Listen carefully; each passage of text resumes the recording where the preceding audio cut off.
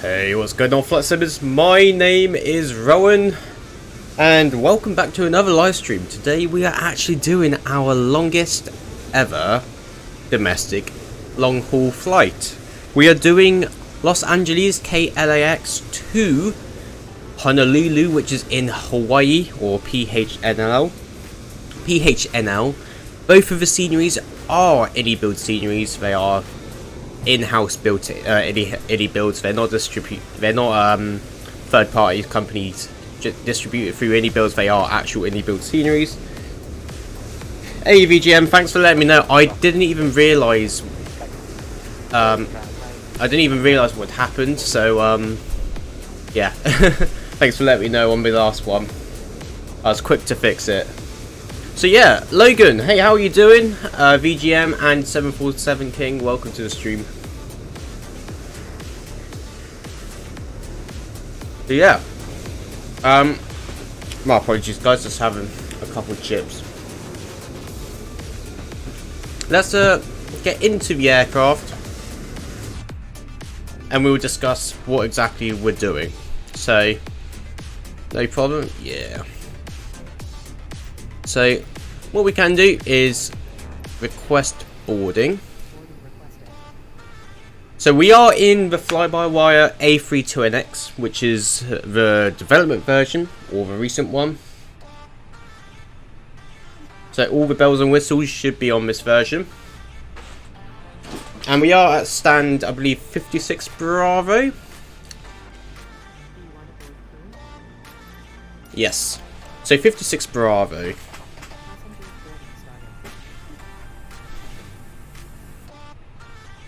So, what we're going to do is turn down that music because it is very loud. Oh my gosh.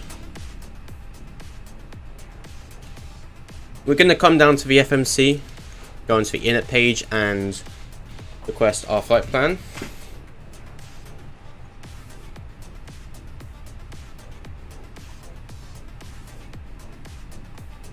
Lovely. LAX to PHNL. And IRS has been aligned already because we've been loaded up for a little while. And we're American 143. How am I, Rowan? I'm doing very well actually. Yourself? 747 King, how are you doing?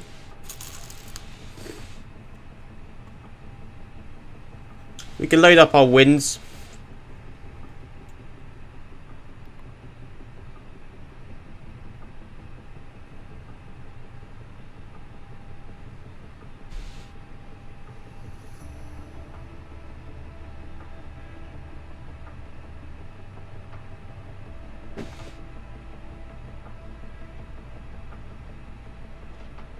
Okay, so now we've got that loaded up, what we can do is start looking at our flight plan.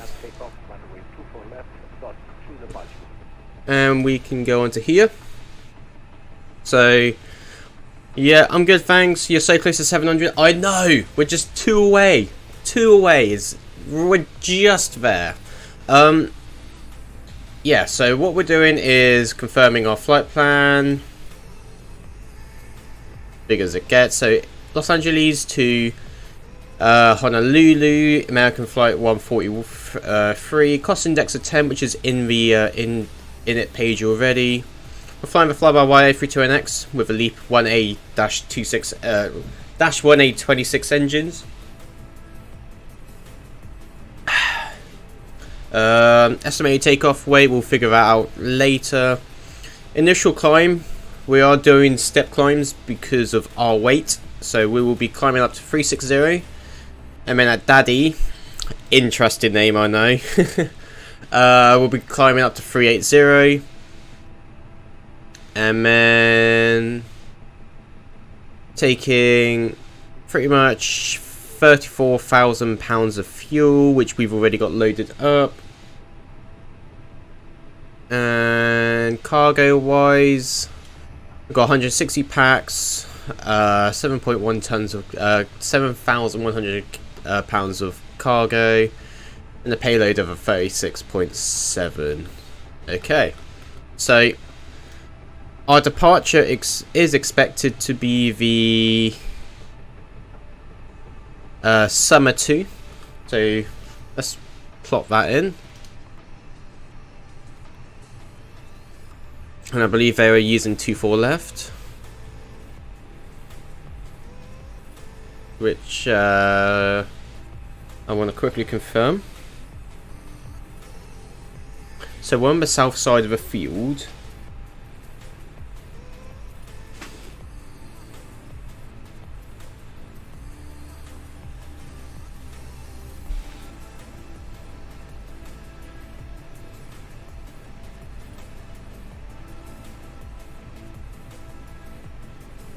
No, we want to be using 2-5 right. On the summer 2. There we go. And we're transitioning through DINTY. Insert. Lovely. It's a shame that FlyByWire doesn't have... Traffic United 2616, taxi runway 25 right, Charlie 7 Bravo, LA. It's a shame that FlyByWire doesn't have dual FMCs yet, but it is what it is. Anyways, so we got that. We pretty much got our flight plan already loaded up. Summer 2. And then our Romeo 542, I believe it is.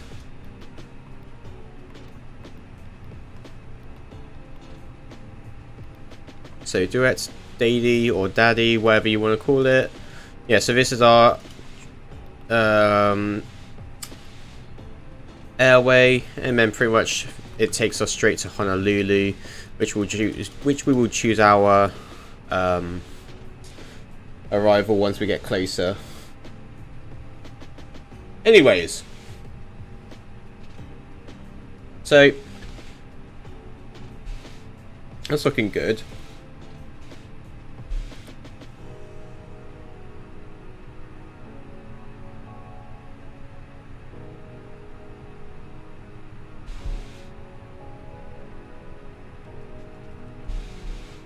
Okay, so we selected that.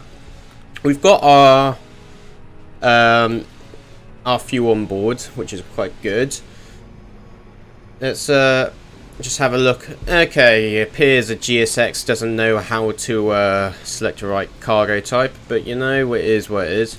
Wow, just 2 subs away. I know, it's so close.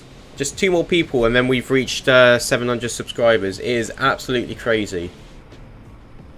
We've come a long way, we have.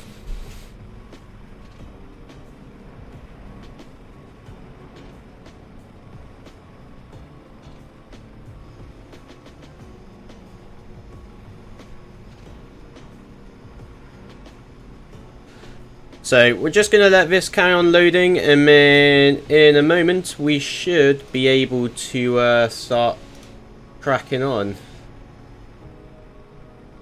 So let's just sort out. Bear in mind, guys, we're on the ground at LAX. It's quite a CPU. Well, it's quite an intensive. It is quite an intense scenery, so we may have the odd bit of lag spike, but we'll try to get our way through it. So 34.0. So fuel weight. So what we'll do is get that from here.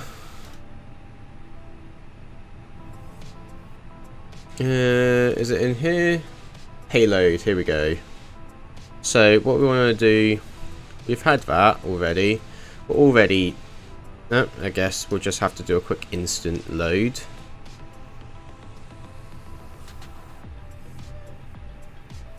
Boarding completed. There we are.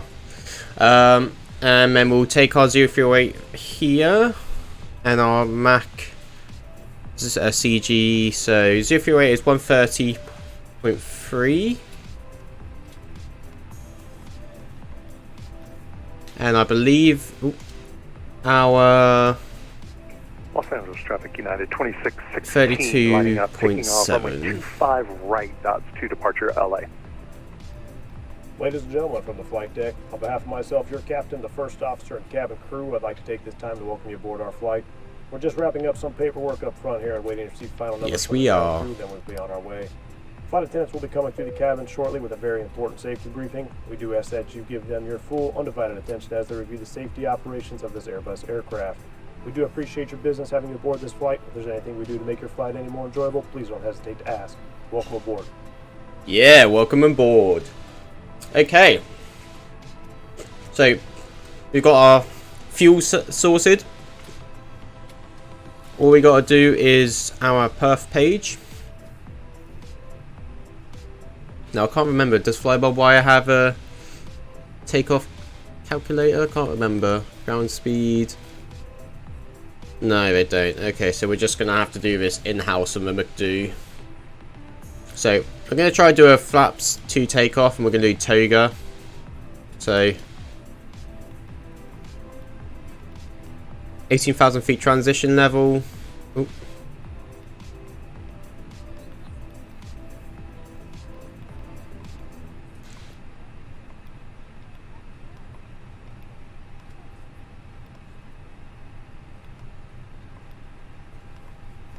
There we are. Okay, so it's looking good so far.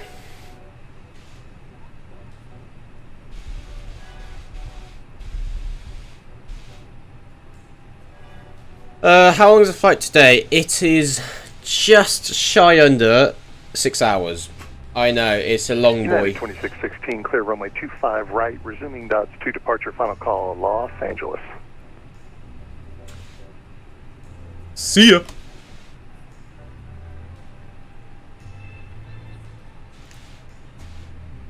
Okay, so we're pretty much all sorted. We got our stuff on board. We can, now that we've got our packs and stuff on board, we've got our seatbelts on. We'll start getting the APU on so we can get some air coming in. There we go. And we will wait another 5 minutes so that we can get closer to our departure time, and we will get moving. Look at that, sunset's starting to come up.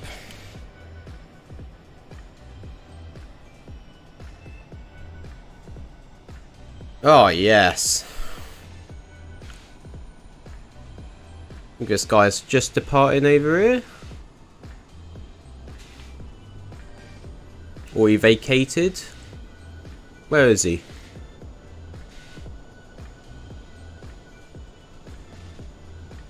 Man, I can't wait until we get the A380. So then we can start doing Heathrow to LAX on Speedbird.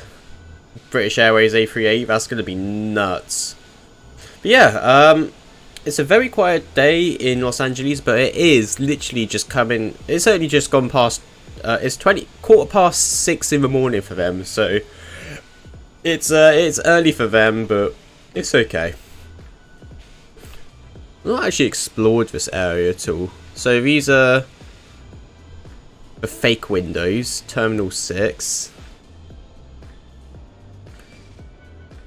I do love this. It does look amazing. It just, I mean, I've been playing a lot of GTA 5 recently, so it's been it's a bit weird looking at this, seeing like how much they took from the LAX scenery in real life. But yeah, it's amazing.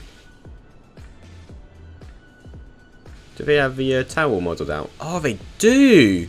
Oh, that's neat! I did not know that. Mysterious hole, but yeah. There we are. Just prepping for departure. Cool. Okay. Let's head back. And I guess in a moment we'll start pushing back for our on-time departure. Katoki, AP Bleed can definitely come online.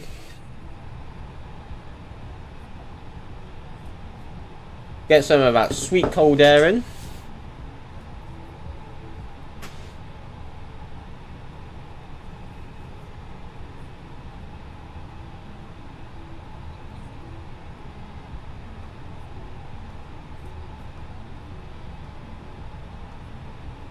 Okay. So we're just gonna have a quick look at the weather once before we do push back. So that's by. Hey, Kate Etheridge, thank you so much for the subscription. Do appreciate it. If you're in the stream, thank you very much. Okay, so I believe if I do that, yes. Right, okay, so on the ground at LAX, looks like we're the only departure. We'll toggle the METAR. So last METAR was done 7 minutes ago. So 030 at 9. Which, it seems like everyone's departing 2524 anyway, so we'll select that. Temperature 14, dew point -2, altimeter 3015. And then temperature, dew point. Okay, that's fine. Cool.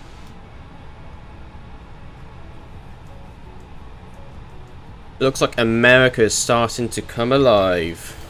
Nice. Damn. Someone's flying a 763 for Hawaiian. Interesting choice. Okay. Cool.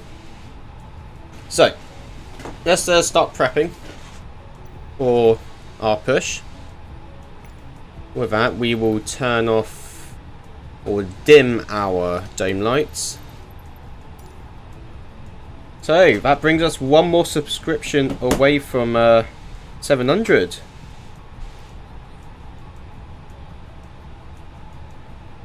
So one more person, then we've hit it. Cool. Hello, Captain. We are ready for pushback.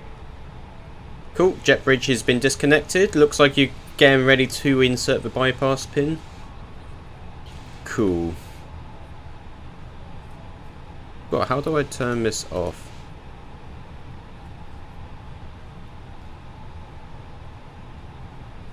Ah. Departure checks completed. Bypass pin inserted.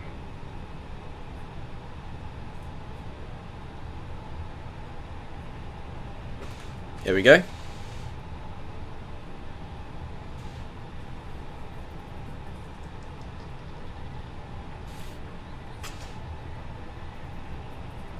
classic tug driving through the wall. What can you expect of GSX? It's just for standard nowadays, right?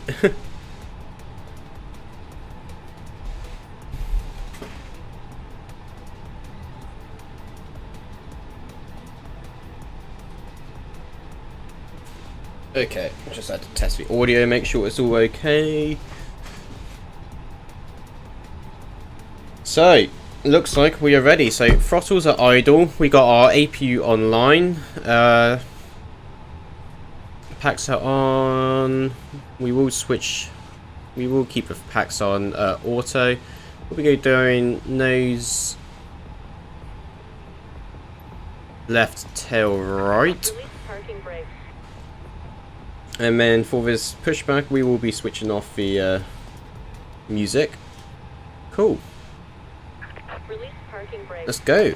Commencing push. All engines clear. Start at will. Okay, we're clear to start. We're going to start with number 1.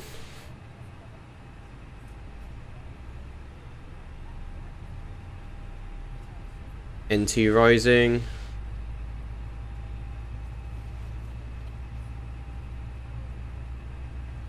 N1 rising.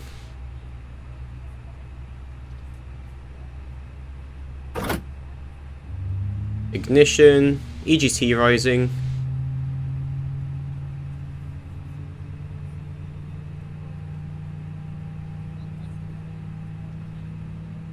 Oh, look at that. The sun's coming up. Should probably put the beacon light on. Cool. Flight attendants, arm doors, and cross-check.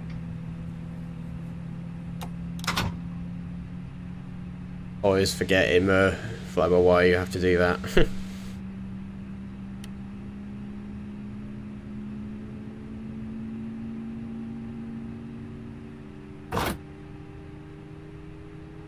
Set parking brakes. Parking brake set. Cockpit to ground. Okay, number 2 started. You can disconnect. Unlocking gear. NT rising.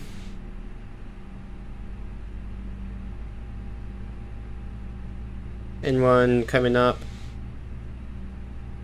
Waiting for the ignition.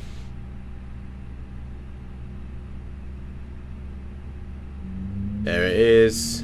EGT rising. M1 coming up.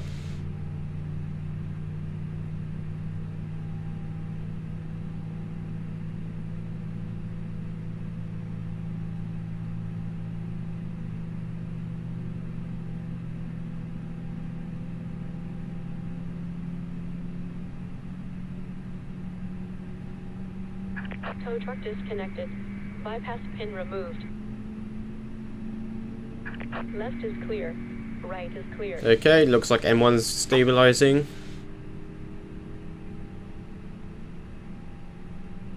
So there's a temperature, and number 2 is now available. Cool. Let's do our flow. Flaps 2. APU coming off. Reset the rudder trim. Flight controls. Okay, full left, center, right, up, and down. Rudders full left and full right. We don't have any information for the trim, so we're just going to leave it at 0. We're not going to turn on the predicted windshield or our radars yet until we leave a ramp. So what we're going to do is quite simple. Let me just load up 4Flight.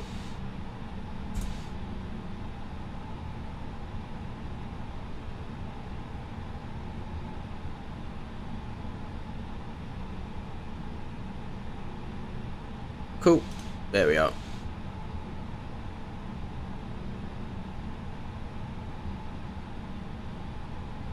So, what we're going to do, KLAX. Quite simple taxi.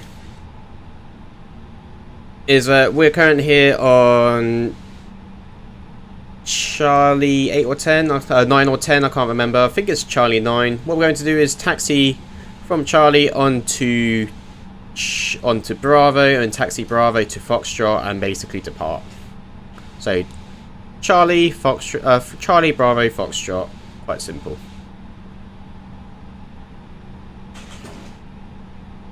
And we'll make our traffic calls as normal.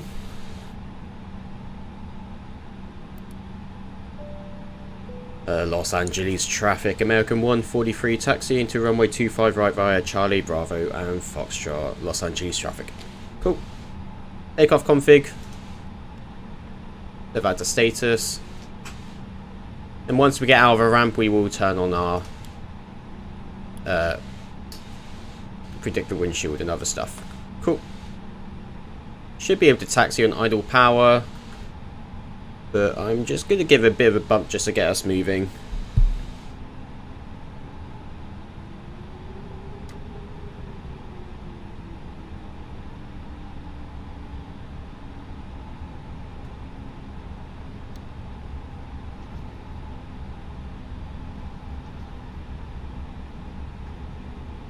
Going to be a beautiful morning, I reckon.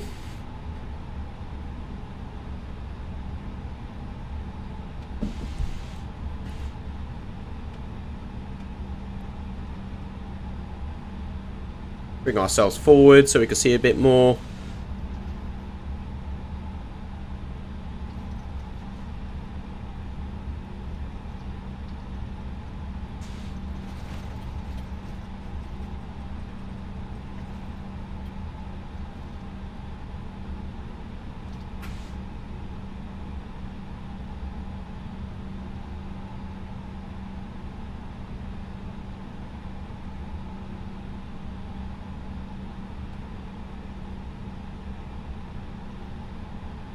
Clear left and right.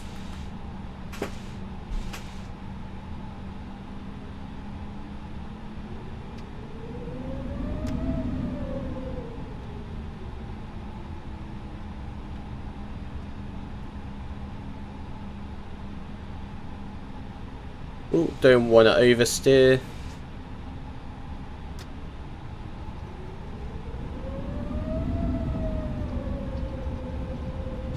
Seems like my throttles are being a bit finicky today. Okay, so we're on Bravo now. Sun's coming up lovely. Bravo 5.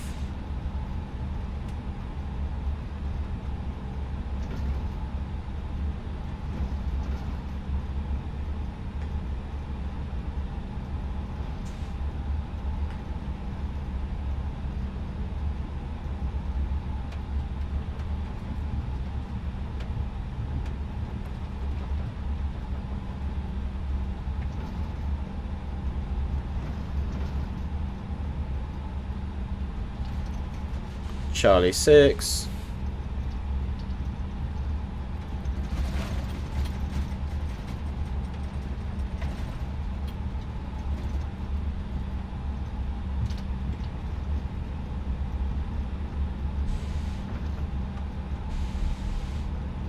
Golf. I think ours is next.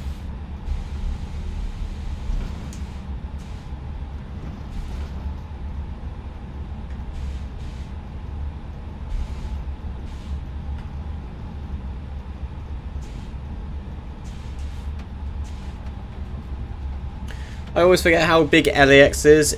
Me too. It is a massive, massive airport.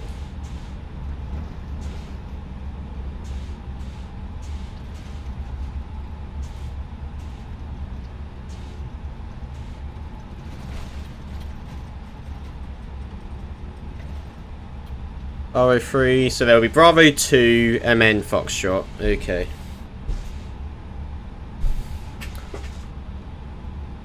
Keep getting pushed to the right, I don't know why. Here's Bravo 2, so ours will be the one after this. That's okay.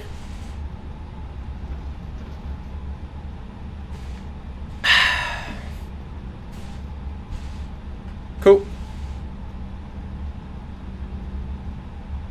So, I guess we could turn on our predicted windshield.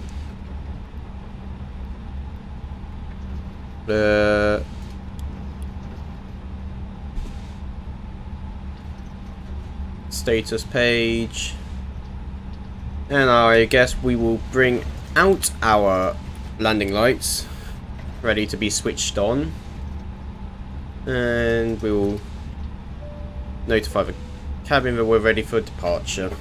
We are doing a toga takeoff.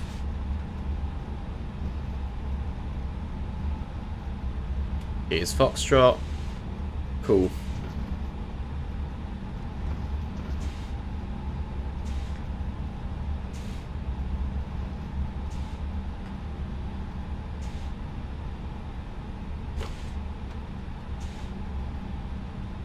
So 2:30 was our expected departure time, and looks like we're getting ready to line up at 2:32, so not too bad. Los Angeles traffic, American 143 lining up runway 25 right for the and departing for a summer 2 departure. Last call, Los Angeles traffic. Cool. Stop switching to flight controls. Wings.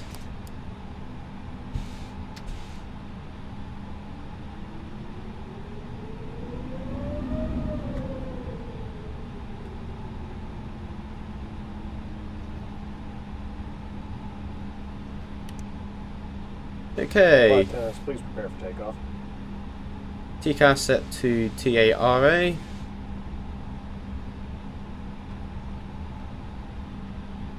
Runway 25 right identified.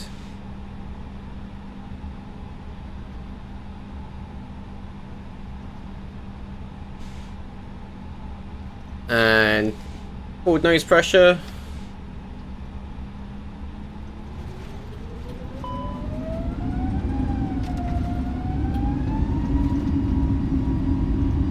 Toga, SOS runway, auto thrust blue, airspeed alive.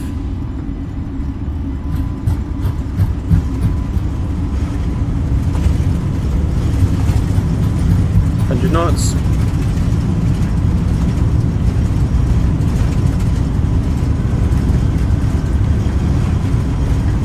V1, rotate.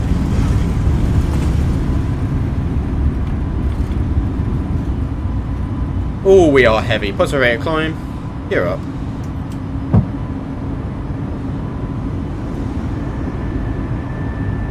And thrust levers.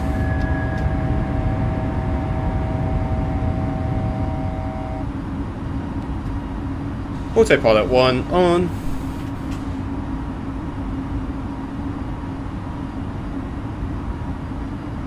And we'll set our altitude straight to 360, and we'll let VNAV deal with the constraints.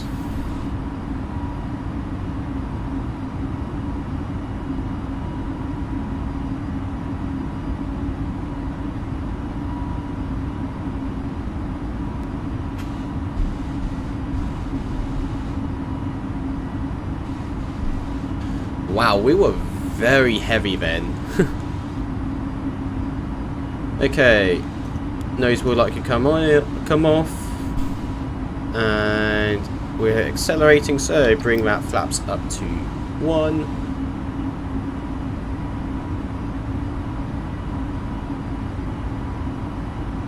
And flaps up.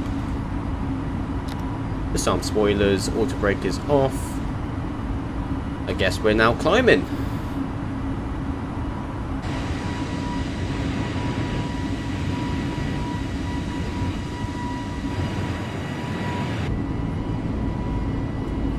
Oh, look at that.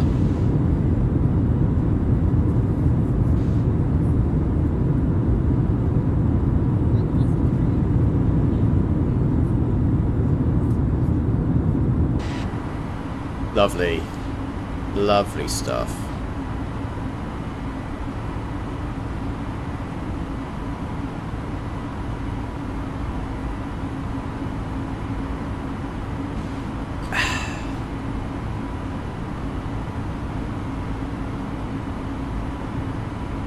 And we are now climbing out to Honolulu.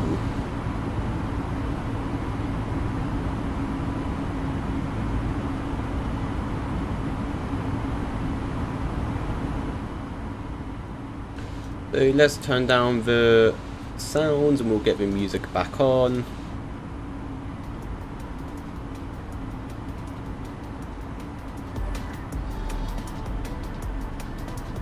That was a quite nice departure actually. That was really interesting.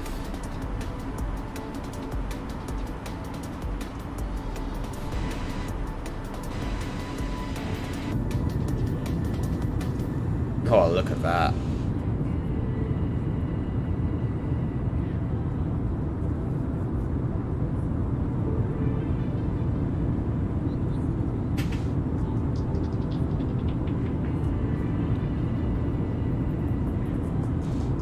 Looks amazing, yeah, I know.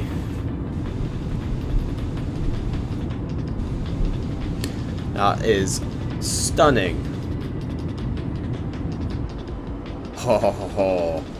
Look at that morning sun. Looks like we're going to be sticking around. The sun's going to be sticking around with us for a little while. So, yeah.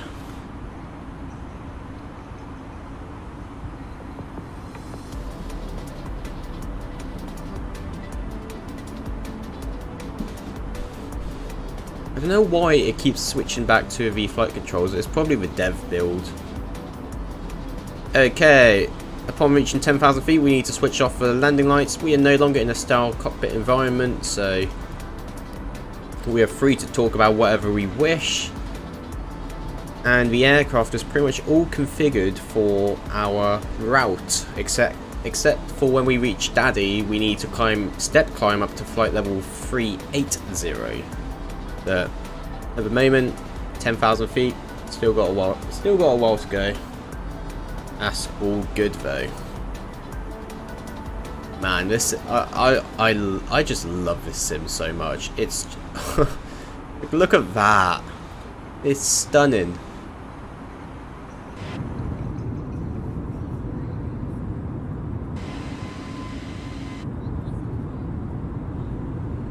Like, look at that. How beautiful is that? Morning sun, right on sunset. You cannot complain at all.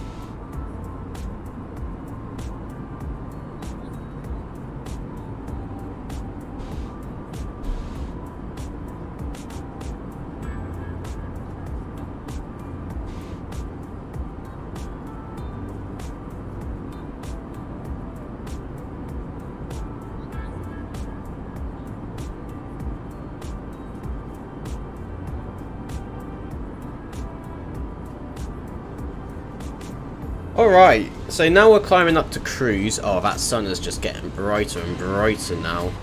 So now we're climbing up to cruise. I'm gonna start getting ready to relax. Once we cross 18,000 feet and we get into the flight levels, we will set our altimeter to standard or to 902. And we'll pick something on YouTube, give it a good watch, just relax.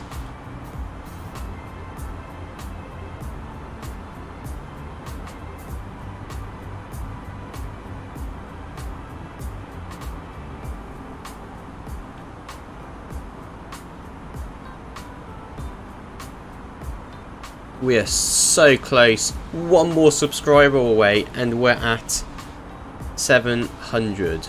It's nuts. I just need to quickly go to our channel and remove that one video because I didn't mean to go live with it.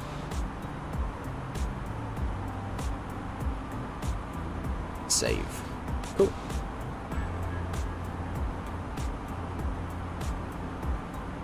Cool. Look at this.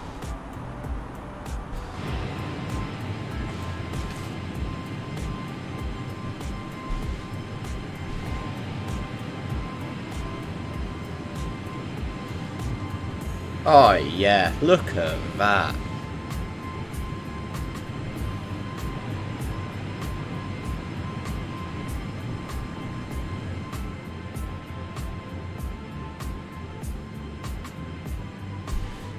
Absolutely gorgeous.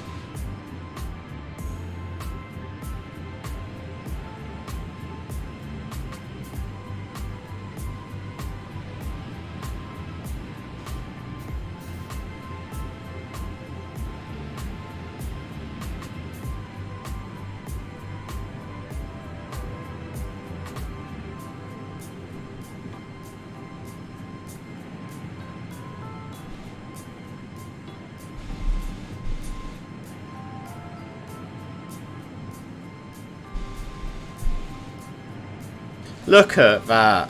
That's just beautiful. Wow, that looks amazing. I know, tell me about it. It looks stunning. Oh, look at the glare. Look at that glare.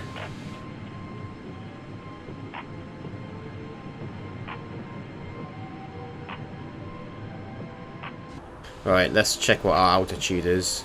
We're past 19,000 feet, so...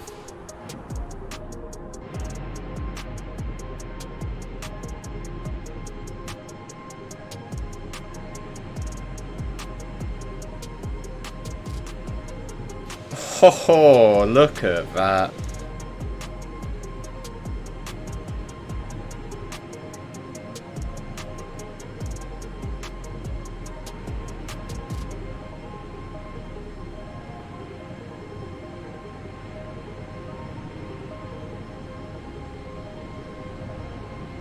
Sun's out, guns out, right?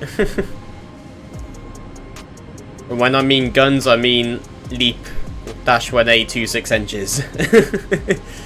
Oh wow, look at that.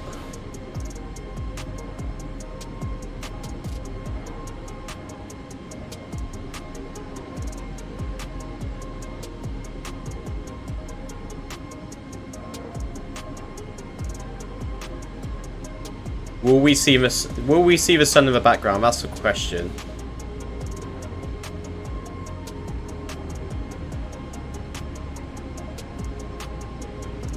Oh, I think it's a bit too cloudy to see it.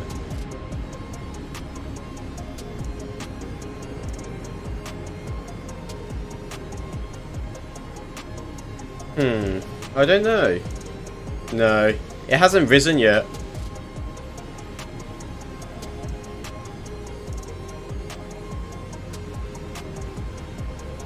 Oh, there it is. Oh, yeah. Look at that.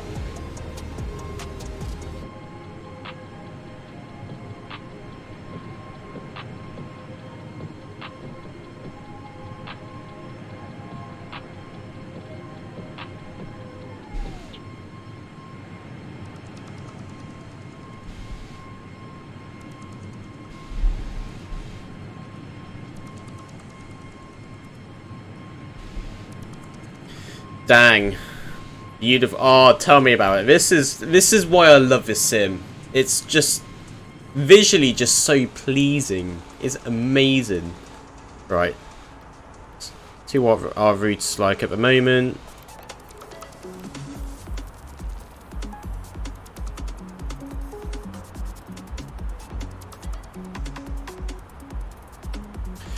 I know normally you're not meant to do this, but come on, where is it? I'm just gonna remove this discontinuity. You're not meant to normally, but just for our sake I am.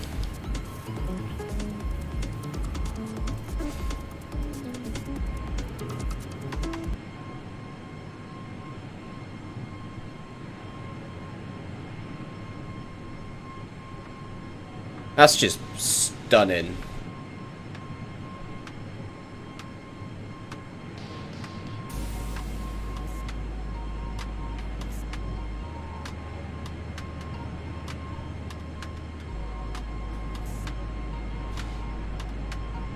Oh yeah.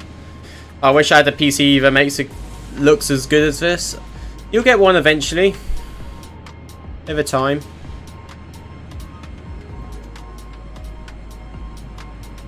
That is just stunning, though. I do have to admit, I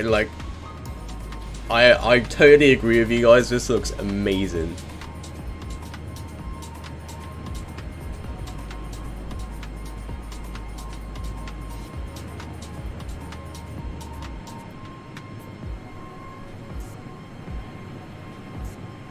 Okay, let's look at our altitude. Okay, 26. Let's turn off the fasten seatbelt signs. Let's get these peeps out of the seats and looking at that beautiful sunrise. Oh my gosh.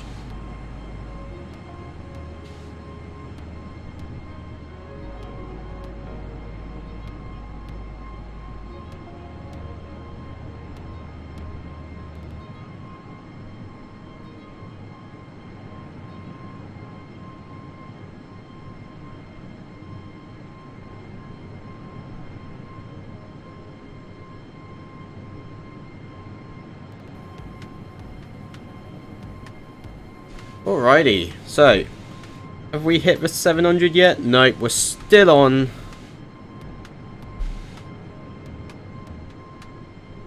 Still on 699. We are one subscriber away from hitting that 700 subscriber mark.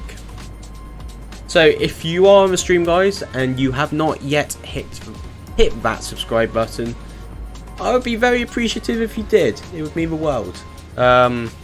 We are still a small channel, and we just want to see how far we could get this. So you want to support the channel by clicking on that subscribe button, we will be forever grateful.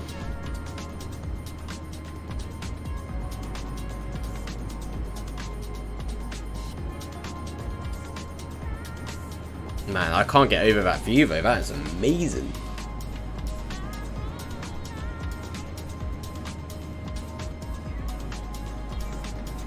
So, we are currently 25 minutes in since we started the engines. The flight itself is 6 hours, and we're expected to be touching down just before 8 o'clock Zulu, which is 8 o'clock UK time, or GMT, and that means we've got an hour and 10 minutes until we touch, 5 hours and 10 minutes until we touch down.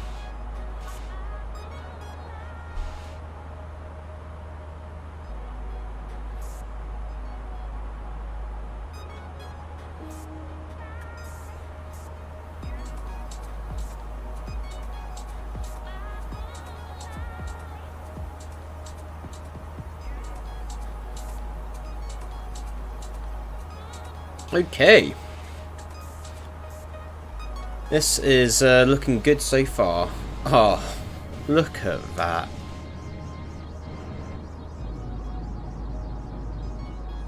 Oh, baby.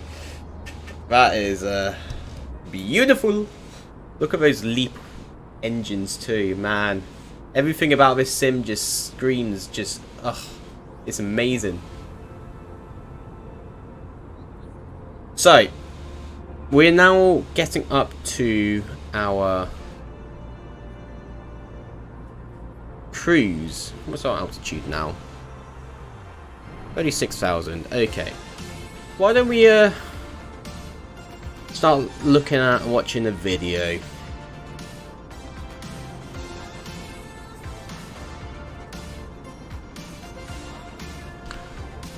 See what there is to watch on the YouTubes.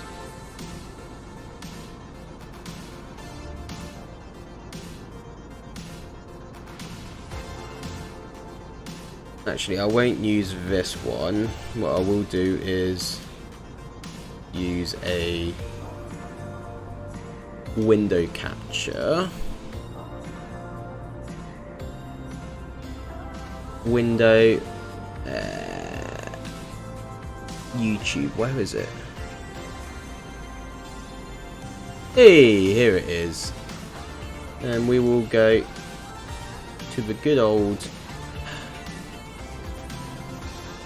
down here. Make it a bit smaller. Bring it down like that. Cool. Let's watch something. Let's bring this music down. Or pause it actually, and what's up, guys? Welcome back to a nice I like watching this guy. This guy just takes a helicopter and just lands it in random places just to buy like a coffee or some shit. I placed an order about 15 minutes ago for some pizza at this pizza joint, so we're gonna fly there. We got permission to land this big open area right next to it and pick up some pizza. I apologize if you guys hear this whistling sound in the back. It's because the doors don't actually fit perfectly. And when a little wind gets through, it's super loud. So again, I apologize for the wind noise through the mic. I'll try to fix that for future videos. I was looking at some comments the other day, and a lot of people were recommending putting a GoPro looking towards me. So I hope you guys like the new angle. I appreciate all the nice comments and tips trying to help me and stuff. I really get to see his concentrating face while landing now. Alright, I got our landing spot right in front of me, so I'm going to set up our approach from here. We're straight into the wind. And here we go. And my tower's out to my left here. Where's he landing? Is he landing in that brown field? No, it's over here, surely.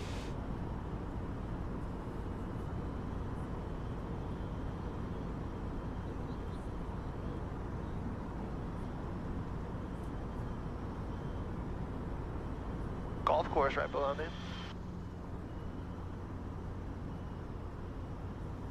Oh, he's probably landing right here. I see. Oh, he's landed in this field a few times, I'm sure. I think I've seen one where he got a coffee from across the road from this field.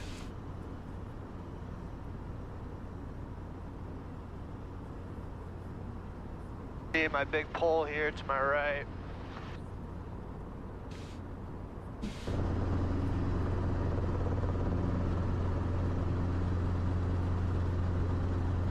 Yeah, I'm pretty sure this is the coffee spot which he got before.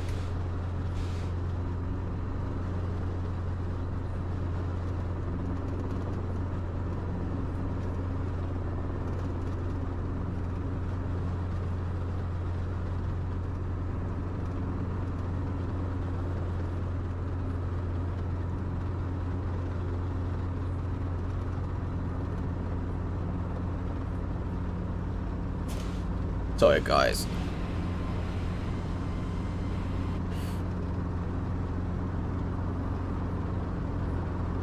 Where's my clip? It.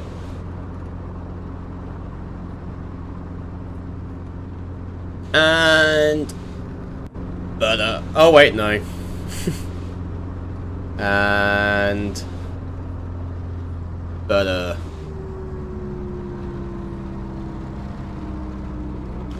it's quite odd how he's got a piston engine instead of a turbine in this aircraft. It's cool. It means it's cheap, but like, I've never heard of an engine the way which is in his helicopter. Cool. I couldn't get my words out then.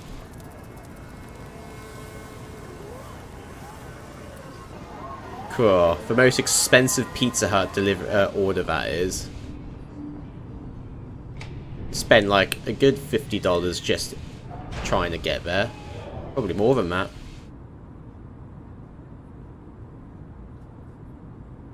Oh, it's making me want a pizza now.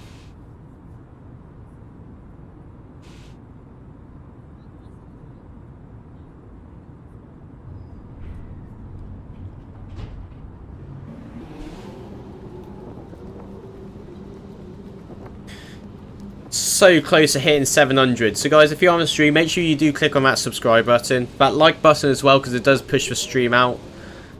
It really does help out with the channel.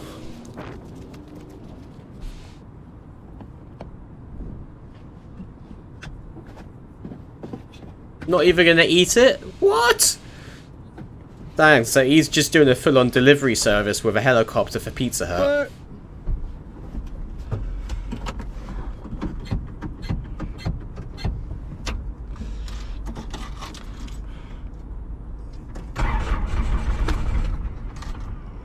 Ooh, that didn't sound good.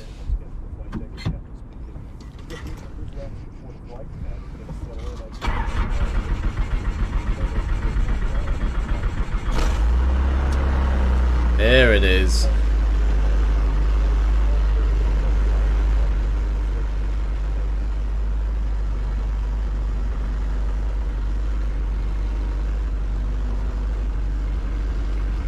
I feel like a pizza delivery boy. He is!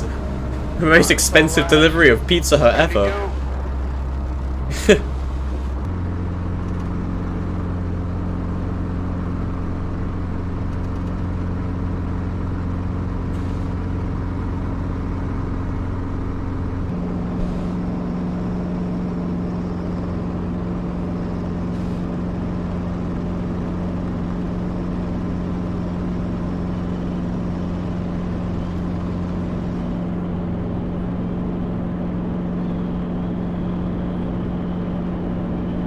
Question is, where is he going to eat it? Ah, now that's a place to eat a Pizza Hut. I bet no one's flown a Pizza Hut to this location. Or eaten Pizza Hut here before.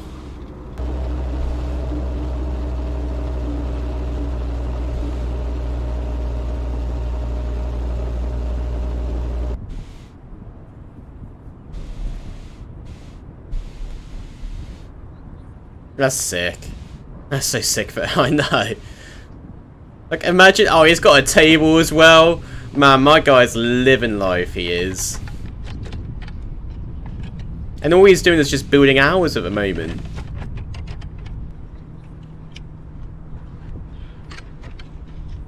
Has he got a chair?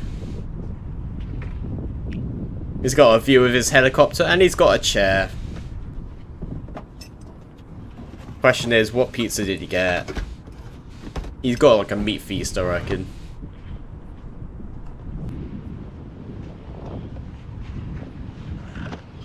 Ah? What's that? Like a supreme? Beef supreme? I don't know. It looks alright. Looks heavy. I mean, you can't really complain though. That view is just spectacular to eat a pizza in. Wonder if it's still warm.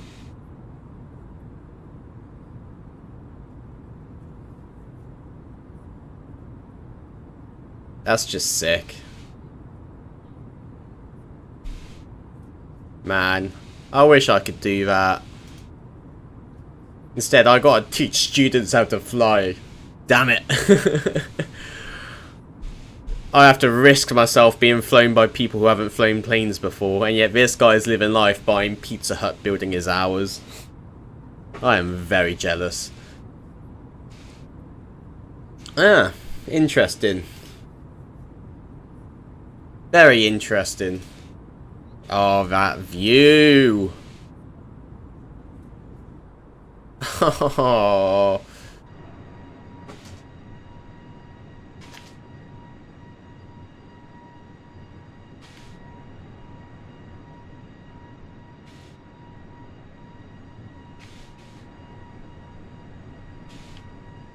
We are over the Pacific.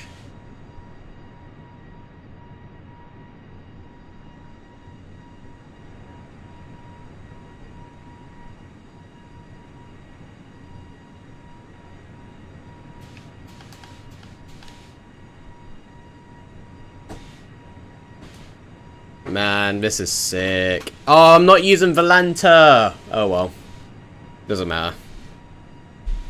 So where are we? That's the question. We are just over the Pacific.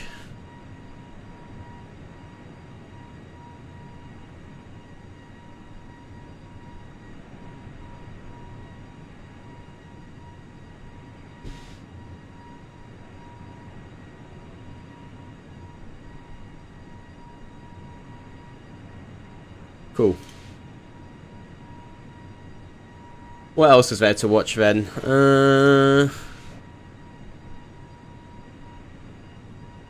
Oh, let's watch a bit of Noel Phillips.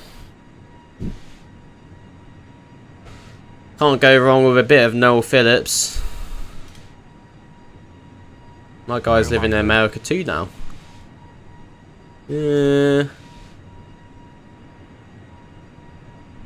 Stranded in a country with 3 flights a day. Oh, this looks interesting.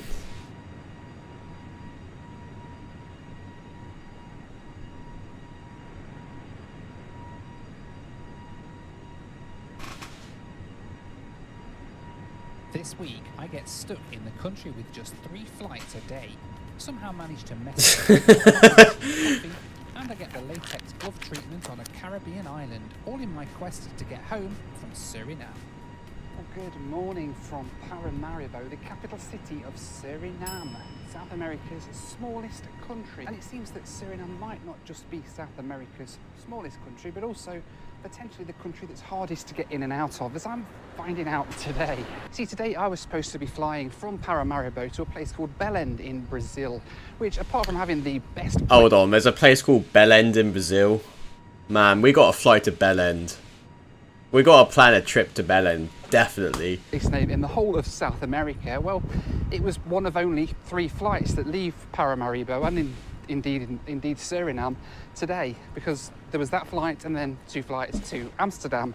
And the airline that operate that flight, fly not very often at all, because they contacted me this morning and told me that my flight was cancelled and I am stuck here in a country that seemingly has no escape. You see, the country of Suriname is a pretty isolated place. Aside from the 2 daily flights across to Amsterdam, about a 10-hour flight away, there's about 3 or 4 international flights. Why do they have 2 daily flights to Amsterdam? Really That's very odd. To get in and to get out. Every other flight today is completely fully booked. Most of the flights tomorrow that I've seen so far are completely fully booked. So I don't know how long I'm going to be stuck here in Paramaribo. I'm supposed to be heading to Brazil and then heading up to the US via some Caribbean islands. That's all gone for a Burton now, because I don't think there's any chance on earth that I'm going to get to Belém in time for tomorrow's flights. But I'm going to head back to my hotel and have a look and see what my options are, and see if I can find a way out of this mess, really. It's a little bit like the Hotel California. You can sort of check into Suriname. This place, it looks alright actually.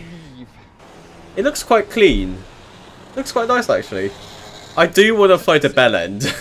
Is it called Belém or Belém? I don't know. It's got 1 international airport at Paramaribo, the nation's capital city, but despite Cayenne. this, there's only a handful of flights a day from Paramaribo. Aside from the daily flight to Amsterdam with either KLM or Suriname Airways, there's only a handful of other flights. That's so odd how KLM flies there twice a day. Copa fly to Panama City a few times a week. Suriname Airways. Right, just pausing this now, guys. I know I've said it a few times, but we are 1 subscriber away from 700. So, if you're not subscribed, be appreciative if you do click on that 700 subscribe. If you do click on that subscribe button, so we can hit that 700. We're so close, just 1 person away. But yeah, very, very, very thankful for everyone so far who's supported and clicked on that subscribe and even like button for this stream. So thank you so much to everyone. To Georgetown in Guyana, and then there's a handful of other flights that only fly on 1 or 2 days a week. There's also the flight to Belém in Brazil that goes a couple Oh, of it's Belém, not Belém. Because there's so few flights, whatever flights there are get booked up really quickly. I looked at taking a flight to Georgetown or Panama City, but both were completely sold out for over a week. It seemed my options to get out of Suriname were pretty limited, unless I fancied a round trip across the Atlantic to Amsterdam and back to the US, which wasn't particularly appealing after just arriving from... See, the thing is though, if the airline cancelled his flight, it's up to the airline to reschedule. So what's going on? It's like, why are they not rescheduling him for another route or something? I don't get it. From Amsterdam the day before. Well, I have some good news. I have managed to find a flight out of Suriname that's actually got seats on it and takes me to somewhere where hopefully there's a chance of me getting a flight onwards to the US. The bad news is... Oh no. Not for over 2 days, so I'm sort of... Internet. Stuck here. But hey, 2 more days here. I don't know. It's not the worst place to be, is it, I suppose? 2 days later. Alright, it is go time. It is 2 a.m. I managed to get myself... 2 a.m? Cool. Early for a flight. 5 a.m. this morning. Reminds me when I used to go flying all the time. Hopefully, this is going to take me somewhere where I can get a flight back to the US. Hi, good morning. Then head into the... It does look alright though, Suriname, wherever the name of this place is. in Paramaribo. Fingers crossed we've got enough time because my flight leaves in about 2 hours. Thanks very much. Thank you, have a good day. Alright, so we're at the airport. Right. Flight leaves- Whilst we are here, I'm gonna quickly check up, see where we are. We are going to DADIE right now. No, in a few moments' time. We expected to be there at yeah, what am I doing? Performance, no. Data. The program button's not here. Ah, okay. Well, expected to be there at 16:23 Zulu anyway, so we've got well over an hour until we reach there anyway, so we're fine. Okay, that's fine.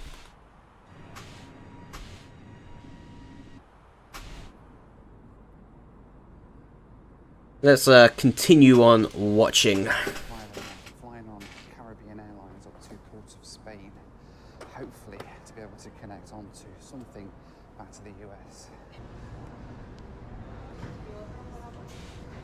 Hi, good morning. Hi. You do just for the Spain with us? Yes, we do, yeah. So you have a lot of... Oh, you yeah, have sorry. Suriname Airways. Azerbaijan. I'm gonna take it off, Yeah, sorry. yeah, I'm gonna thank put you. the Caribbean Airlines. I was collecting those as well. Oh, do you want them? No, you're alright. Okay, this is your lounge Okay. pass. Okay, To use in the lounge, and this is your boarding pass. perfect. Thank you very You're much. welcome. You have a good flight. Thank you. He didn't say you too.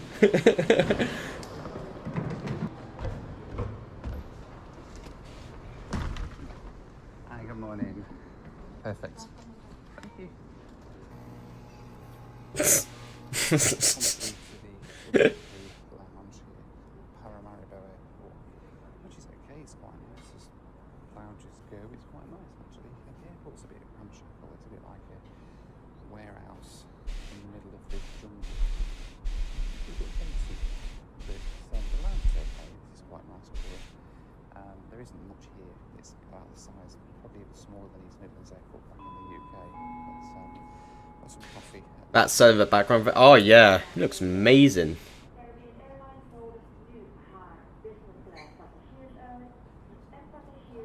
well, that's our flight.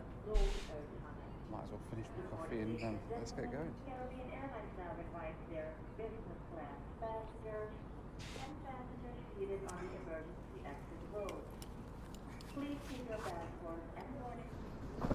Thank you. Hi. Hi, thank you. Thank you. You're welcome. And in true Suriname style, the plane is about a 10-minute walk away across the apron. What? They didn't have buses? Dang. Hi, good morning. How are you? Thank you very much. 3, yeah. Thank you. Thank you. It looks quite nice actually, interior. Alright then, much sooner. They got IFEs in the back. Welcome on board the Caribbean Airlines. Looks Boeing quite decent. 737. It's not a MAX 8, it's just a Boeing 737-8. But this is Just the NG. class. Look at the legroom we get here. There's a screen and everything here. We'll look through that in a little while. It's only about an hour and a half's flight. I think, That's alright, that is. the port of Spain, which is not in Spain, it's in Trinidad, which isn't too far from here, but hopefully from there we can get out on another flight back to the US, because there's a few flights a day from there. And they do use these flights on some quite long routes, by the way. 6 hours I think is about the longest up to New York, so this sort of legroom is decent for the long flights up to New York, but it's even better for Cheeky the leg flights. shot, Noel. I still need coffee. I never got to drink my coffee in the lounge. So they boarded the flight like an hour before the flight's due to go. It's 20 past 4 in the morning. We're not due to Oh go. no, they're gonna be sat there waiting a It takes while. an hour to board a 737, but it doesn't really, because we're all on board and we've still got... Are you sure that's not a 40 Max? minutes That to- looks like a Max. But the good news is I've managed to get a seat on American Airlines out of Port of Spain. Ah, okay, that's okay. Don't worry, VGM, you're good. 7 a.m. We get in at 5:30. That flight leaves at 7, so fingers crossed. An hour Not and a half an from issue flight. at We all. might have enough time to hopefully check My in gosh, there's a from- lot of bags in that overhead bin back there. That looks like a Max to me.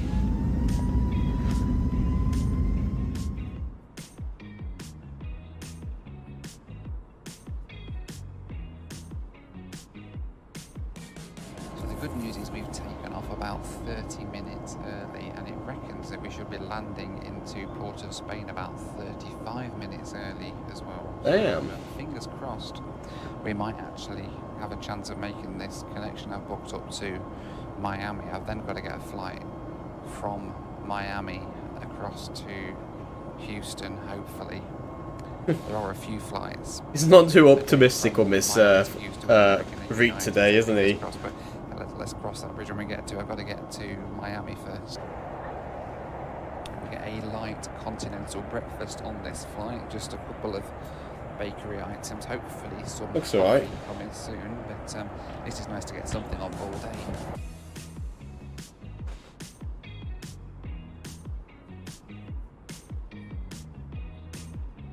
Alright, then started our descent down into Trinidad. We should be on the ground pretty soon, hopefully enough time to get this connection, if I'm still awake by then.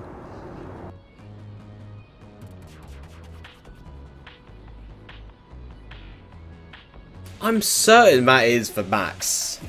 I'm looking at the engine, it looks like for Max engines. But he said it was a Dash 800, which is confusing me. Ladies and gentlemen, welcome to Trinidad. This is the KLAX International Airport. On behalf of Captain Larry Cooper, the rest of the in-flight passengers, we thank you for flying us and do enjoy the rest of the morning. Once again, thank you.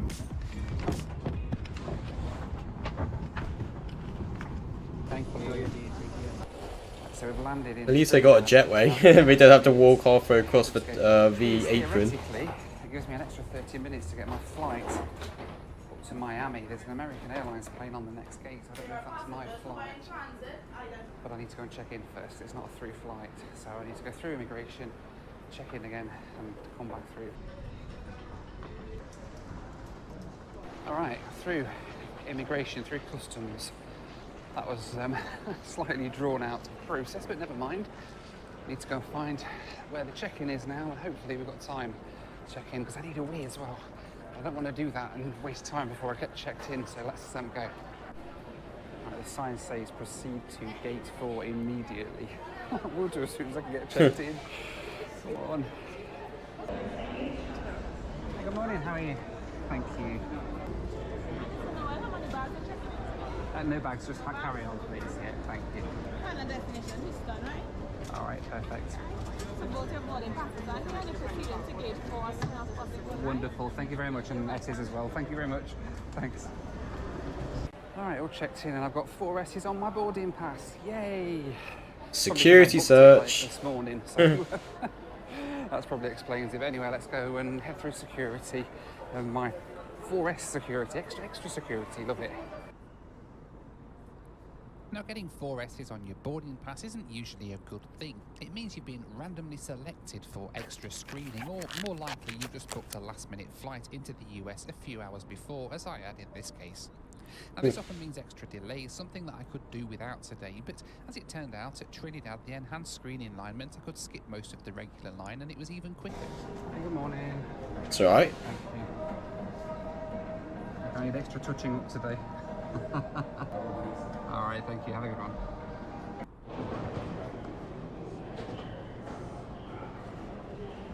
Right, so my extra security screening not only meant that I got to skip a little bit of the queue as well, back at security, but also got touched up as well, so it's a win-win. Down to the gate, because they, again, are boarding really early. We're like an hour before, and they just called saying we need to go straight to the gate, so let's go and get to gate number 4 for our ride over to Miami. I got down to the gate where my flight was already boarding. The bad news was that my 4 S's were coming back to haunt me, as I needed touching up one last time before I got onto the plane. All right, thank you. Oh, I think they've already done my extra search, but is that okay? Yeah, that's it. Yeah, okay. Okay, so where? Down here? Okay. All right, okay. Hi, they've sent me here. I've already had my extra search, but I don't know. No, right? Yes. Right to me. Yeah, okay. Hi. Backpack. Backpack, yeah, again. They did all this at the security point as well. All right, thank you. Thank you. Interesting. Right, thank you. Thank you. Back this way, okay. All right, thank you.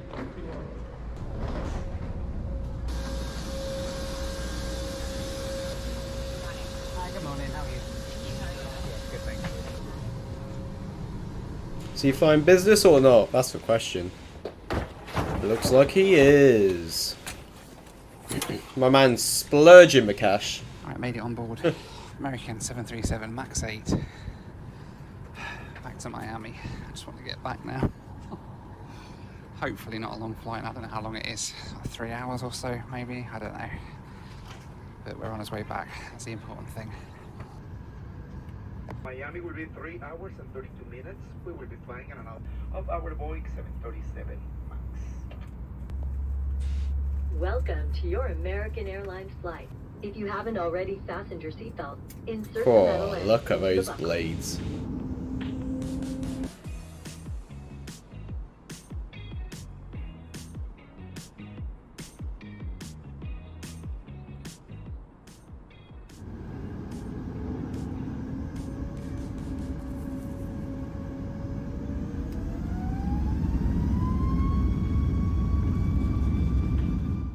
Oh, that sounds amazing. No, why does he have to always mute it?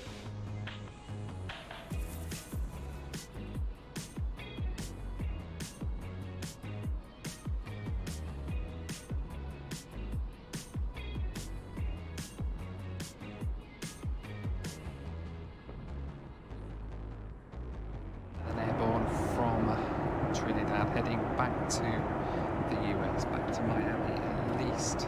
And then we've got a couple of hours in between flights there to go through global entry and everything, and get back through to. Oh, that reminds me, I need to get my global entry sorted. Over to Houston. Now, normally American aren't my favourite airline in the world. They've always been very hit and miss for me in the past, but today they weren't actually too bad. We got a breakfast service, well, a pot of oatmeal at least, as we flew over the Caribbean on our way back into Miami. Back to Vice City.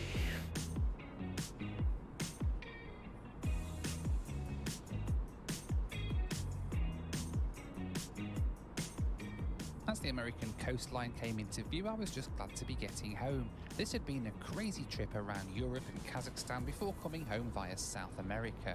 I just had one more leg to make it home to Texas. Great success. Kazakhstan.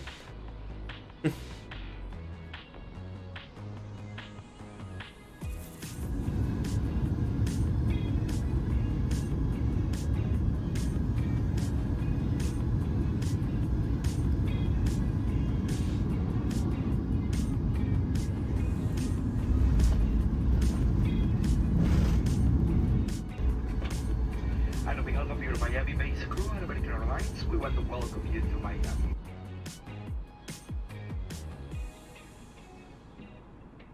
Cool. Look at that.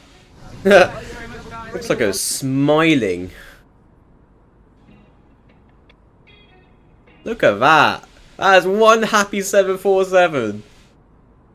Oh, put a smile on my face.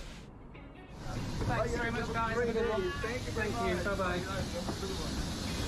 Welcome to Miami. So we ride over from Trinidad. That was quite a nice flight actually. I enjoyed that with American. Not very often I say that about American. Not my favourite airline. Actually, they were pretty decent today. I quite like American. I don't know why people shit on it so much. And then make our way to our last flight of the trip.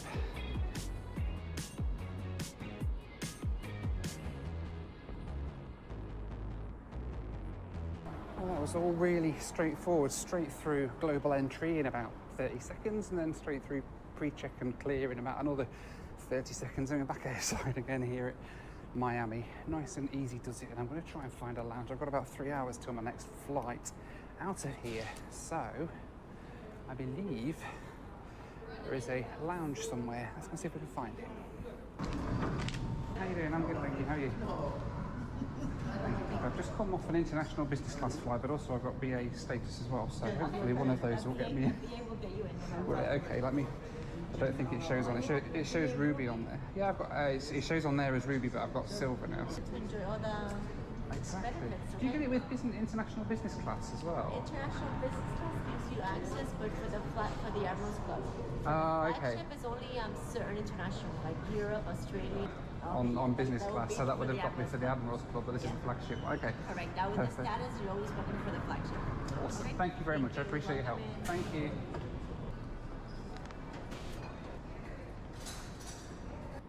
So because of my little mileage run across to Gatwick and back when I was in Amsterdam earlier on this week at some point, I don't know, I've lost all track of time, but that got me status, and it got me emerald, I think, status. They don't do, One World don't do silver, gold and all the rest of it like every other alliance does. They do like emerald, platinum and ruby. It's ruby, sapphire and emerald, I believe. PA silver status, emerald level, I think, and it gets you into the flagship lounge here at Miami, which is quite nice, really. They've got some really nice food, loads of little sitting areas around. Look at all this lot, it's so quiet. Man, I wish I had had a status like that.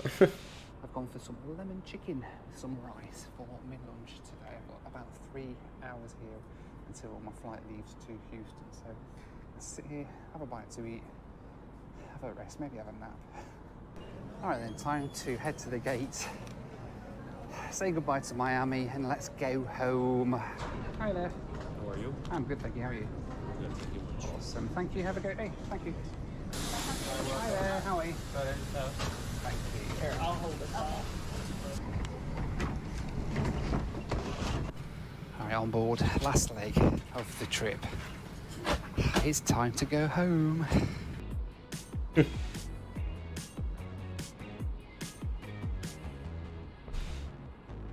I've always wanted to try Miami Airport. Like, it looks nice, and it doesn't have like the hecticness as MCO, but every single time I've had the opportunity to fly through Miami, I've had better opportunity. I've had better flights going into Charlotte and stuff, which is a lot more convenient. Flight of this trip, airborne out of Miami. We're crossing the Gulf of Mexico right now, 14 days after I set off from the US. Yep, that's right. I've covered 26,248 miles on this trip. 20 flights, 2 trains, 11 videos filmed. Not too 10 bad. countries I've been in on this trip, all around the world. And yeah, it's about time now to get back and spend a bit of time at home with the family, resting for a bit, if there is such a thing. So yeah, I'm going to have a glass of rum and Diet Coke on this flight, I think, to celebrate. I've had some really good fun on this trip, some really cool adventures. The Antonov in Kazakhstan being the absolute highlight, Suriname being another massive highlight, even though I got stuck there.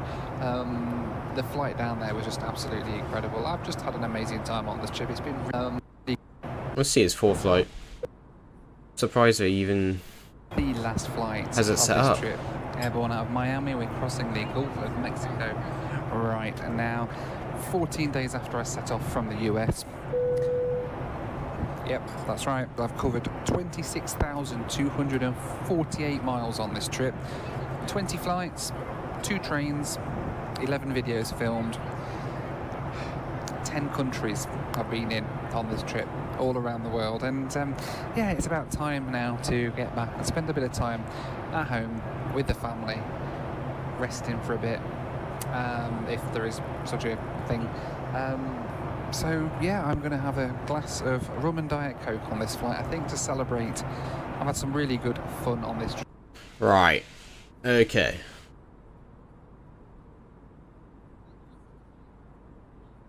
Houston. Fair. Some really cool adventures. The Antonov, I think you just use the automatic being the route. absolute highlight. Suriname being Automatic another routing massive on it. highlight, even though I got stuck there. The flight down there was just absolutely incredible. I've just had an amazing time on this trip. It's been really, really cool.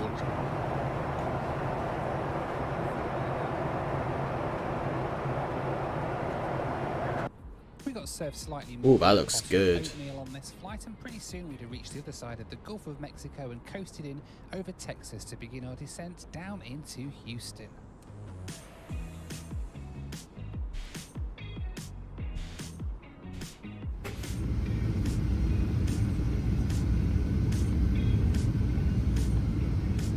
Ooh, he's long. He's very long. Looks like they're expanding Houston. I'd like to say thank you to my amazing Patreons for their ongoing support. You can join them at the link on the screen now for access to my WhatsApp group, regular Zoom calls with me, and much more.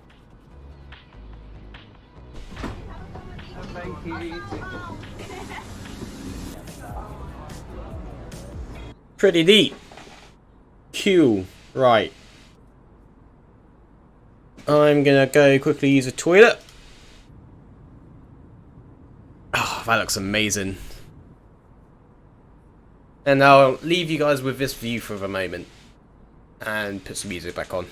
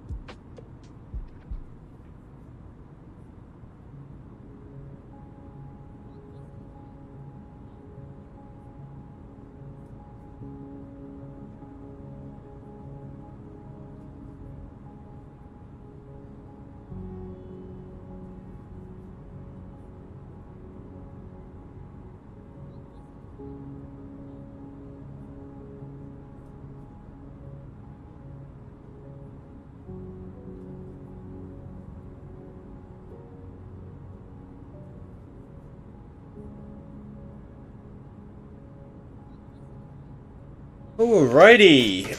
Okay, got me cup of tea. Had my little bathroom break, so we're all ready to carry on with this flight.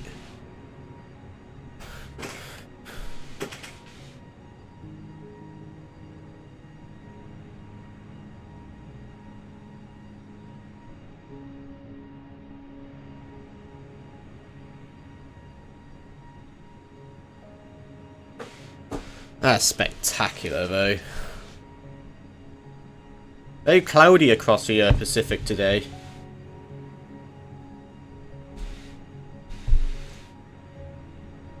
Hope everyone's doing okay. Has everyone been having a good day so far?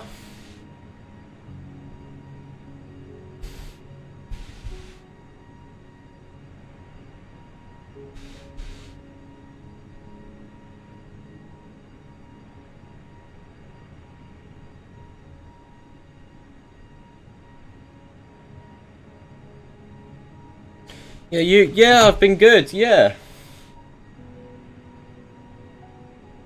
Yeah, going good so far.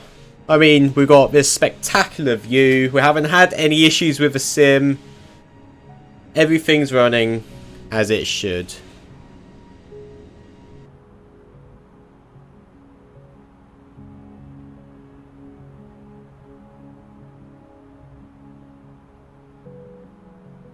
Okay, so we are on our way to DADIE.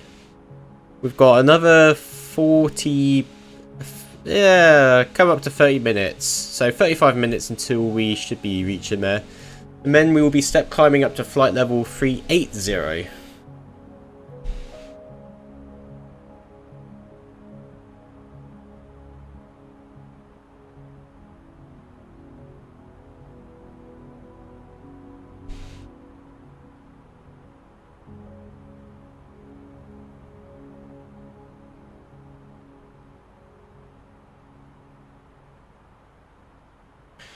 Wow, this is how far we are. It's like we've barely moved. Oh my gosh, we are like so far away. Wow. Okay, let's try find something else to watch.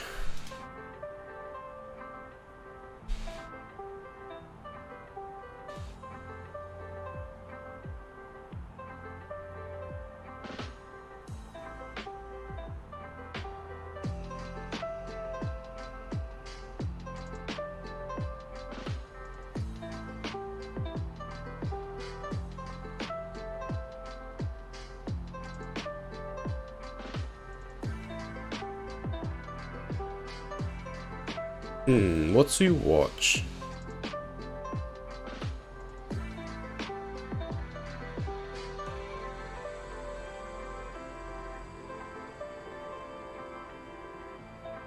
Let's watch this.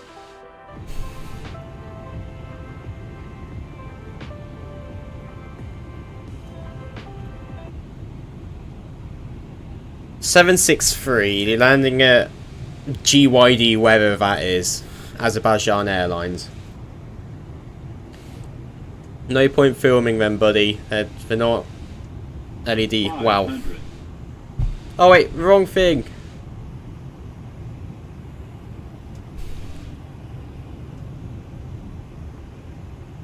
$400.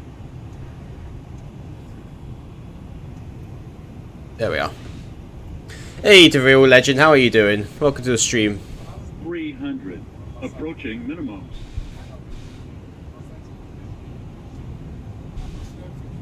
Minimums.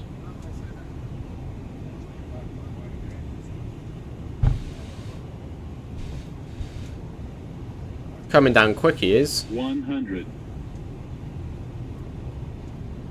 It's nearly 1,000 feet per minute. Oh wow. 30, 20, 10.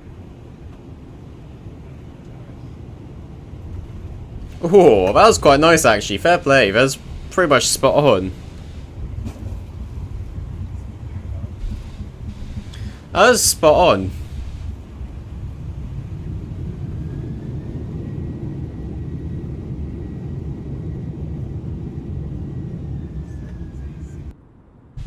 That was nice.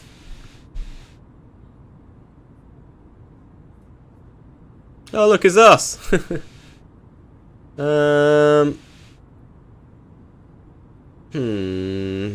What to watch?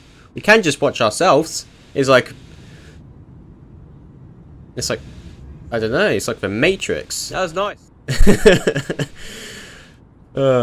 Right.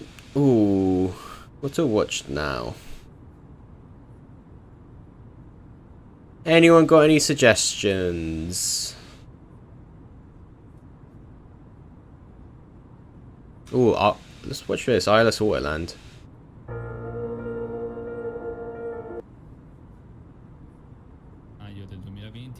Oh, it's not real life. Damn it! I thought it was a real life video. Fake.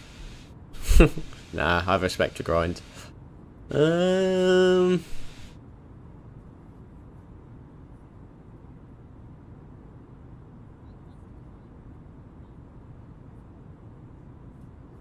they doing trainings or is that for real?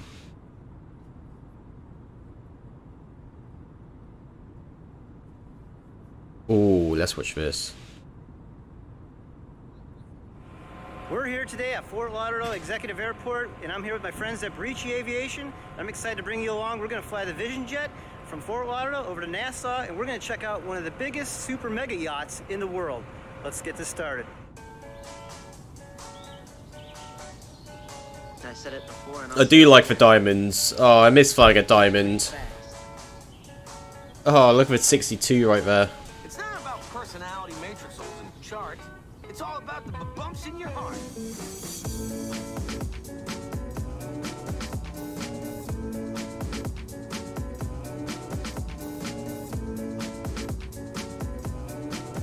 You not flying with it? Huh?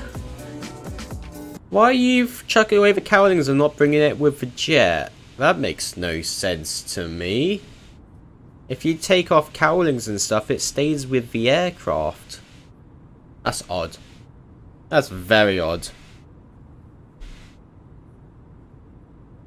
Still one subscriber away, guys, so if you haven't clicked on that subscribe button yet, make sure you do so to help support the channel and also to help us hit that 700 subscriber milestone. We should definitely hit it by the time we land.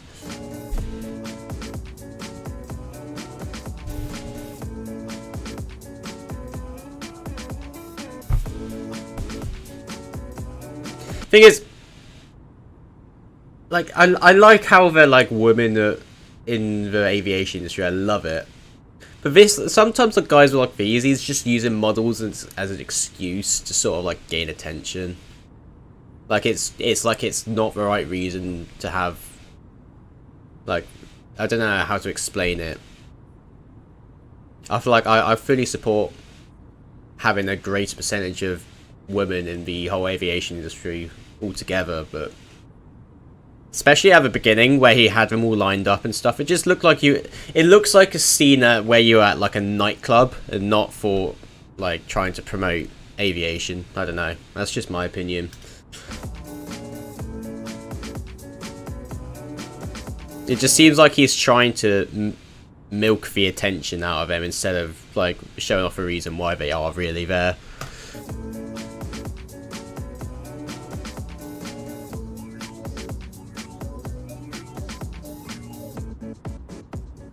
All right, everybody, welcome aboard the Vision Jet.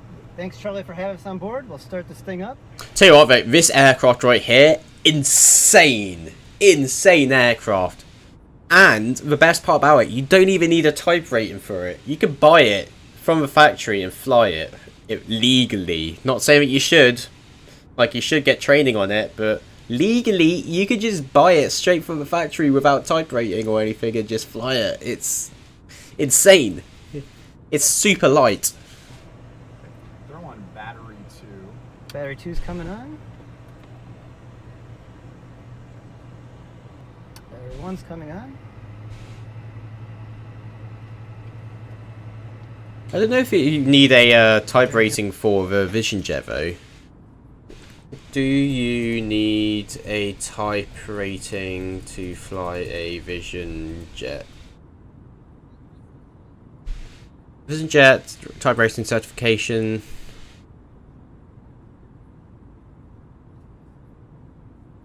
Oh, you do need a...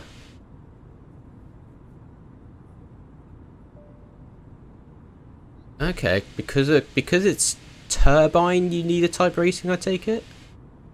That's small turbojets, yeah. Yeah, thought so. Just initializing right now? Correct. Excellent. Okay, put the strobe lights on. Oh, I miss using the Garmin system. Yep. And then now you can take your run dial for the engine. Take it to run. Going to run? Stand by. Start. And I'm going to push. One time firmly, let it go. There we go, we're getting our light off. Looking at the, I'm watching ITT. I'm looking at a bunch of other numbers, but that would be my abort plan. Okay. That's a good start. Go Gen 1, Gen 2. Okay, put your landing light on. Damn, this video's loud. So yeah, we have an exciting day today. We're going to be flying this Vision Jet right on over to NASA. We'll be going VFR. 17,500 is what the altitude we're going to take. Affirmative. And when we get over there, we're going to check out our friend Captain Matt. To the Vision Jet we're flying today, Skyhawk. And we typically sell 2 or 3 of our planes every year or so. And we get a couple more. Listen, somebody just got a pilot deviation. Yep, I just heard that. Receiving. I must be having radio problems here today. I'm parked at Banyan North. So this is G3000, correct? It's quite rare to hear that live. How do you hear this frequency, or how do you hear this transmission? Right, so this is G3000.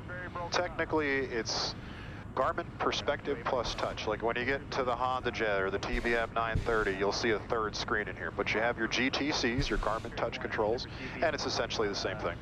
Actually, that's Makers there. My old job, they fly right here in front of us. That's one of their newer caravans. So we're going to rotate around 85 knots? Correct, yep. You've got all your speeds right here. You can glance at them right before we get on the runway again. Okay, perfect. All our checklists are done. We did all our safety briefings. We'll just do a quick recap. Our survival equipment's all the way in the back next to Elise.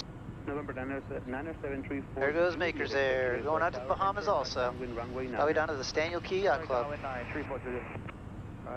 Well, I love hearing the turbine spool up and down when you manipulate the throttle. It's a lot more fun compared to a turboprop. Maker 634, runway 9 Alpha 2, line up on way traffic, Navajo 2.5 miles, left base. Line up on way Alpha 2, 1 We'll wait right here in case for some reason this guy doesn't want to get going. We could still make Alpha 2 if they want to give us that. Yeah, I like where your head's at. November 433, Mike Julia, runway 9, line up on way traffic, 2 miles final. Line up and wait, 463 Mike Julia, 29. Kodiak 252 kilos, Roger. November 3, 4 Juliet, extend downwind. I'm very busy at Fort Lauderdale. And as a reminder, as we line up and you accelerate, you'll have your feet about halfway up. As that airflow and that speed increases and you get more airflow over that rudder, it'll become more effective. Then you bring your toes all the way to the bottom of the rudder to avoid riding the brakes. That's really a serious thing with how the nose wheel works. Vision Jet November 777, Charlie Bravo, runway 9 line up and wait, traffic right downwind. 9er line up and wait, Vision Jet 777, Charlie Bravo. Clear final. Final's clear. Looking good. Aviation west. November 0 Delta expedite. And on the runway, we just got somebody clearing. All right, look. Hey, our DA62 is off the right wing. There we go. That was the first one we flew together. We're going to line up and wait here. Line up here in center line.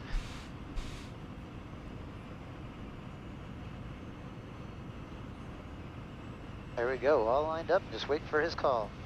November 7, Charlie Bravo, fly eastbound, runway 9 clear for takeoff. Runway 9 clear for takeoff, fly eastbound, Vision Jet 777, Charlie Bravo, here we go. Takeoff power is set. Yep, thrust is set. Hold the center line here. I'm going to start to shift my feet down. You can bring them all the way to the bottom of the rudder now. You got it, looking good. Looking for a rotation speed. Looking good. Got a little bit of a right crosswind. Rotate. Here we go, rotate. Man, this thing gets up and goes. There you go, I'll get your gear up, and I'm standing by for flaps. Looking really good. Lower that nose to about Bit more 7 right degrees rudder. nose up for now. Sounds good. That'll be a good pitch attitude. Alright, flaps are up. Have takeoff checks. He's doing a bit of pilot-induced oscillations, he is. For those who don't know what that is, it's basically where you're inputting a control, thinking it's the wind, for example. So basically, you think you're trying to battle the wind, whereas what you're trying to do is just battle yourself by over inputting the controls, pretty much. Traffic offset to the south. He's calmed down a bit now. Clear to the right. Give me about a 110 heading. 110 heading. Climb 135 knots per hour.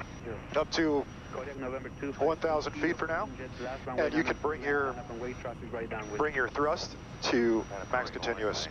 Here we go. Max continuous set. There's 1,000 feet. We'll level it out. All right. And 110 heading. So we got somebody taking off that's faster than us. That's why we offset. And we got our yaw damper on. Interesting. It's a cool departure, but I don't know if I like the Vision Jet. It looks cool, but it just looks like if you're going to spend that amount of money, you may as well spend money on a slightly bigger jet, like an older Citation or something like that. I don't know. Ooh.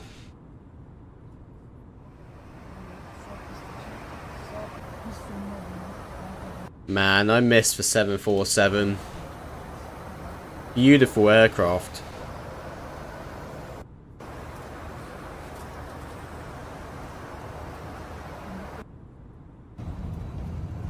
Oh, that bloody skipped straight ahead. Oh, that's why, because there's low-level clouds. 100. 50. 30. 20. 10. What the hell? 100. 50. 30. 20. 10. He started pulling back his reversers before his main gear even touched the ground. Oh my gosh.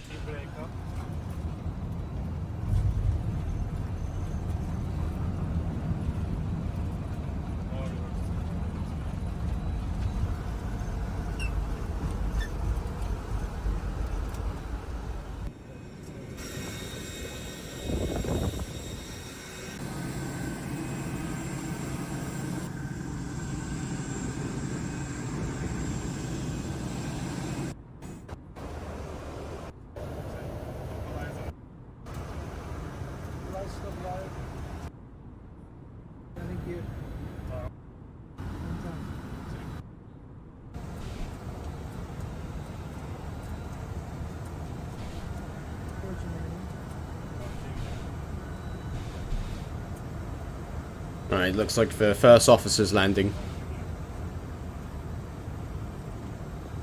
3-4 left. 100. Is that 50. Istanbul? I don't know. 30. 20. 10. Ooh, that was nice.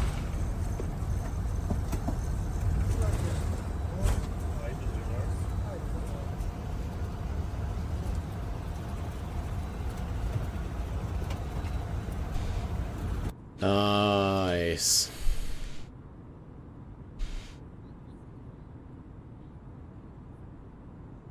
Ooh, let's watch this. This one's been popping up in my recommended recently. There's something wrong with the Airbus A350.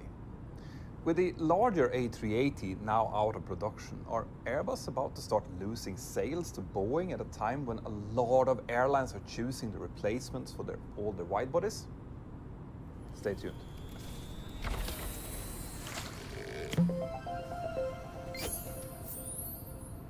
A number of air shows were cancelled during the pandemic years for obvious reasons, and the first big international air shows like one of the worst things which happened. And the numbers of both visitors and exhibitors only got higher in 2023.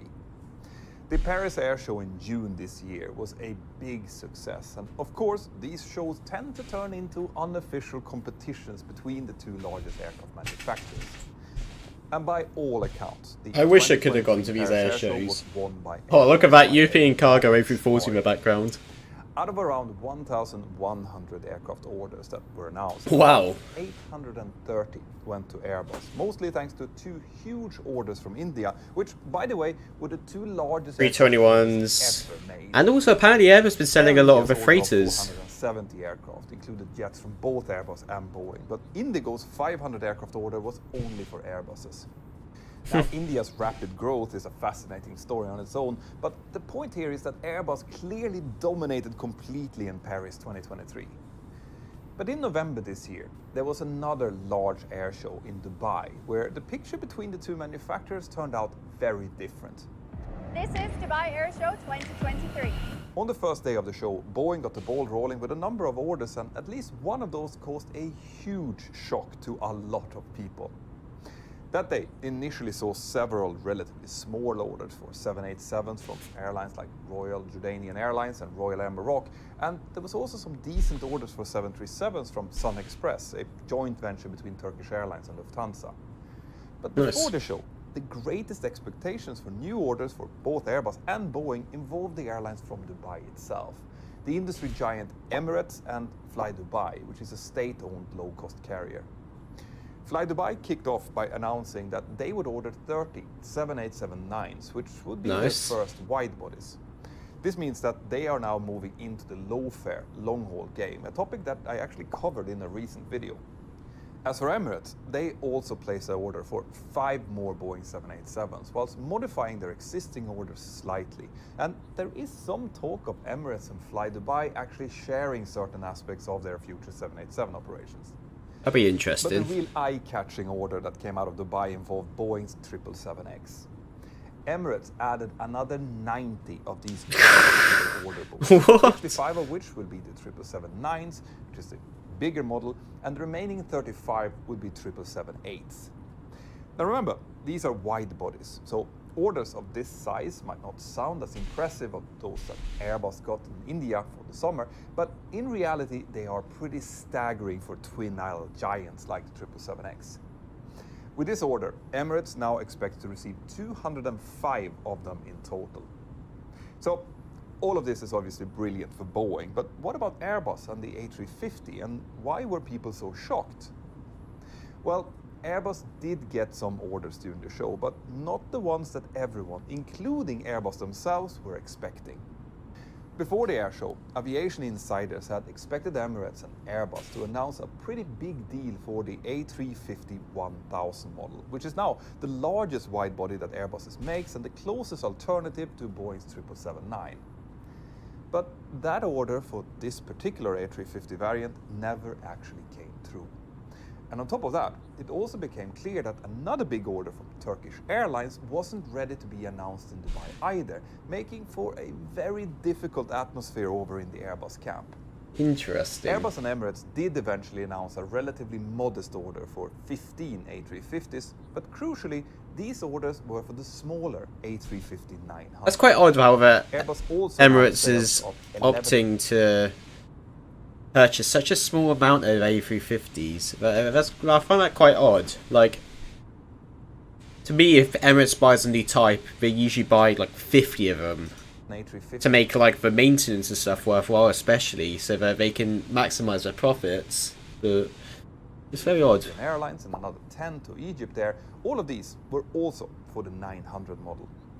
Now at this point, you might ask yourself, is this actually a big deal? Alright, Boeing clearly got more sales, but does the particular model of A350 that Airbus sells really matter?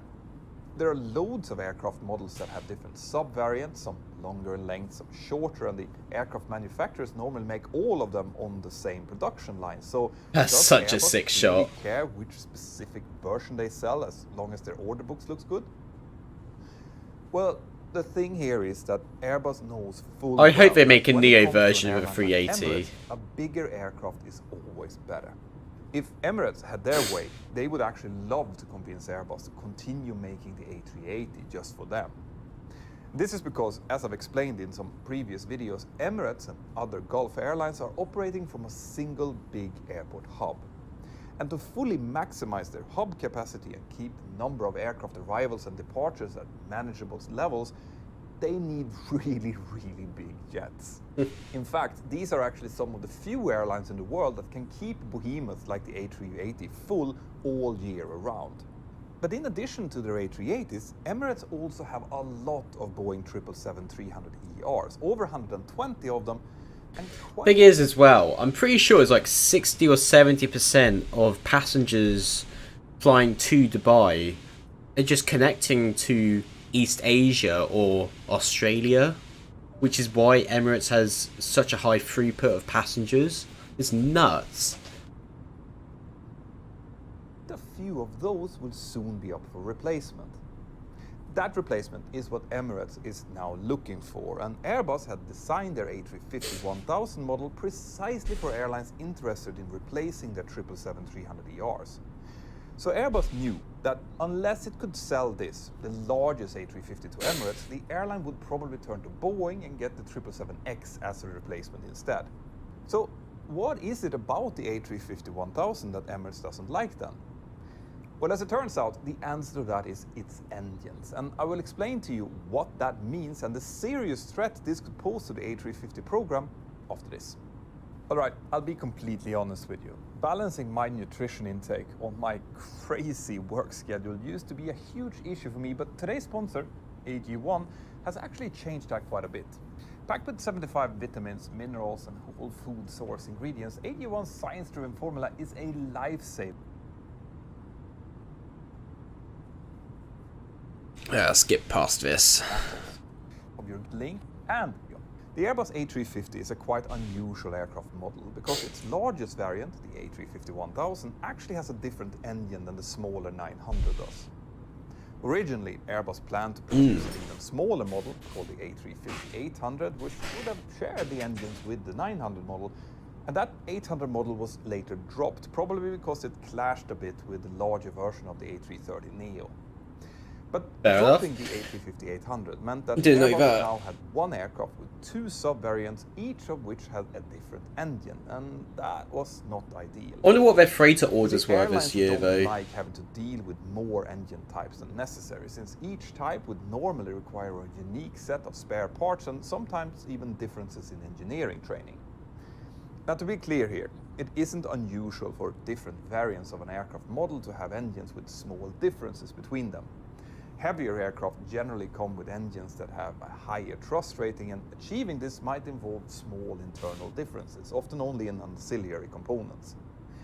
But in the case of the A350, things go much further than that, and this is where we have to start talking about the Rolls-Royce Trent XWB engine family. Look at that. I have looked at Rolls-Royce and its history in a different video where I explained that for many years now the company has specialized in jet engines for wide-body aircraft. Rolls-Royce has already produced multiple versions of its Trent engine family for the Airbus A330, some 340s, the A380 and Boeing's 777, as well as the 787. I miss a 340 so much. Each of these jets have a different variant of the Trent engine, although some of them are quite closely related. For example, the Rolls-Royce Trent 1000 that powers the Boeing 787 and the 7000 model that is used for the A330neo are incredibly similar, with the biggest difference being that the one used in the 787 doesn't have a bleed air system, since the 787 uses electricity for that. But in the case of the A350, the differences between the engines of the two variants were such that they are effectively different models. For one thing, they have different engine fan diameters. The 900 uses the Trent XWB 84, with 84 being its fan diameter in inches, about 2.1 meters, and it generates a maximum thrust of 374.5 kilonewtons, or 84,200 pounds. The larger 1000 model needed an engine with considerably more power than that, so Rolls-Royce made the Trent XWB 97. This one obviously has a beauty. 7 inches or it's so quiet though. Any of you guys been in an A350-1000 before? It's ridiculously quiet, especially towards the front of the aircraft. Towards the rear of the aircraft is, from the exhaust, it's a bit louder. But if you're like abeam the engine, like if you're sitting it like pretty much over the wing, it is so quiet. Especially compared to the 787, Like, it's ridiculously quieter. It's nuts. Generating a thrust of 431.5 kilonewtons or 97,000 pounds. Now, these are very impressive numbers, and these engines make the A350 incredibly efficient. So, as it turns out, Emirates and its president, Tim Clark, really wanted the A350 1000, but its engines ruined it. So why is that? I want to be very clear here to say that this is not a safety matter. Instead, it has to do with how Emirates would be able to use the 1000 model because of the specific needs of its engines. And by the way, I am being a bit careful here because the description of this problem is a topic that, well, raised some tensions between Emirates and Rolls-Royce. In an interview during the show, Tim Clark said that the service requirements of the A350 1000 engines are just too high, and specifically that its time on wing performance is really, really low. As the name suggests, time on wing is the way that we measure how quickly an engine needs to go into maintenance and therefore have to be taken off the wing. More simple maintenance and routine checks are done on the ramp between flights with the engine still attached to the aircraft, but anything heavier than that would require the aircraft to be taken out of service, which can be both really costly and time-consuming. Now, newer engine models will always require a bit of time to reach optimal levels of service performance, and this is also true for evolutions of existing engines like those on the A350. Cool, look at that, that's so sick. According to Emirates president though, the time on wing on the Trent XWB-97 engines is only a quarter as long as it should be, a level of performance that he described as defective. Now, this use of the D word really didn't go down well with Rolls-Royce. The engine manufacturer immediately jumped to defend their engine, but they also acknowledged that there is some smoke behind this particular fire. Rolls-Royce Chief Customer Officer Ewan McDonald explained that this issue has to do with the climate in Dubai where Emirates operates.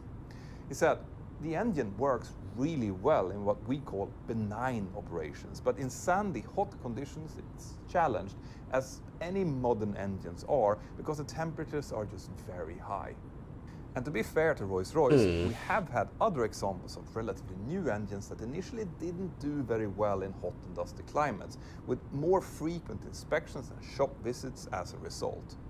Both CFM and Pratt & Whitney have also had relatively short time on wing intervals with both their LEAP 1 and the Gear turbofan engine.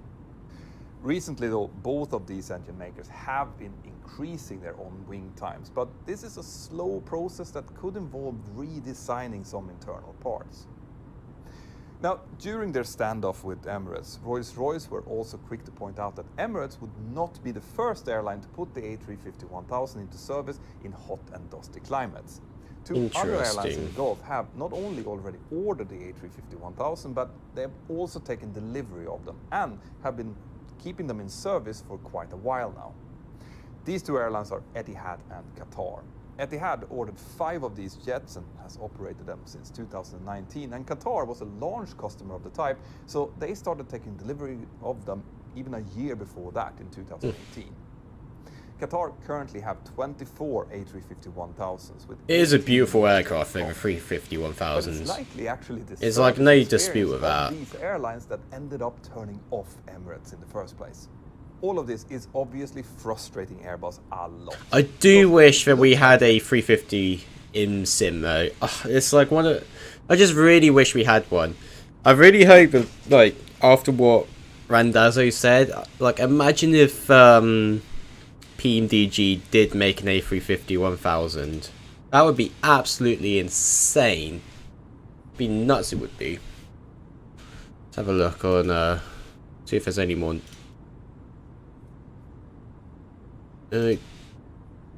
Just having a quick look around, see if there's any news about the flight sim community.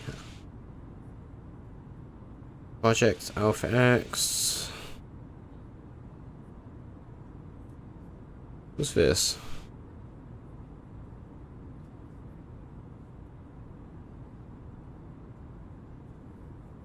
Ah, the Cessna citation.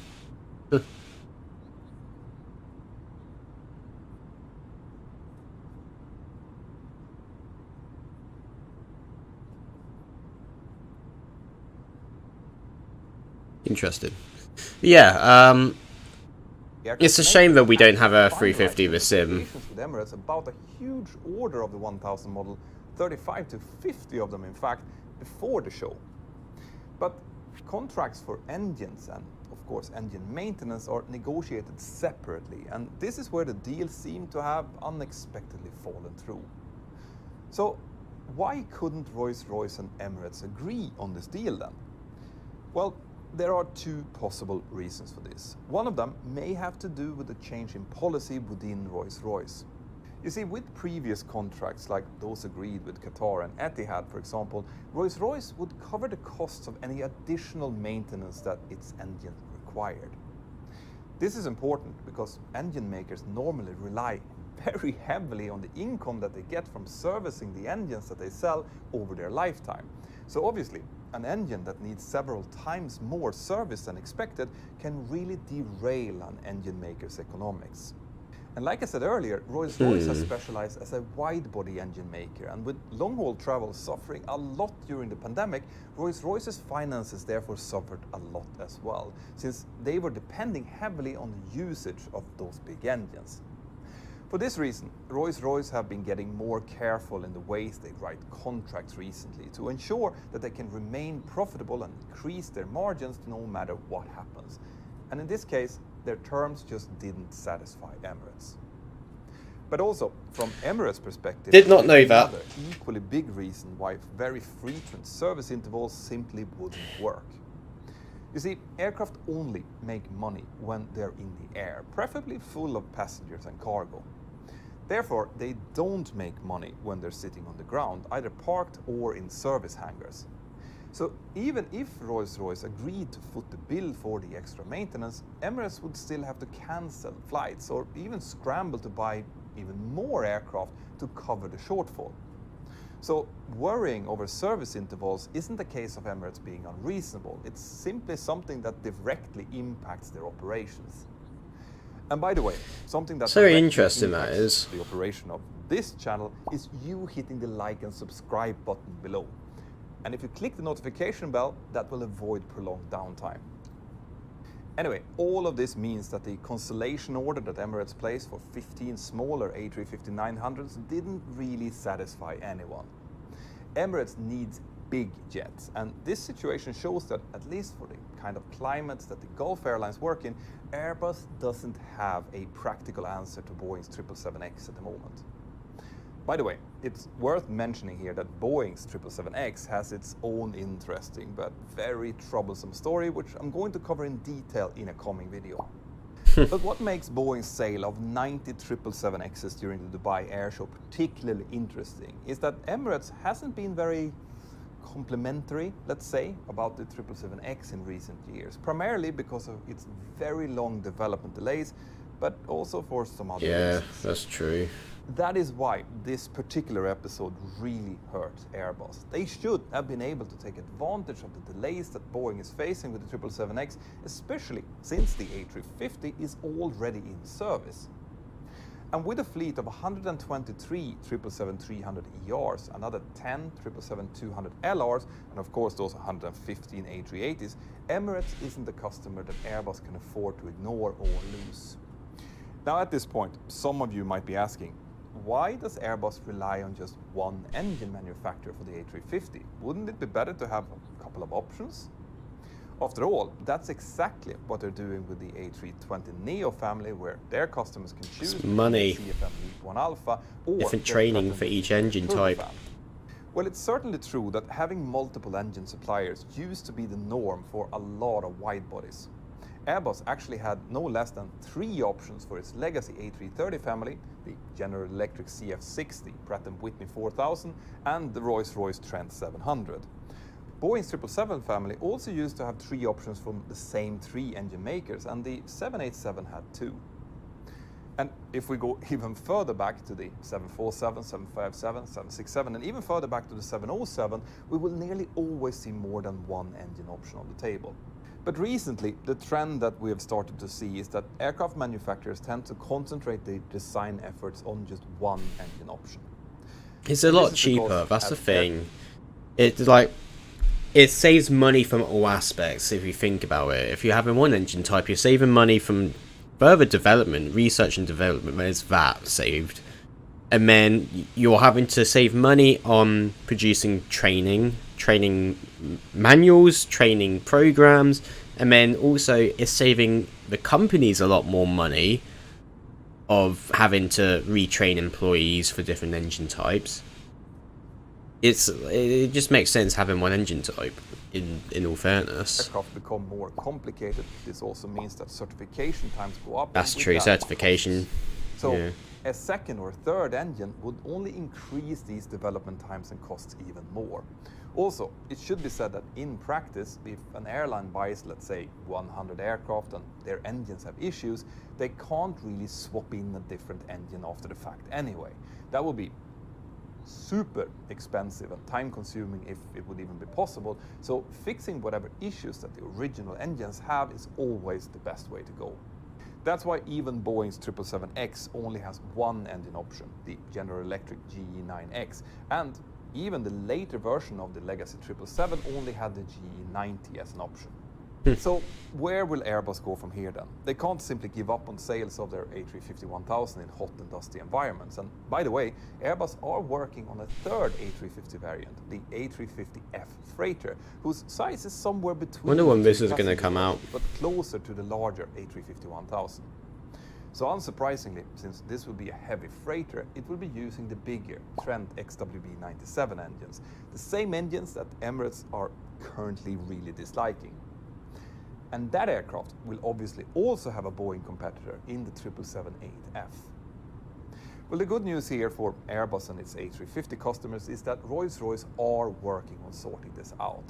In a recent call to investors, Rolls-Royce's new CEO, who joined in January, Tufan Ergin-Bilik, explained that the company needs to quadruple its profit margins over the next 5 years. And their main way of doing this would be by increasing the time on wing for their wide-body engines, which I'm sure is music to the ears of Airbus. To make this happen, Rolls-Royce will be using technology that it's already testing for the UltraFan concept, which eventually will become the replacement for the Trent family. But where does this leave the Airbus A350-1000 right now? Well, the reality is that Rolls-Royce can't really afford to abandon a customer like Emirates any more than Airbus can. So whether or not the 1000 model will be successful or not, at least in the short term, will depend a lot on how quickly Rolls-Royce can iron out the servicing needs of the plane's engines. And I'm sure that a lot of airlines are looking on with huge interest, since the Airbus A350 is a fantastic aircraft. Let me know what you think in the comments below. And very interesting, that is. It is very interesting. Alrighty. So, wrong one. There we go. Oh, it looks like it's starting to get a bit cloudy now. So, let's just pick another view. And what I'm going to do, guys, is go make a start on my dinner. And I'm going to put some music on in the background. And I'll be back in about 20-ish minutes, 30 minutes. I'll make sure I have my phone with me so I can still respond to you guys. But yeah, see you in a little bit.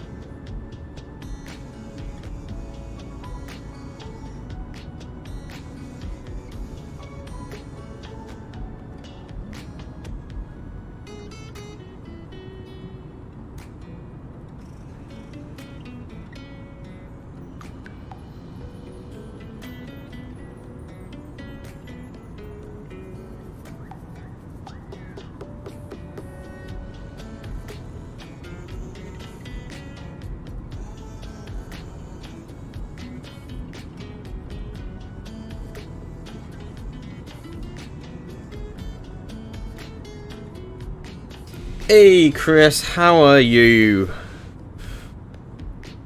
And it looks like, thank you so much, we've now reached 700 subscribers on the channel. That's nuts. That's nuts. Like, considering that I've not been, well, that me and Adam have both taken a big break from this channel, from us being busy in life to now coming back in the last couple months, to now reaching this small little milestone, it's nuts.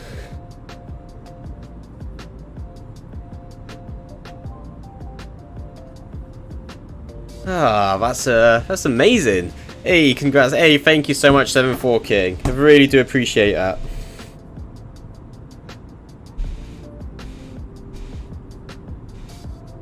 Yeah, that's an amazing. Congrats, Rowan. Oh, thank you so much, Logan. Yeah, thank you so much, Chris, for being the 700th sub. Sorry, I was away for a little bit. I'm trying to sort out my dinner whilst I've got the time. Hey, thanks so much, VGM. Appreciate it. We're at 700 subs. 300 more to 1,000. 300 more to 1,000. Let's keep it going. I know reaching 1,000 by the end of the year is a bit pushing it, but it's doable. I reckon it's doable. It's definitely not impossible. Looks like our ETA has been pushed back by 20 minutes. Okay, that's fine. That's amazing. Thank you so much, guys. It really does mean a lot.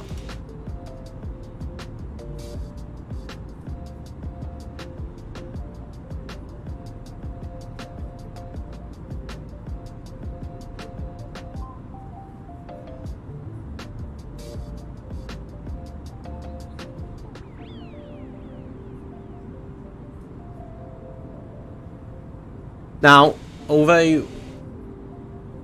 we're not doing anything major for 700, we are getting stuff planned for 1,000. So I reckon we will be doing a decent giveaway for when we hit 1,000 subs, guys. So make sure you do keep tuned.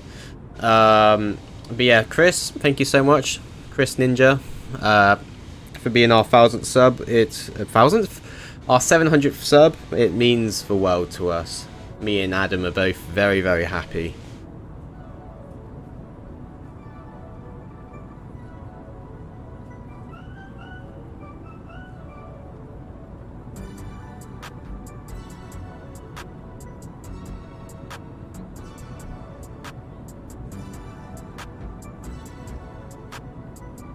Alrighty, guys, I'm gonna go downstairs and carry on making my dinner. So, yep, can't believe it. We've hit 700. That's nuts.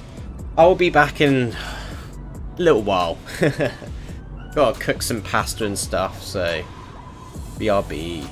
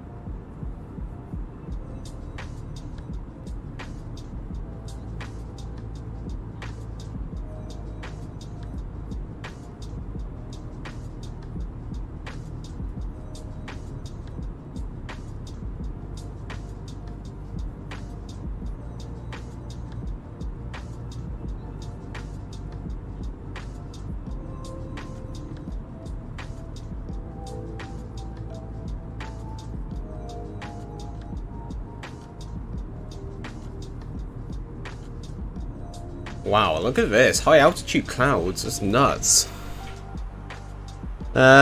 We should be climbing out to 380 now anyways. Forgot to do a step climb. We've not long passed it anyway, so...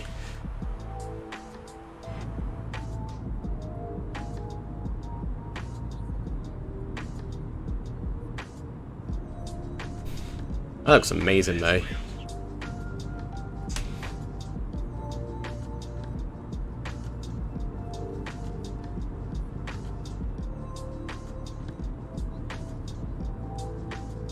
Look at that.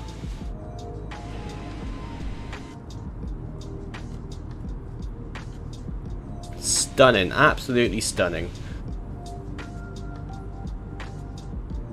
Yeah, I hope everyone's having a good day. How are you doing, Chris? I hope you're doing well. Man, that's amazing. I can't believe it. We're on 700 subs now. And here I was thinking 2 weeks ago we wasn't even going to hit 700 subs by New Year's. That's absolutely crazy. Absolutely insane. And that's so cool.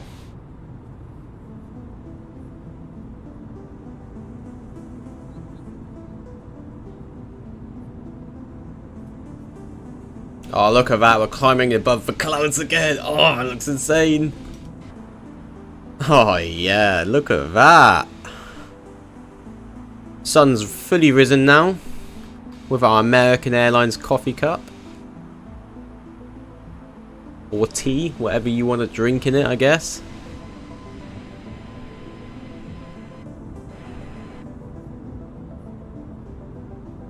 Okay, just got to quickly pop back downstairs and make sure that my stuff is defrosting, BRB.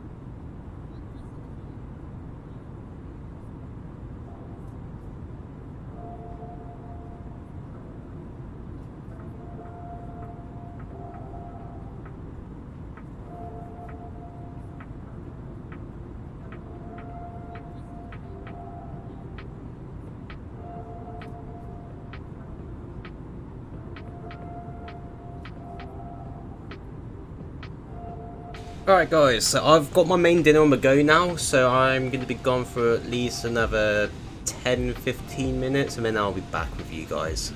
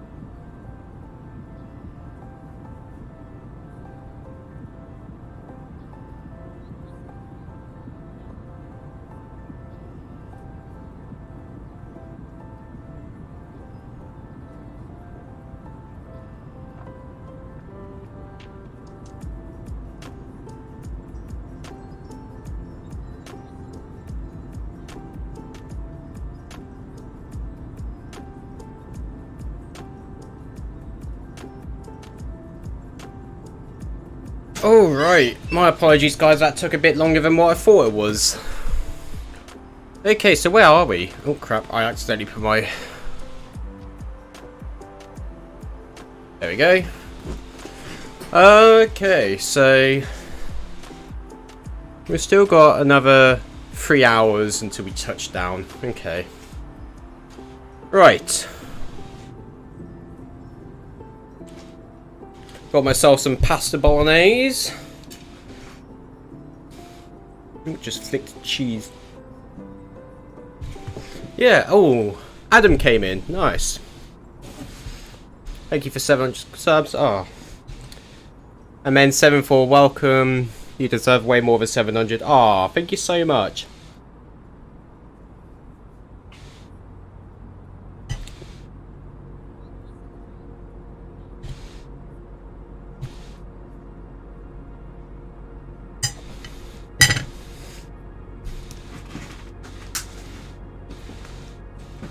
Ooh.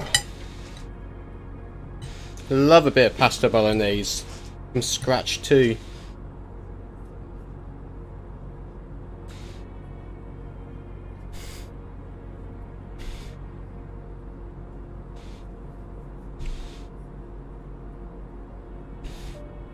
Sounds good? Yeah, it is.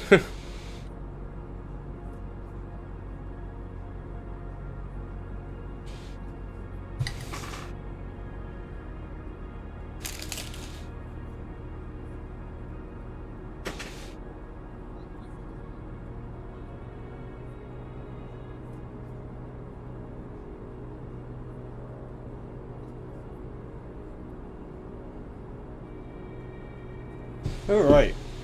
Hey, you're back? Yep.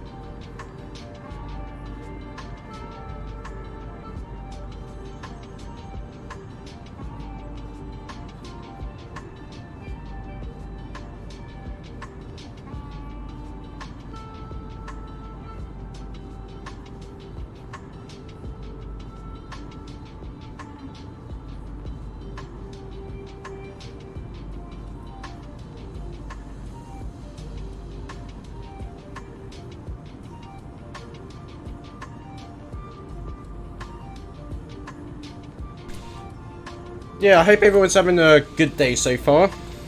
It's come up to, well, people should be finishing with work now in the UK, so hopefully we'll see a few more people in the stream soon. We've still got a couple hours until we land.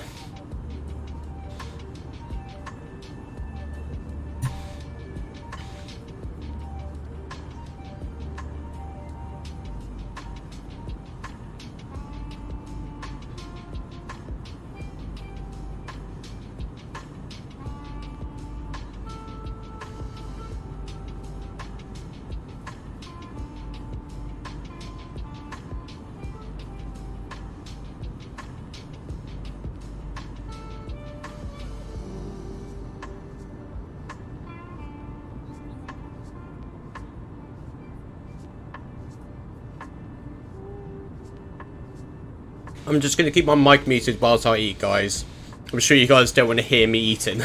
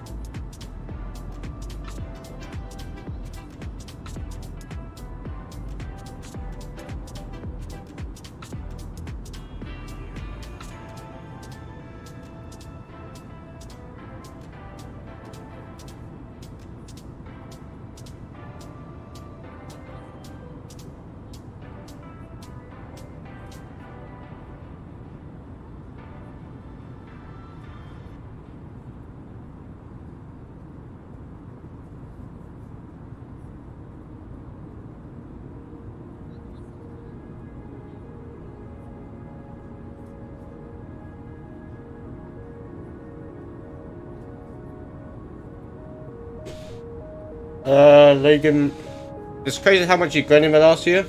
Couldn't agree more. It's actually amazing. Like, considering that we've been taking so much time away from the channel as well, and for the channel to still passively grow, it's amazing. Like, I've not had a channel which has been as successful as this, view-wise as well. We've done amazing for the amount of views this year. I mean, our highest viewed video, which is the Your Controls video, is just insane. I've never made a video which has popped off that much before, and it's so... I'm actually really proud. I'm proud of myself, and I'm proud of, like, how it's sort of shaped and helped the channel grow.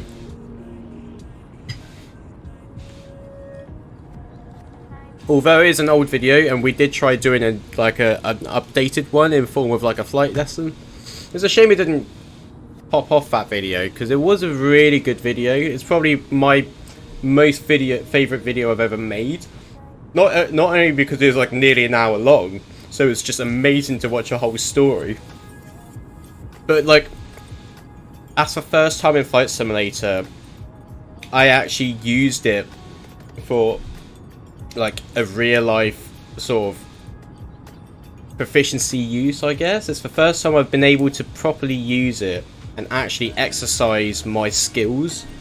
So it's amazing to see how, not only how the flight simulation community has grown, but also how our channel has sort of helped me and pushed me to do other stuff, which is truly amazing. I'm so happy with the way how it's grown.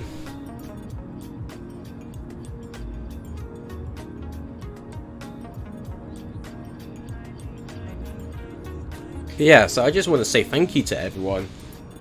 Logan, for you, 747 King.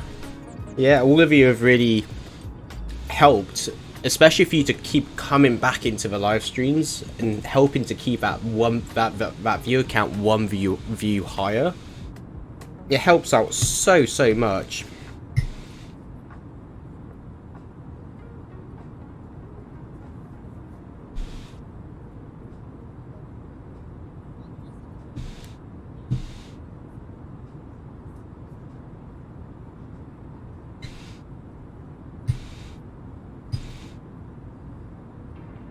You're welcome. Oh, thank you.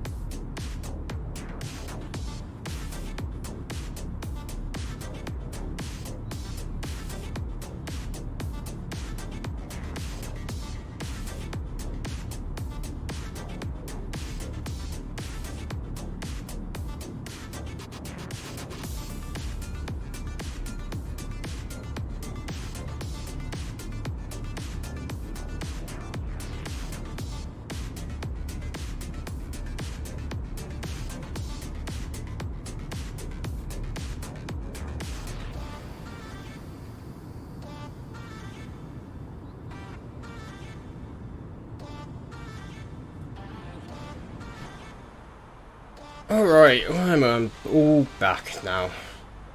Sure everything's still okay.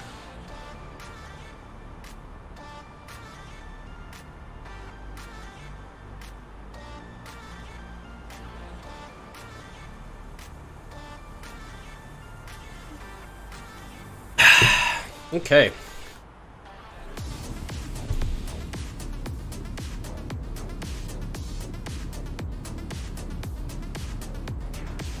Welcome back. Thanks, you, VGM. Hope everyone's having a good evening so far.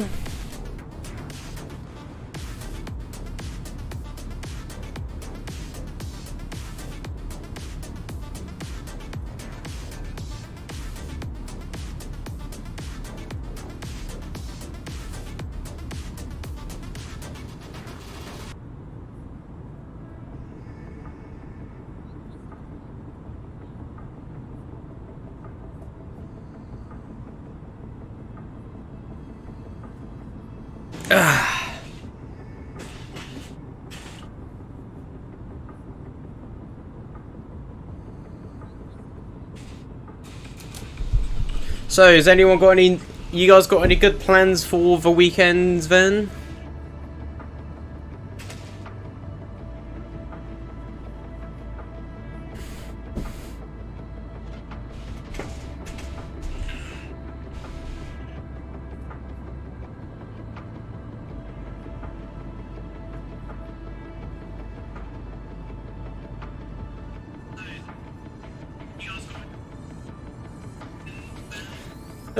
Just relaxing really. Yourself? I didn't know actually, I completely forgot. I know I'm meant to be seeing some old friends now that I'm back in the UK, so I'll probably go do that. But really just relaxing. Probably do some fights. Oh, nice, nice.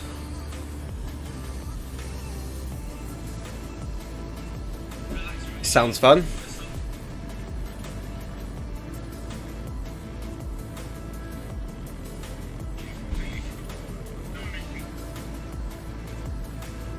Didn't even realise that my audio was playing in the background.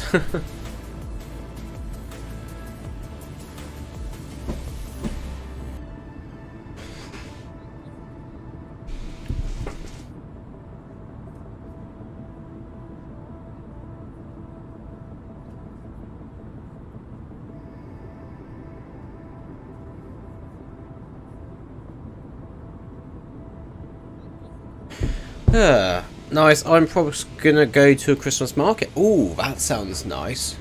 That sounds cool.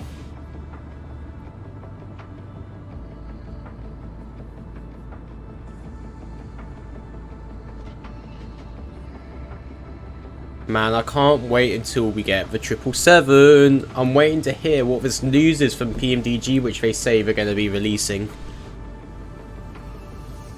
Imagine if they release a 777 on Christmas Day. I know it's not going to happen. I 100% am sure that they will not release the 777 on Christmas Day. Although the 737 MAX could be a possibility, but the 777 is out of the picture. But oh, imagine if we had the 777 for Christmas. Oh, that would be so cool. The Atlantic would be so busy. It would just be full of just long haul traffic. It would be sick.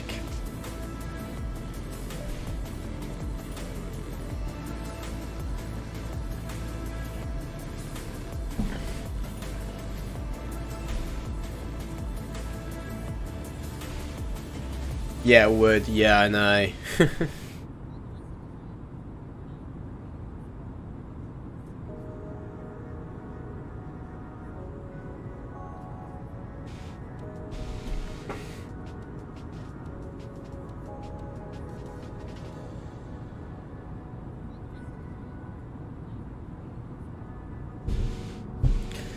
Uh, 747 King, so what's your favourite aircraft or Microsoft Flight Simulator? Oh, that is a good question. Now, obviously there's two main aircraft for us to pick from, and that's the Phoenix A320 and the PMDG 737. Now, both of them are amazing in their own ways, and both of them also do have a couple flaws. Now, I like me an Airbus. I do love an Airbus, which I think would make me feel a bit biased. But I feel like the Airbus for Phoenix is just so much more accurate in terms of the way how it works and how it feels. And the main reason why I think this is because it's processed externally instead of internally, so all of the aircraft systems and stuff are done externally in the Phoenix software, which is a disadvantage, especially to those who want to play on Xbox, because they can't use the Phoenix, which would then give PMDG the win. But then I do like the mechanical side of a PMDG, of the 737. It's such a hard question. Oh, price-wise, they're both very fair, especially with PMDG being on offer at the moment. I think for PC, I'd have to stick with the Phoenix. The 737 is so close behind. Now, I'm not disputing that the saying that the 737 is like bad. It's not bad. The PMDG, the 737 is amazing. But I feel like the Airbus just, although it's not as good on performance, like frame wise, I still have to look past it and just think that the Phoenix is just so much, it just takes the edge. It has that little edge against it which gives it the lead. I don't know.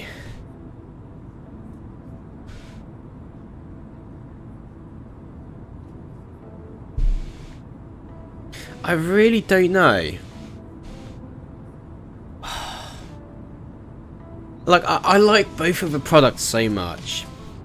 I do like how they have different variants on the PMDG, but you have to pay for them. When we get the IAEs from Phoenix and also the 321, I reckon I can probably firmly say I prefer flying the Phoenix over PMDG. But that will soon change when we get the 777. I have a feeling that aircraft is going to steal everyone's hearts. It's going to steal everyone's hearts from day one, and we're all going to be able to just not look back and just think, oh shit, we're here now. Like, we're just basically sacrificing all of our spare time which we have doing long hauls.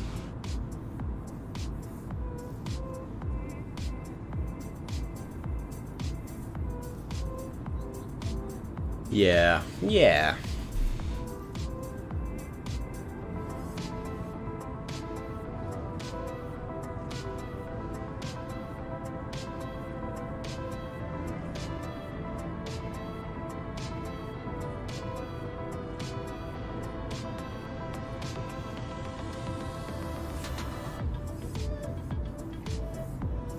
It's very quiet at the moment though. What's it like over here?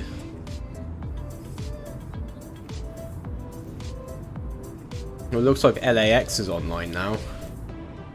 Oh well. We're over halfway anyways.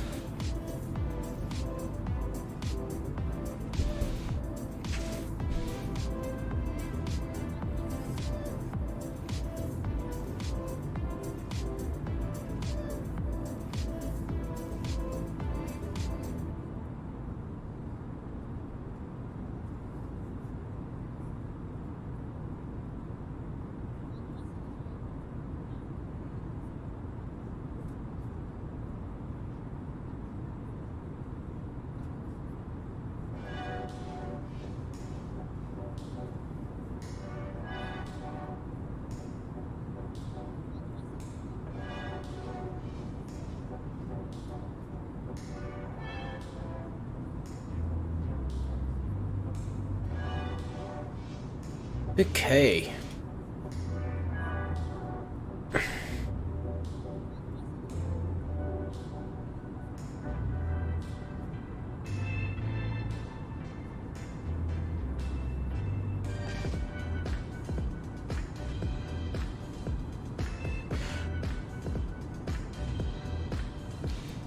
What's the time? 10 to 6. Okay, so we should be landing in just over 2 hours time.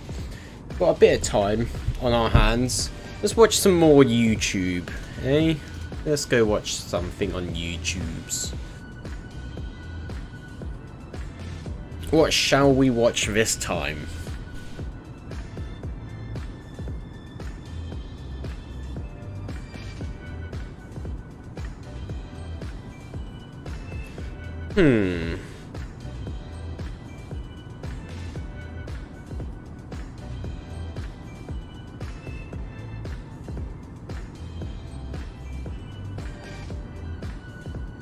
Oh, this is a video I want to watch. Display, window capture.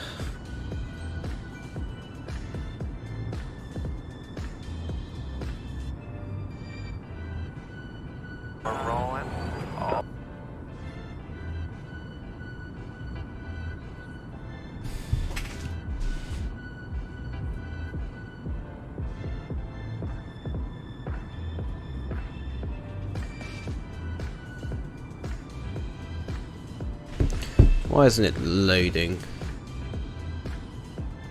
There we are. Cool.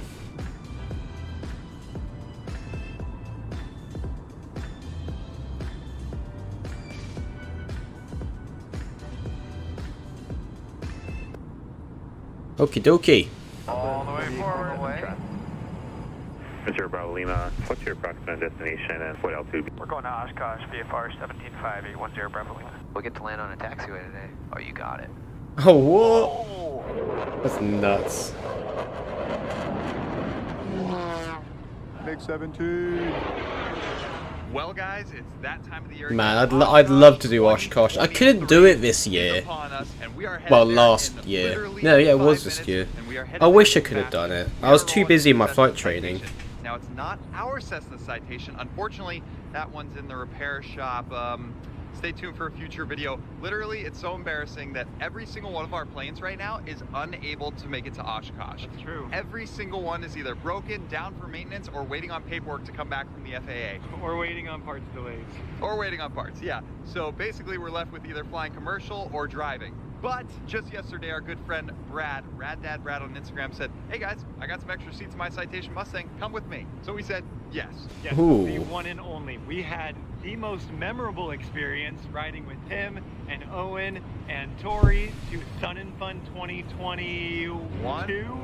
Loved it so much, and so we are so thankful because just a couple days ago we were about to book commercial flights on Allegiant. So Brad should be pulling up any minute here, and he'll take us out to the Cessna Citation Mustang where it's waiting, ready to go for our first leg to Utah, where tonight we will be grabbing Owen and Sean, a couple more passengers. This will all be one mega vlog, so stay tuned to the whole thing. This will include Oshkosh content as well, so it's going to be a good one. So by the time we grab Owen and Sean, Would be cool to go to Oshkosh one year. Yeah, I'd like to go. Maybe next year. Let's hit the skies.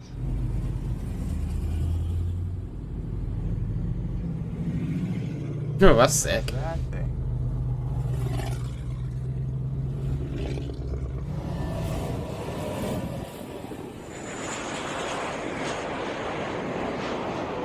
I guess we stumbled across a car show and a plane show.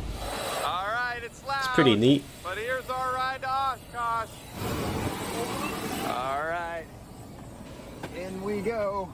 It's a lot nicer when it's only 3 people flying this leg. Come tonight when we grab Sean and Owen, it's going to be a little more full in here. Christopher also, Owen's brother, coming? Oh yeah, I forgot. Owen's brother's coming too. We're going to be about as filled as a Mustang can get, but it'll do it no problem. This plane's a beast. I feel like people sleep on this plane. This is a lot of plane for the money, especially on the used market. Maybe like 1.3 to 1.7 million dollars. Oh wow! Look at that panel, G1000.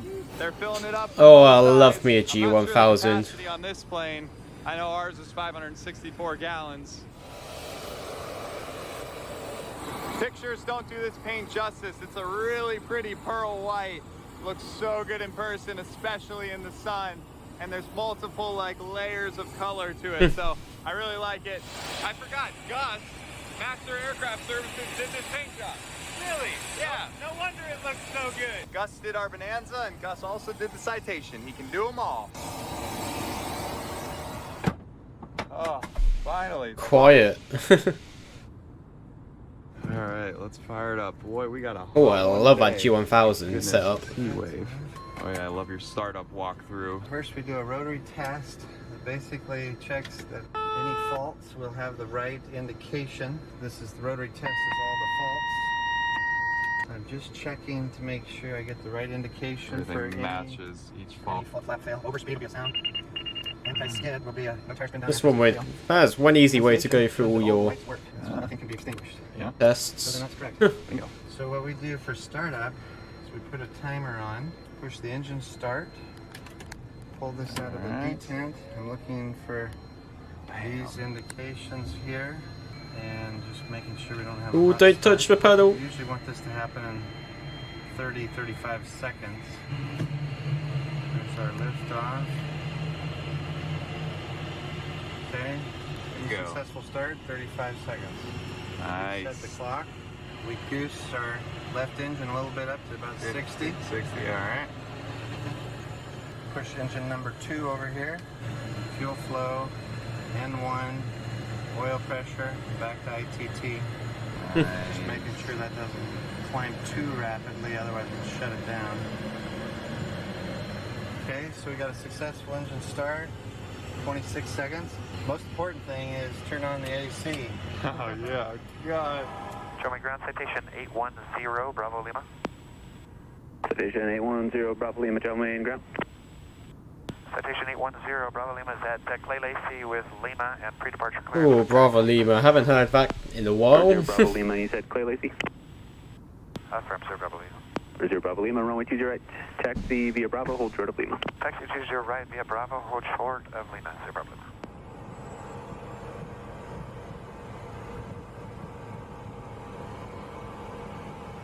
Okay, well, we got some air. That's the most important thing. Yeah. Alright, push through, tail our direction, or our discretion, thanks, American All the 226. controls. So how much flying have you done? You want to do some? Not too hectic and busy. I'd love to. Okay. And 0 Bravo Lima is holding short of 20 right at Lima, ready to go when able. We'll slowly advance the throttles. Right. All the way to forward. Yeah. V1 is 99. Without delay, turn right hotel and contact ground. PR is rotate 90 knots. And then just kind of keep it level and whatever. Just going to fly out. Once we get to about 760 feet, we're going to put the pilot on. Citation 0 Bravo Lima, line up and wait. Line up and wait. 20 right, 0 Bravo Lima. Your controls. Runway 20 right, kilo, hold short of runway 20 left. Kilo, hold short, 20 left at Kilo, Brad traffic in sight. Citation 9 Charlie Sierra, stay parking. Brad traffic. Charlie Sierra going over to Clay Lacey. Citation 9 Charlie Sierra, contact ground, good day. 1990% the runway is Cardinal 835. Citation 0 Bravo Lima, traffic 2.5 mile final, runway 20 right, clear for takeoff. Alright, clear for takeoff, 20 right, 0 Bravo Lima. Okay, so slowly forward. Okay, keep going. We're rolling. All the way forward. Traffic on the left base for the parallel runway that's site maintain for separation, runway 20 right, equipment. Land 20 southwest. 70, cross check, okay. 1190 at 10 Starting miles. back on the pressure a little bit. 1190 downbound traffic in the downwind for the parallel runway is at Diamond Start 800. They'll have you in sight, maintain for separation, runway 20 right, clear to land. Rate, we'll do 20 gear right, clear to up land, Alaska 1190. Beautiful, looking good. Alright. Got it, okay. Now we'll pull the throttles back to just climb. See, that's takeoff now. Okay, Go back to climb. How far down? Pulling back. There's one climb, there's two climbs. Beautiful. Okay. Citation 0 Bravo Lima, contact SoCal departure. Go to SoCal departure, citation 810 Bravo. We're looking good, and we can throw on our autopilot. Alright. A little change, autopilot, you got it? Now we're gonna climb at a little faster rate. Alright. Where we point the nose down a little bit, we'll do like 170. Departure citation 810, Bravo Lima, 1800, climbing via the SID, except maintain 5000. Citation 810, Bravo Lima, SoCal departure, radar contact, climb maintain 8000. Climb maintain 8000, 0 Bravo Lima. We're just feeding it altitude information? Correct. We've already fed it the route, and now we've told it the altitude that we want to climb to, and the speed that we want to be climbing at. So those are the two Man, I'd variables. love to fly a citation. And now it's doing the magic. Wow. Turning the heading here. A blanket of little clouds out there, that looks good. There's Catalina out there. Wow, yeah. Sure enough. See it on the map here. Catalina Airport. Yeah. SoCal Citation 810, Bravo Lima, with you passing through 6,000 for 8,000. 810 Bravo Lima, SoCal, climb and maintain 17,000. Climb and maintain 17,000, 0 Bravo Lima. This is the altitude knob that we change it and it changes there. And this just tells us our left and right, whether we want to do heading or navigation. Follow a heading or follow the map. After takeoff checklist, landing gear flaps. Well, I like that MFD though. The larger panel. That's quite nice. Pilot and altimeters. I just miss flying a G1000, I won't lie. I'm just jealous that I don't get to fly G1000s anymore. Now I'm stuck with old Avidyne MFDs. Citation 810 Bravo Lima, contact LA Center 125.72. 2572, 0 Bravo Lima. Is this a radio call? Can I do the? You know how to do it? Yeah. Go ahead. Right. Okay. You so just say, who are we contacting? LA Center. That's it. We don't say climbing to. Oh. It's 19,000. Yep. Okay. Flight level 190. Flight level 190. LA Center, citation 810 Bravo Lima, climbing through flight level 190. Citation 810 Bravo Lima, Los Angeles Center, roger. And you're climbing to flight level 230? 330 for 0 Bravo Lima. Number 810 Bravo Lima, Los Angeles Center. Thank you. Beautiful. Never had to say flight level in my life on the radio. Whoa. Alright, that's cool. We did it, guys. Okay. Like we were saying, so we're landing at actual Oshkosh tomorrow. Yes, we're going to land there, and we're going to park it right in front of the hotel, right there on the field. What?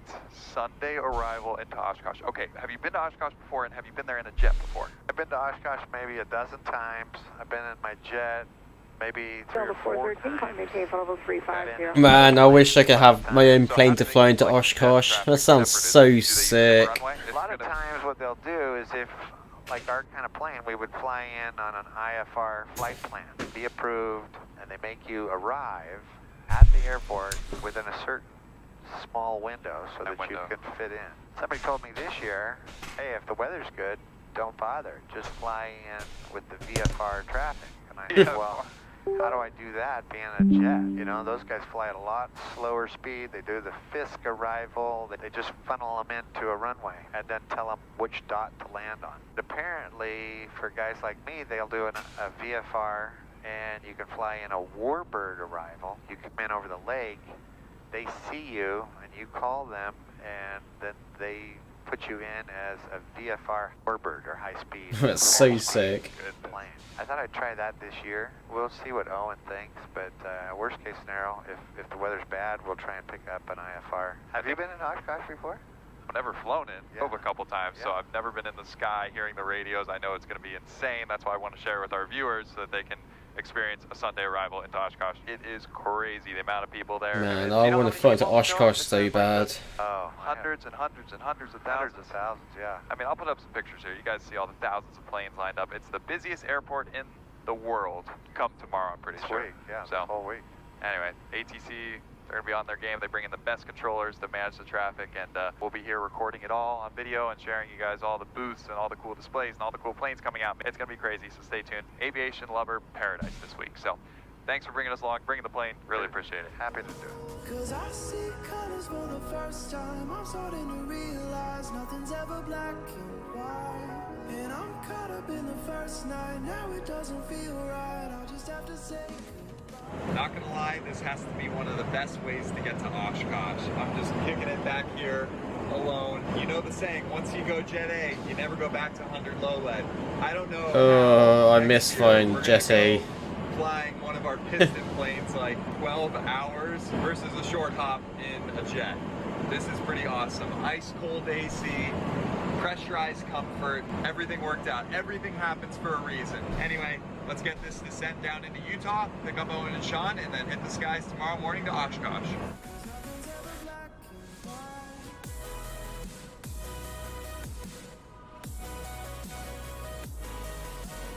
Runway 31 clear to land. Clear to land 3-1, sir, Bravo.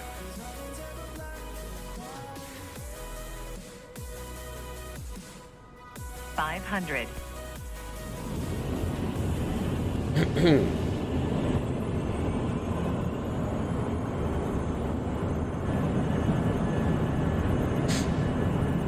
Oh, it looks like a breeze maintenance facility there.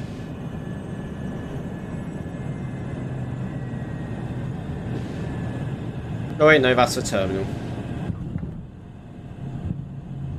Citation 0 Bravo Lima, where are you parking? Duncan for Sir Bravo Lima. Cause I see colors for the first time. I'm starting to realize nothing's ever black and white. Well, Jeffrey, we made it. Ever been into Provo, Utah before, Jeffrey? Oh, it's beautiful. Real quick, guys, before we continue, give me a quick moment to give a big shout out and thanks to the sponsor of today's video, AG1. AG1 is a comprehensive all-in-one greens powder engineered to support your body's nutritional needs across 4 pillars of health: your gut health, immune support, energy, and recovery. It's packed with 75 vitamins, minerals, and whole food source ingredients, combining the perfect amount of micronutrients, absorption, and taste to jumpstart your daily routine. And I don't know about you guys, but if I'm being honest with myself, I probably don't have the best diet out there, so that's why Athletic Greens is a no-brainer, because it fills that Skip past that. It is a nice citation though, I do have to say.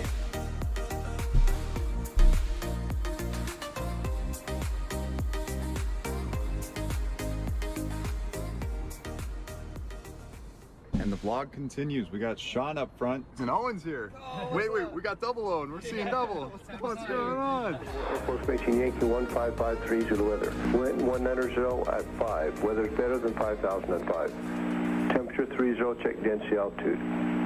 Dew point 9er, altimeter 3014. 01. Runway 13 in use, expect visual approach. VFR departures, advise ground control, directional flight. Ground, good morning, citation 810 Bravo Lima, clearance to Sioux Falls. Citation 810 Bravo Lima, Provo ground. Clear to Sioux Falls Airport via the Provo for departure, then is filed, maintain 900,000. Expect flight level 350, 1 minutes after departure. Site departure frequency 118.85, squawk 3131. So from my understanding, they're departing IFR and they're going to be cancelling IFR to go VFR once they arrive, or on the arrival. That's my understanding at least. That'd be pretty cool. Alright, clear to Sioux Falls, Provo 4 departure as filed, 9,350 in 10 minutes. 118.65, 3131 is the squawk, 810 Bravo Lima. Station 0 Bravo Lima, thank you, read back correct. Thank you, and we're at Duncan with Yankee right taxi. Station 0 Bravo Lima, runway 13 taxi via Alpha. 13 taxi via Alpha, 810 Bravo Lima. At Tower, citation 810 Bravo Lima, short of 13, ready to go. Let's go. Bravo Lima, runway 13, clear for takeoff. 13, clear for takeoff, 810 Bravo Lima. Alright, here we go. We're a little hot and heavy, but said we should be able to get off with plenty of runway to spare. Let's see what the Mustang can do. Yeah, that's it.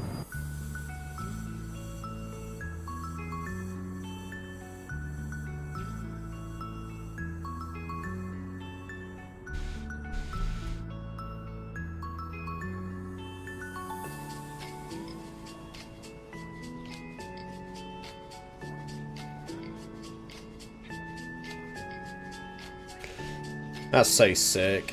I wish I could fly a fucking citation or something like that. Cool, you can tell Owen right there is a pilot. them playing, probably making a bunch of noise, and he's absolutely zonked out.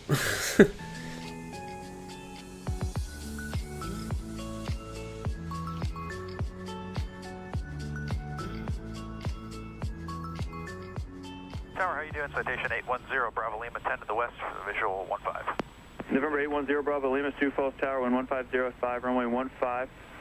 Clear to land. Traffic will be a CRJ7 departing runway 21. Prior to your arrival, they'll be straight out. All right, clear to land, 15, 810 Bravo Lima, thanks. And we'll go gear down. Gear down. Okay, there's under 150, we'll go full flaps.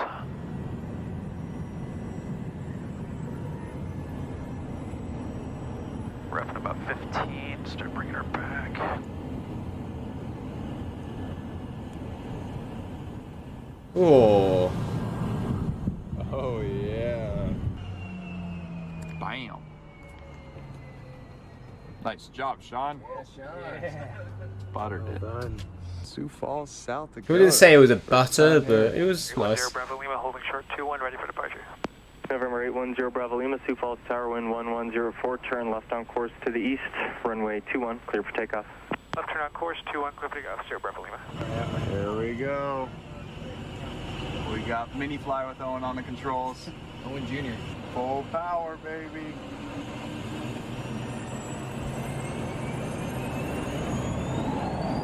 Woohoo! Launch control. Static takeoff. It's a lot better than Provo. Oshkosh, here we come. And did I mention VFR Oshkosh? Here we come. Mr. Bravo Lima, what's your approximate destination and what altitude? We're going to Oshkosh, VFR 175810 Bravo Lima. Pressing. VFR arrival procedures in effect, endeavor transition, runway 27 and runways 36 left and right in use. Monitor Oshkosh approach control frequency 120.7. For runway assignment and frequency, Oshkosh tower controllers will assign either runway 36 left or 36 right.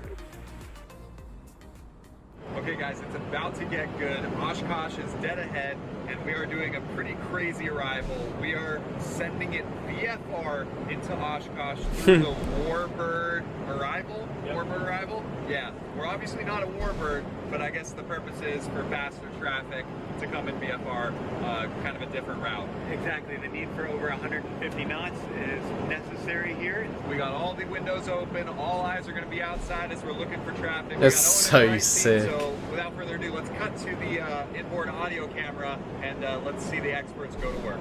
Alright guys, we are on the descent into Oshkosh out of 16.5 right now to cross Rando at 11. Probably cancel somewhere around there. 151, contact Proceed to the city of Fond du Lac to begin to commence the Warbird arrival. We're probably going to kind of want to follow this path anyways, so we're kind of coming in from the south instead of cutting over. Would you agree? No, they didn't want you to fly over the airport there, so they're expecting us to fly some other place after Rando. So Rando is our drop dead to cancel them. Forward number 810 Bravo Lima, radar services terminated. Block VFR, clear from center frequency, good day. Hey, we'll see you guys later, 0 Bravo Lima. Perfect. Alright, so shall we keep it going down to 3,500? Oh. Set that in for you. Switch to 26.6. We'll call them over Fond du Lac. Keeping our eyes out. Ramp it up. Look at this. Oh boy. Tell them blue plane because I don't think they see any white on this thing. Okay, blue sight. Yeah, I forgot you painted it. Blue citation. There's Fond du Lac. Yeah, so you might have to adjust a couple degrees to the left just to fly directly over the town. 33 is the top of their airspace, so 35 should put us above Fond du Lac's airspace. This is easier than I thought. Way easier. Bonanza, good job. Left turn and left turn to the grass. Cessna, half-mile left base from my 36 left, clear to land outer after the yellow dot. Give her a call? Yep. Oshkosh Blue Citation, Fond du Lac 3500. Citation of Fond du Lac, report Warbird Island. Port Warbird. Cessna, half-mile left base from my 36 left, clear to land outer after the yellow dot. So I'd say we can go direct to Warbird Island right now, and that'll keep us on the west shore. So if necessary, be ready for left turn orbits at 2800 over the island. If we don't get a landing clearance. Clear half-mile left base from my 36 left, clear to land outer after yellow dot. Then get down under control, left turn to the grass for me, left turn to the grass. Sorry, the Mooney had a comm failure at base for 36. That's it right there. So we're doing my 36 left, clear to land outer after the yellow dot. Get it down under control, left turn to the grass after the yellow dot. High wing, just the pink dot, turn left into the grass for me, you have traffic just behind you. There you go, thank you, good job. Red right, having sit down, red right, having sit down. Blue Citation, Warbird Island. Citation, report 2-mile final, right base. Report 2-mile final. Citation, can you take 36 right? Affirm. 36 right. Roger. For us? Blue Citation, make a straight in right, 36 right, report 2-mile final. Straight in 36 right. Prototype, All right, let's do it. So down to 1800. Land outer after yellow dot, everyone get it under control and into the grass, left turn in the grass. And 150 knots. Straight in 36 right. Fond du Lac, report the 42 miles. Really a straight in, I gotta do it. Yeah, you kind of got to maneuver a little bit. We'll get to land on a taxiway today. Only on special occasions. Traffic, 12 o'clock, Blue low, Citation, 2-mile 1 final, mile. 36 right. Blue Citation, runway 36 right, Clear to land outer after the green or red square. Out after red square, high-speed taxi all the way down to the end. Traffic runway 36 left, use caution. Red square all the way to the end. Clear to land, 36 right. Tell me if you see the red square. I'll be looking for it. There, it looks like it's about halfway down the runway. Cessna half-mile left base, yellow dot, clear to land runway 36 left. Alright, you're fully configured, flaps are full. Runway in sight. That's so Here sick. we go, landing runway 36. 36 right, aka the taxiway. Oh, look at all the planes. There are already so many. Traffic landing runway 36 left. There is a citation landing runway 36 right. Just off your right side, now landing 36 right. Good, speed's 115. Traffic's in sight, 36 right. Sierra Zero reports at 2 mile final. Cherokee half-mile left base, runway 36 left, to the land, runway 36 left, outer after yellow dot. Purple Sierra reported 2 mile final, 36 right, the right side skinny.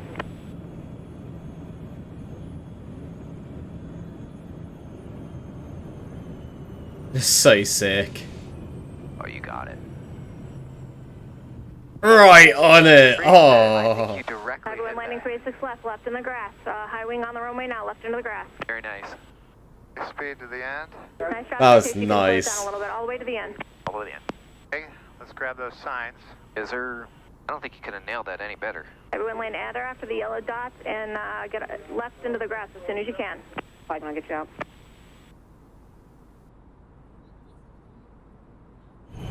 Crossing one of the busiest runways in Oshkosh. One of the busiest runways in the world. Crossing it right now. We get over to Bravo, then we're home free. Yep. Blue citations on Alpha going to Hilton. Right for that. Sweet though, isn't it? That was awesome. Piece of cake. Warbird arrival's the freaking bomb. Yeah, that was the way to do it. Right That's there. the way to do it. Screw the IFR business. They're all just sitting, enjoying all the planes go by. Hello! Well, guys, welcome to Oshkosh. Brad, great job, and thanks for the ride. Go have some fun this week, huh? Yeah, thanks for coming. And there we are at the Hilton Hotel, parking right out front. Probably one of the best parking spots in the entire air show for us. Crazy. And it's next to another Mustang. We are now a VFR Warbird. That is so sick. That's a nice landing. Yeah! Welcome to Oshkosh. Those fans put in some work. I wonder if they're Pratt & Whitney's, like the 501, or if there's something different. Wow. That's so sick. Was that an F-15? F-22?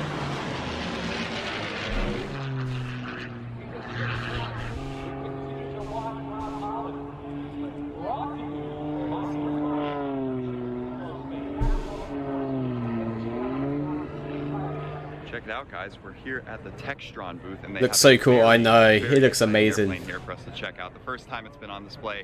Actually, two very, very exciting planes. The first one right here, the new Velis Electro. Super cool. Bi-pipistrel Textron E-Aviation. This thing, we've been wanting to see it because we're probably going to buy one, and here it is. I've seen one of these in real life See before. if we fit and get some ideas on the specs and the screens and see it light up for the first time before we hopefully test fly it. So what an opportunity to be in the Velis Electro. Whoa. Look at that. What a weird display to see in a plane. Batteries. Lots of stuff is carbon fiber. I see the wing here, spar, everything carbon fiber? Yes, entirely. I'm so glad they have this little cutout for our heads to fit. Yeah, yeah. If it was just this height, we'd be toast. I am gonna need a slim headset though. The headset, we might need the Pro Flights so that we don't bump our head. But yeah, you could totally get away with the Pro Flights because it's an Alpha.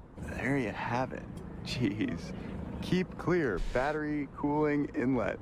Lithium ion warning. That's funny to see on a plane. You're not used to seeing that. Passing by this sweet Bonanza on our way to the Denali. Ooh, the King Air 360. That thing is sick. We were just in that earlier. 11 seats. And without further ado, here is the new Beechcraft Denali. One of the hottest planes here at Oshkosh. Figured I'd have to show it on video for you guys. It's like a 3000 flight deck. It's a Textron equivalent of a PC-12. Up here. Look at that. Way more room. Oh, that's really nice. Here. Wow, easy to get up here too. Super wide. Oh my gosh, look at this. What? This is stunning. So basically, Wonder how much that is. Was that G4000, G5000? Busy all all day. Is this a PC-12 killer? Comment down below. About time the PC-12 gets some serious competition after being around for like 25 years with not... Oh, look at that cabin. There's so much space. Check it out back here. Plenty of room. Look at this. Wonder if you need a type rating for that. And then all the way back here, got some luggage area. And a bathroom. And the lavatory with, I guess, a That's potty seat nuts. under there. There's so much space. Sure enough. I noticed up front it has 2,700 hours on it, and probably like 1,000 people coming in and out of it all the time at these shows, displays. I think it's holding up really well. Yeah, I like this a lot. So much room. What the heck? Look at this. 6'6" and so 6'4", nice. and we have plenty of room. I was sitting here with Sean, and there wasn't a problem. Can you set up like a bed, a couch, a hammock maybe? Yeah, what is this area for? Is this purely storage, or can we like put a bed here? That would be pretty cool. What do you guys think? PC-12 or the new Denali? They're hoping, I guess they're taking orders, and they're hoping to... Beechcraft Denali.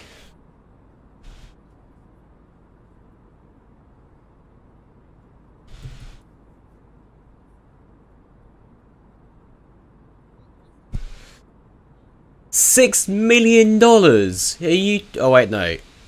Yeah, that's bloody hell. That's a lot. It's nice though. Textron.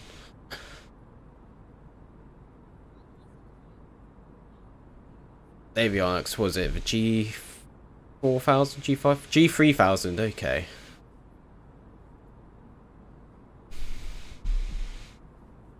It's massive though, and it has a toilet in it.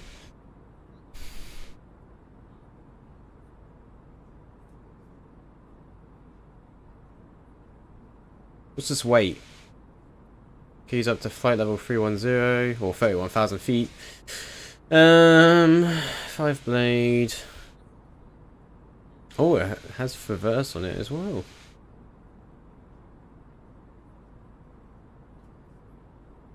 There's the emergency auto land feature, which is cool.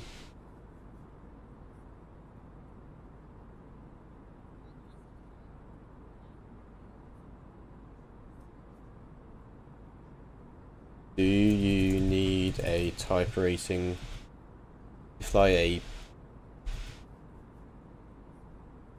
Denali?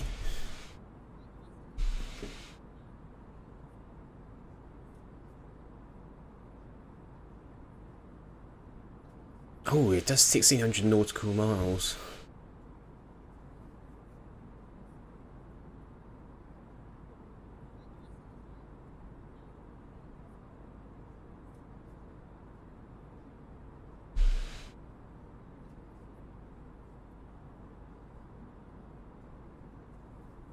Ooh, I might possibly need a type rating for this. To have it rolling out by sounds like it's close to but it. Hey, it's super cool to see a plane like this. You know, this is, I feel like, the future of this class. Just one big, powerful turboprop up front, very efficient. Anyway, maybe one day, maybe if we sell all of our planes and cars, we'll be able to afford it. So we just go out the baggage door. Yeah, I guess so. So what do you guys think? Would you rather save the money, go with the I want one. or would you take the King Air 360, the Big Daddy, with the PT6-60? Then you need a type engines, rating for that. 1,050 horsepower side, 11 seats. This is just like fantasy shopping. I don't know if we'll ever have planes like this in our hangar, but maybe one day. But then again, Oshkosh 5 years ago when we went was fantasy shopping, right? Yeah, that's true. Dang. It's like a Lamborghini interior. Okay, I lied. We actually have a third plane here at the Textron booth that I have to show you guys that's new, coming out. It's the Panthera. Look at this. Come on. This is like a Lamborghini. It's like a diamond killer. Interior or something. Look at that. Gosh, it smells it's nice so actually. Good. Wow, actually fit really nicely. So they're saying 4 seats, 1,000-mile nautical range, Lycoming 540 up here, but who knows? They might have plans to turn it into an electric variant or hybrid. You never know. Cruise speeds? What are they? 200 knots. 200 knots. Max. Cruise, yeah. Cruise is 180. Gear, retractable gear. Wow. All the glasses is what it's gonna. It's not bad. G1000. G3X, so touchscreen. Okay, G3X. Yeah. Okay. We'll go to G1000 NXI for the certification. Okay. Yep. Yeah. I was wondering. Even with it closed, I still fit. Again, I'll need a not the biggest headset to make it work. Currently experimental, but they're looking to get it certified very, very soon. I feel like there's still not a whole lot of buzz with the Panthera yet, but I see this plane just really making waves. It's like a in the bigger industry. The performance looks great. The DA20. plane looks great. The interior is stunning, and I think it's a really cool departure on what you typically see for these planes. It's just fun, outside the box. Would be a really cool one to add to the hangar maybe one day. Wow, look at that. The rear seat can be removed so you can fit a set of golf clubs back there and all the carbon fiber. And that looks like the avionics track. For a parachute? Awesome stuff here at Textron. What do you guys think? Which is your favorite? I get that you're going to say the Denali, but for the money, which do you think is the coolest new plane being revealed and hitting the market? Denali, Bell Electro, or the Panthera? You already know. I like the Panthera. What do you guys think of the two paint scheme specs on these two planes right here? We got the G2 Plus Vision Jet in this kind of like Nardo gray with, what color blue is that? It's like a, yeah, it's like an indigo, like maybe a darker indigo. Beautiful color. Super interesting. I'm not too keen on it. And then of course we got Emmy right here. Cameras allowed. Yeah, no cameras allowed. And then this, probably even a crazier spec, is this one right here with orange, blue. Oh, I like that color scheme actually. That's pretty like sporty. Yes, it's like a really pretty metallic blue. Look at the interior though. So cool. Alcantara with the contrast, orange stitching and padding. I mean, this thing is pretty epic. So which spec do you like better? Definitely two show-stopping planes. Good to have them right here on the corner. It attracts a lot of people into the booth. Update, we found our way over to Pilatus and check it out, the PC-24. I like this. Jonathan and Jay are up there. What do you think, Jay? It's gorgeous. I love the yoke. Nice. Jonathan? Really nice because you have a lot of room. I think we do it. Let's give them a deposit. Pilots approve. Look at the area back here. They say you can fit 2 motorcycles back here. Oh wow, that's loads of space in the cargo. You take out these bulkheads and fit 2 motorcycles right here. Are you kidding me? And a jet? It's crazy. I like it. Love the seats, diamond stitching. If I won the lottery, this would be on my list. Okay, guys, now for one of the coolest opportunities of Oshkosh. My buddy Skip Stewart, the crazy aerobatic pilot. You guys have probably seen his work on Instagram and YouTube. He invited us out to be the pole holders for the ribbon cutting that he's going to do, flying his plane literally like 10 feet above the ground to cut the ribbon at the center of the runway right over there during the air show. So we're going to go out there. What an opportunity. We got 6 of us going, so without further ado, let's walk out to the runway and hold these poles. Oshkosh 23, signing our life away. We're excited to go see how this is. What do you think, Sean? Sick footage. There we go. Jillian? Yeah? Chris? Yeah? And Oh, I love it. He's got a little one of the old cameras, disposable cameras. The A10's finished. We are up. We're getting all vested up. Oh my. You've never been this close. Oh, this is pretty legit, man. Oh my gosh, and we're about to go right out there. Oh, here's this plane right here. We get to check it out. Wow. Oh, Dynon Avionics. Look at that. So how much horsepower in the little plane? This is about 390. And how much does it weigh?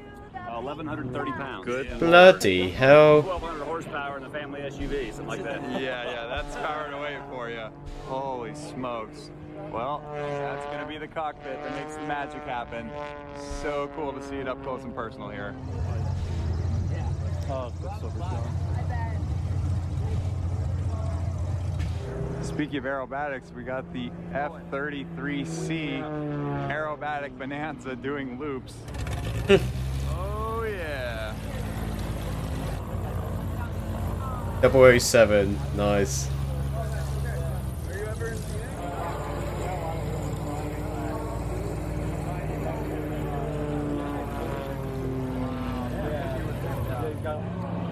Dang. Let's check up to see how we're doing in the sim.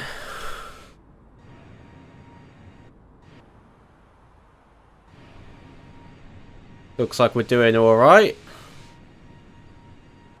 How much fuel we got left? £14,000. Still got plenty. Still expected to land around 20 past. Alright. So cool. Guys, we're in the show. Like, look at all the people in the stands. And we're walking onto the runway. What an opportunity. Thank you, Skip Stewart. Oh my gosh. Not many people can say they've been stood on an active runway.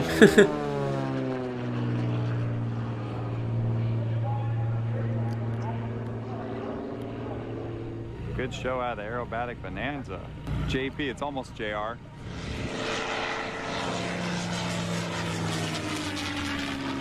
It's so cool. That's where the fans belong, and here we are in the air show. Oh yeah, that's one way to take off. Holy crap.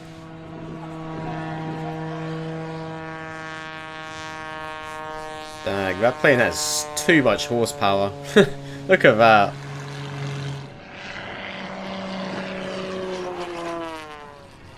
Wow.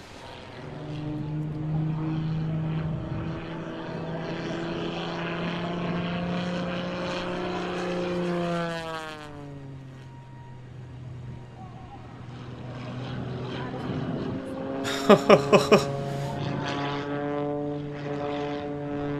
time, go time, go time. This is crazy. That's sick. Let's get it. Oh my gosh, on the runway of Oshkosh. Let's get a haircut. Oh my gosh. That looks so cool.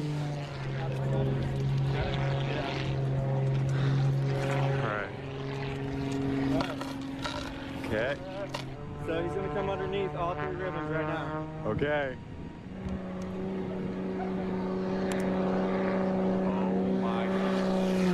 Oh my gosh. Okay, next up, he's gonna cut the top ribbons inverted. Oh my goodness. That's one. Yep, he cut it. What the hell? 1, 2, 3. Okay, That's so sick. Snap roll over the middle. Under. 9 fetch, cut the last one. Oh. Oh my gosh. No way.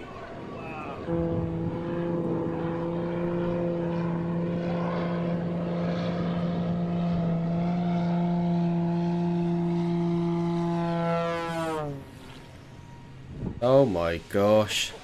That is insane. Bruh, that's like me in the sim. I can definitely do that. Oh my gosh, that's actually insane. Bloody hell. Wow. Oh my gosh. I can get a photo for you guys.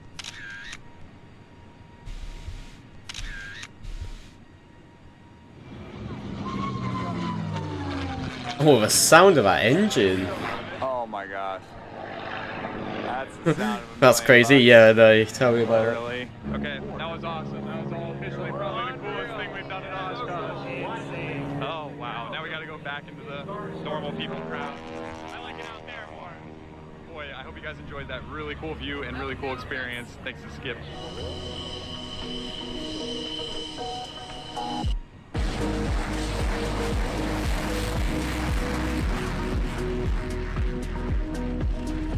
Oh, that's cool. F-35, nice. So loud.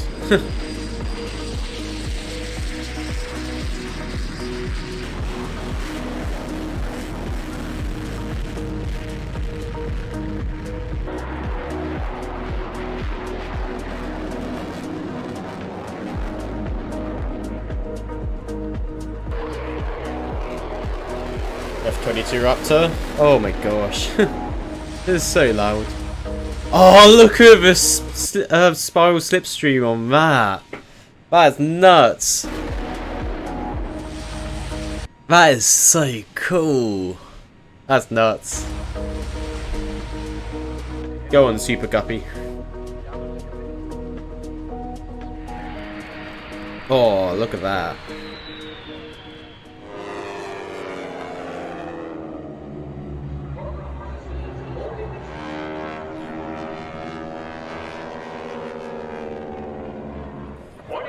Mix 17.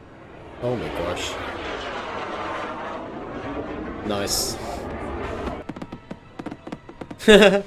That's sick. I want to fly that.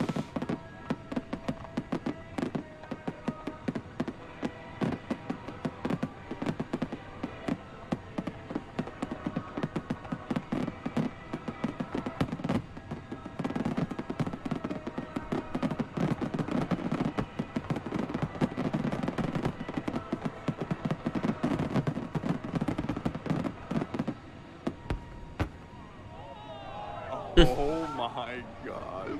That's sick. That's Oppenheimer. Good preview for Oppenheimer. That was a cool video, I have to say. That was a good one. That was a pretty sick video. Fair play to him.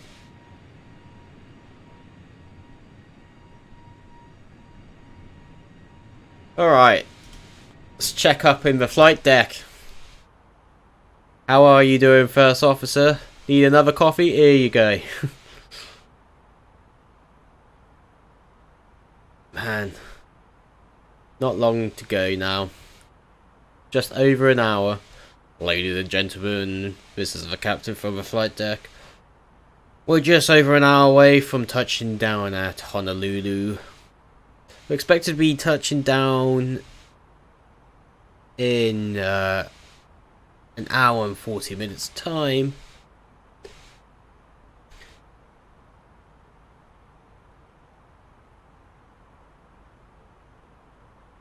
Okay.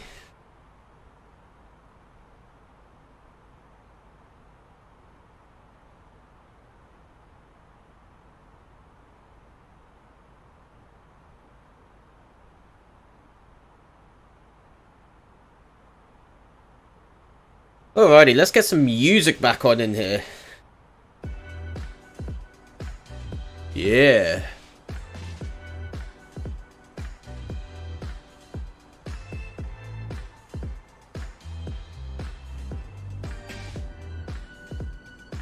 Let's go. Looking pretty good so far. Know what? Let's see if we can get Adam in the call.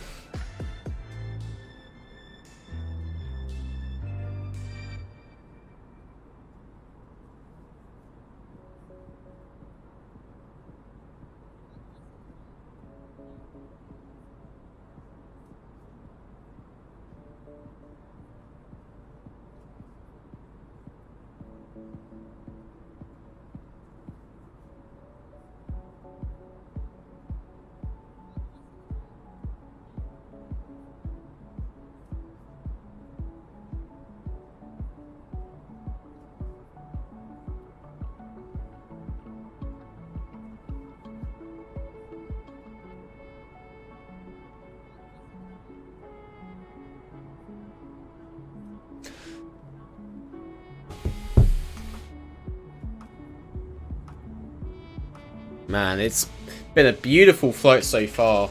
Not too bad with the weather either. The sunrise was spectacular too. I couldn't ask for a better departure really, it was just stunning. That sunrise was amazing, especially as we were climbing out of LAX. When we was at like 8,000-9,000 feet and we were turning, it was beautiful.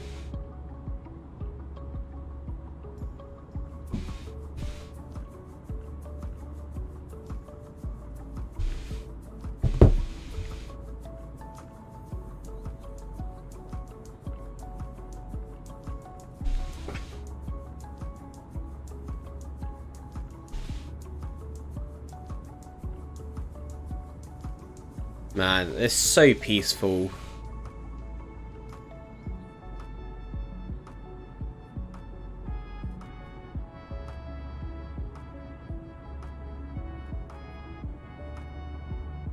You know what, let's start getting prepared for the arrival at least. So, let's go back into the flight deck and load up the flight tablet. Let's see what the flight plan was suggesting and we'll see if it's suitable for us.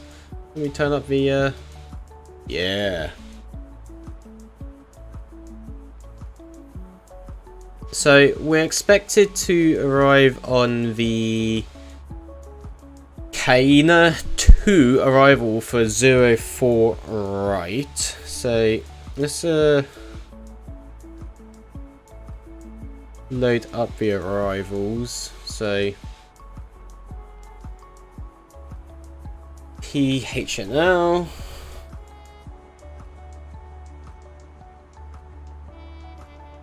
So controlled airspace is from 9,000 feet to surface. And taxiways. So 04 right is what we're expected to land on.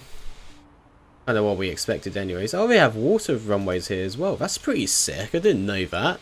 04 right anyways. So Kaina 2 for 04 right. Let's look at the procedures. Approaches. 04 right. We'll take the Yankee.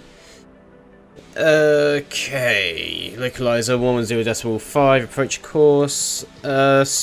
Looks like a typical standard approach where you go to Alana and pretty much looks like we're doing a DME arc actually, which in our Mukdu already have it pre-calculated anyway. So DME arc of 13.9 nautical miles, starting on a radius of 171 from Alana, all the way to the radius of 042 or 214. Yeah, so outbound radial of 214 until we're pretty much established with a localizer from between 3,000 and 2,000 feet from Yepgu and Derry, which is between here, which we should capture it via localizer and glide slope.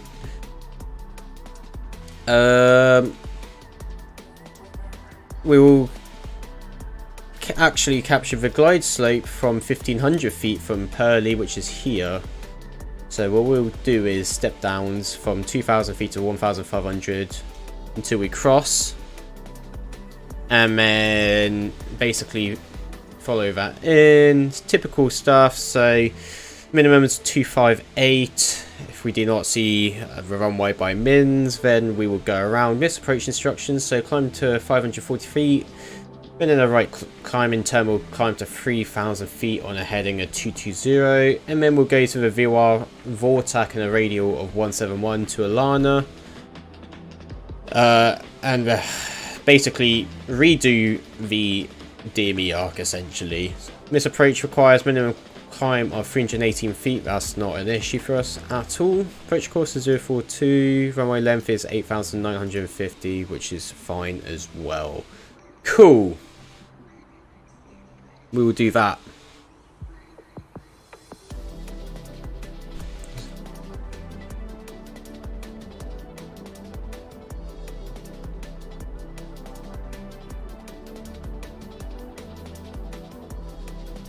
For right Yankee, Kaina 2 via Alana, insert. Cool. So that's our arrival brief pretty much covered.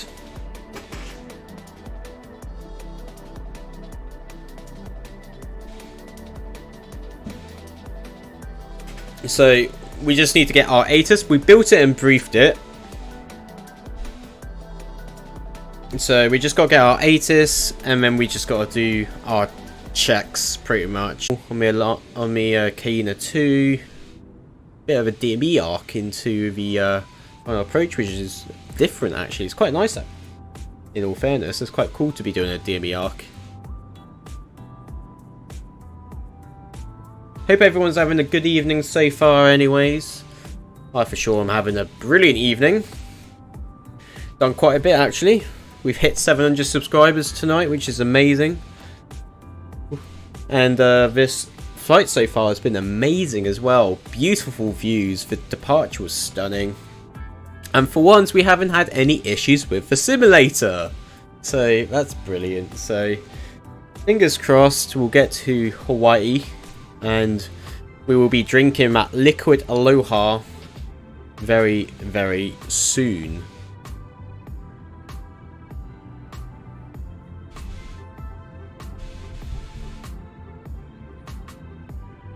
Nice brief, yeah. I mean, it's a standard brief. Well, how I was taught to basically do my approaches is ABBC, or was it ABBCD or something like that? So A for ATIS, so weather. BB, build and brief. Build the thing, which we've done, and then we briefed it, which we looked at our plate. C, checklist. And yeah, it's quite simple. D, double check, make sure that we've done it. Yeah, it's a really easy way. A, B, B, C, D. ATIS, build, brief, checklist, double check.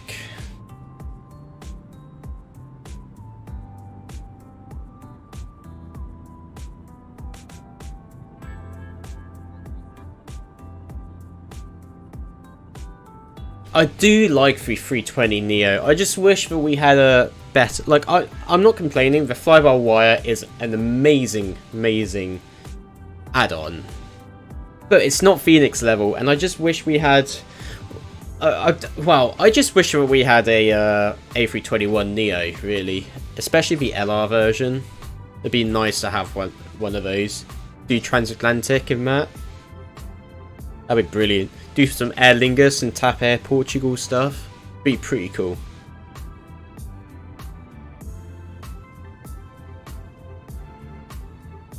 But this fly-by-wire is still very good. I mean, for freeway, it's excellent, I'd say.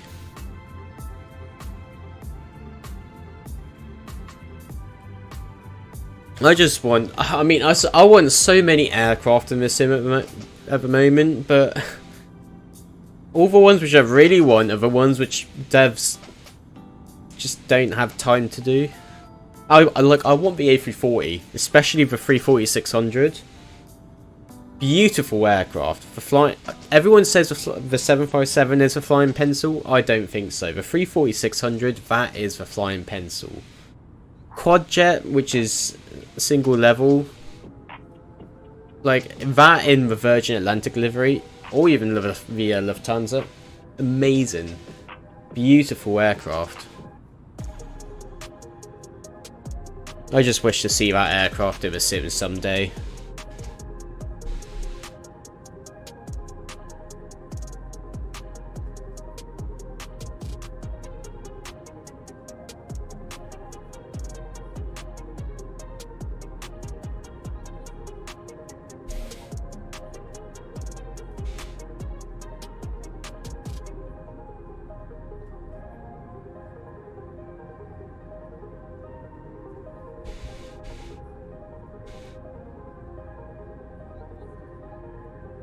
Yeah, the 346 would be cool. Yeah, absolutely.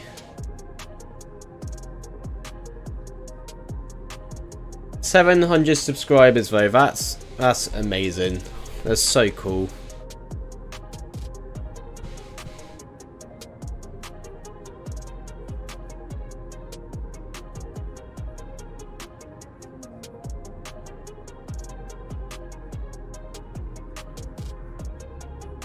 I do wish our shared cockpit video, our recent one, did pop off a bit more though. It was such a cool video. It's a shame it didn't.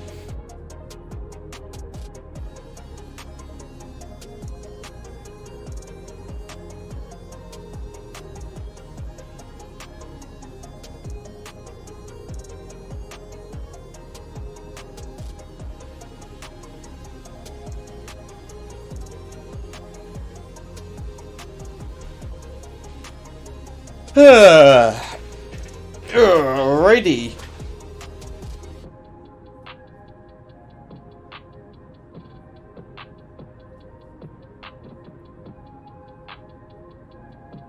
It's such a beautiful day in the South Pacific.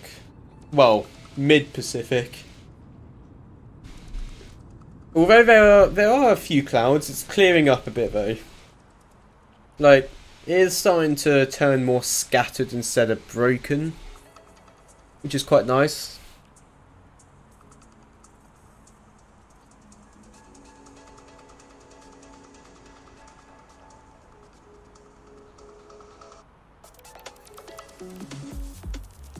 we are coming close now.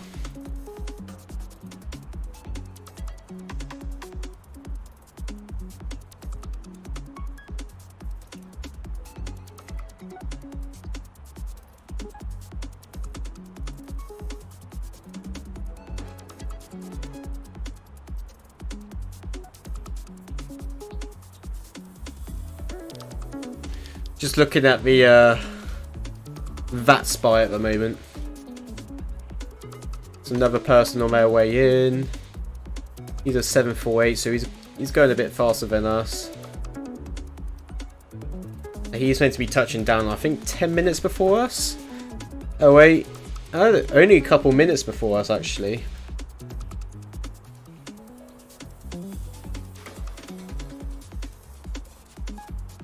Oh, he's going.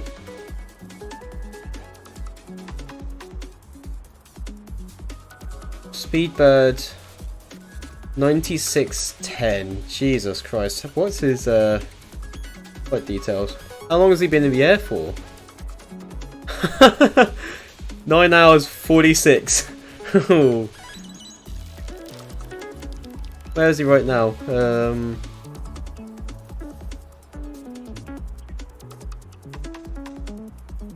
There you are. Yo, I'm back. Nice. You want a call or something, Adam? Whereas he's been in the air for ages. 777-200. Can't believe he's doing that route. That's nuts. It's gonna be like 16 hours by the time he touches down.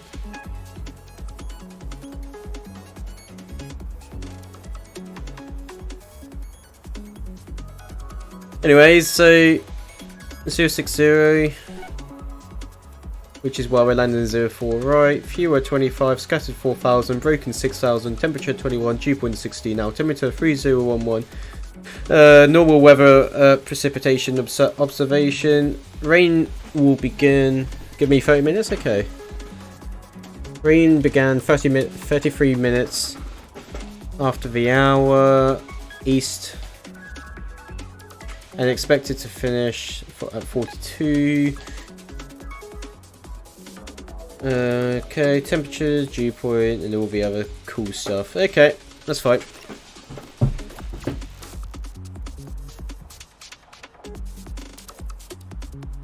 I'm skipping this song. This is so crap. I couldn't listen to that song anymore. You're going to LAX, Shanghai to San Francisco. American 789 going to San Francisco from Darwin. Guam. That's a cool route actually. Honolulu to Guam with a 777. Qantas flight.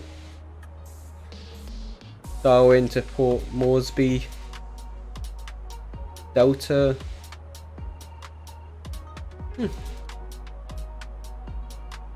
Hong Kong.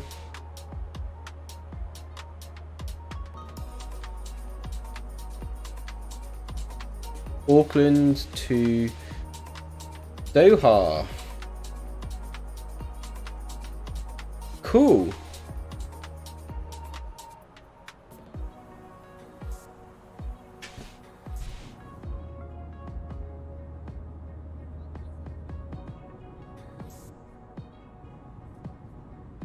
Cool.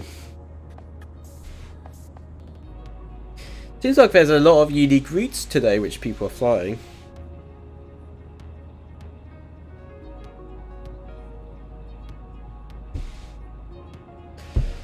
Wow, these views though. Oh, tell me about it.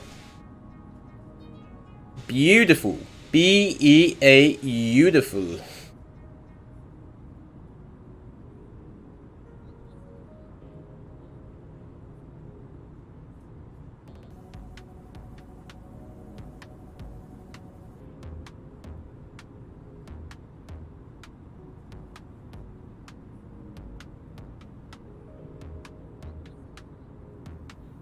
Looks so clean, this aircraft.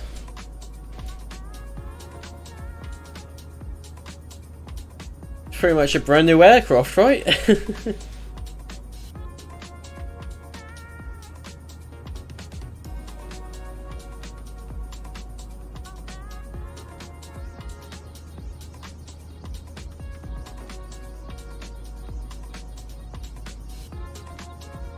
I better butter this landing now.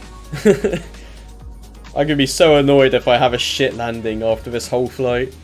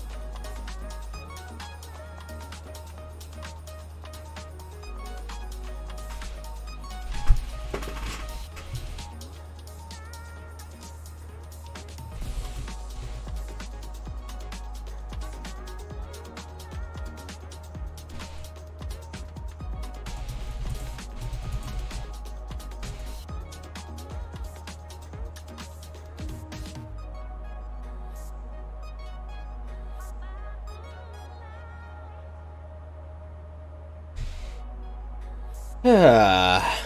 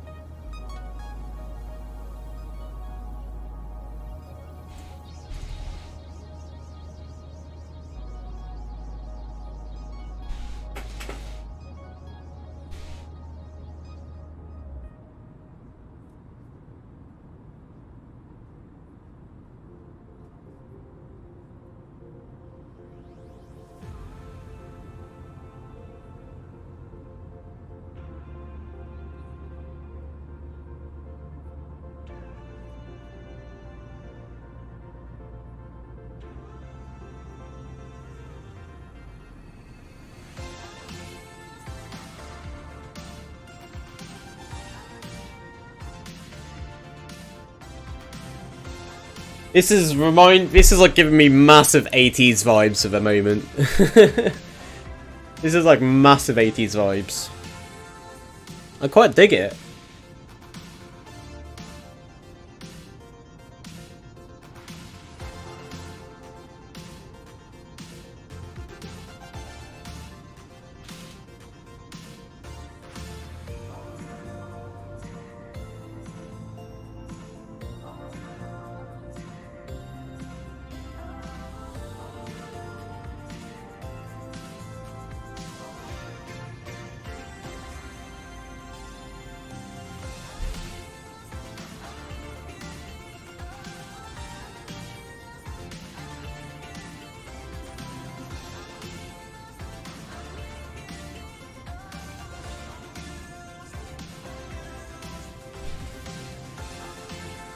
I do dig this song. Oh, these views are spectacular though. What's the name of this song? Give it a like. Getting Lost. I wish that the FlyByWire had an interior though, which you could walk through.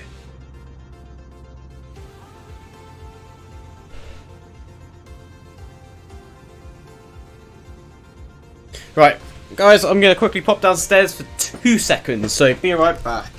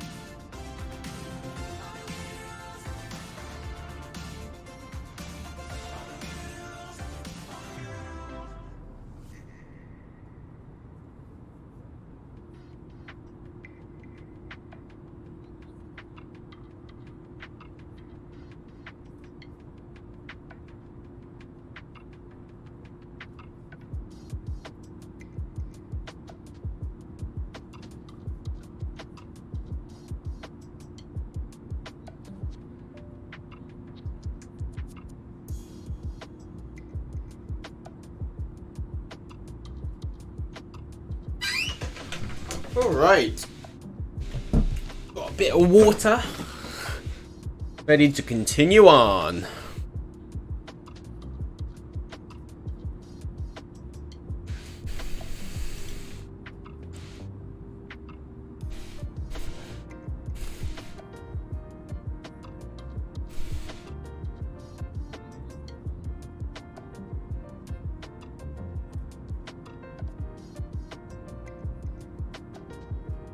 Okay, so let's just quickly brief what we're going to do once we're on the ground. So, I'm going to capture, here we are. Let's make it a bit bigger. So, obviously we're landing to 04 right, this runway right here. We're expected to park in taxiway Charlie 2, which is roughly here. So when we land, we want to try to take the high speed exit of Kilo. Don't get confused with it saying HS. HS doesn't mean high speed. It means it's a hotspot, which we'll look into in a minute. So what we'll do is vacate left off of Kilo and basically taxi from Kilo, crossing 04 left and also 08 left, and taxi Kilo to Zulu, Zulu to the ramp. Let's have a look at the hotspots. Do they have hotspots on here? Yep. So, was it hotspot 1? Yes. So HS1 here. So aircraft landing 04 right and exiting left onto Kilo sometimes fail to hold short of 04 left and 22 left, which is this one here. 22 right. So we're just gonna have to, let's say that they're not landing 22 left and 04 left and 22 right, so we're going to be cleared to vacate left off 04 right and cross 04 left and 08 left, which is here. When holding short, ATC is aware of aircraft tail is encroaching landing runway. Okay, so that's what it's pretty much saying. So this hotspot right here, which is this bit here, basically saying that a lot of pilots typically fail to recognize that they're encroaching or causing a runway incursion by entering 04 left or 08 left. So what we're going to do anyway is we're just going to cross it. There's no issue with that for us today. We have no reason to hold short of 04 left or 08 left. And then we'll taxi Kilo to Zulu and then into the ramp. Quite simple. Okay. Cool. Easy as cake.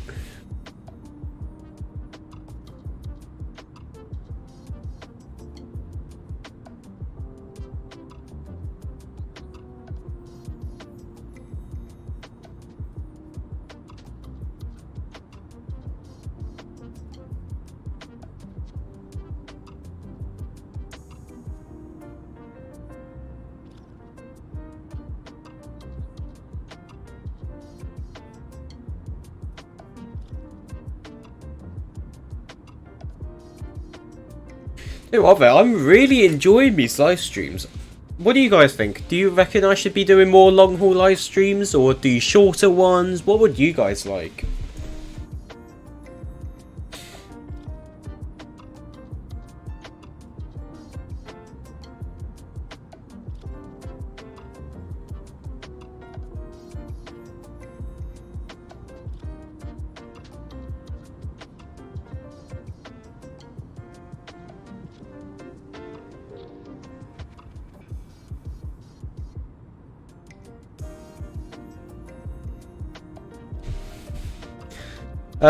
You should do more of these streams. Yeah, definitely. I like both. I like chilling out on a long haul, but then I like the excitement of a short haul because it happens so fast. Totally agree. Totally agree. I do like both of them, but I will be doing more streams definitely. I just need to yeah. I've got more time now, thankfully, so, well, at the moment I've got a bit of time, so I will try to do more streams. I might do another stream tomorrow. It'll probably be during the day, probably won't be as long as this, but definitely will be doing more. But I do really enjoy these. It's just a time to really chill out and just relax, really. Man, it's nothing but ocean. Wonder if we could see anything coming up. Nope.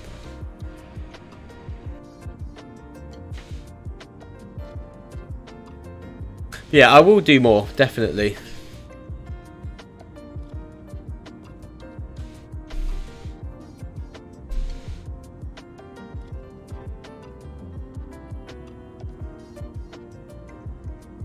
See if Adam's coming on soon. Tell you what though, the stream's doing quite well though. Performing quite well. Good amount of people have been coming in.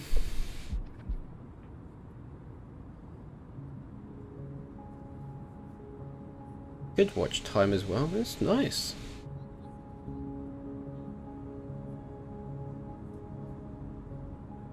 I still can't believe we've hit 700 subs, that's insane.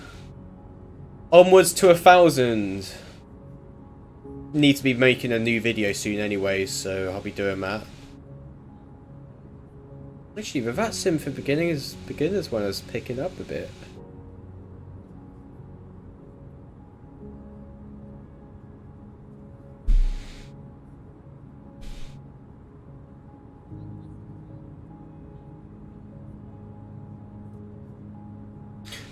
Need to do part 2 for that, actually. Might do that tomorrow.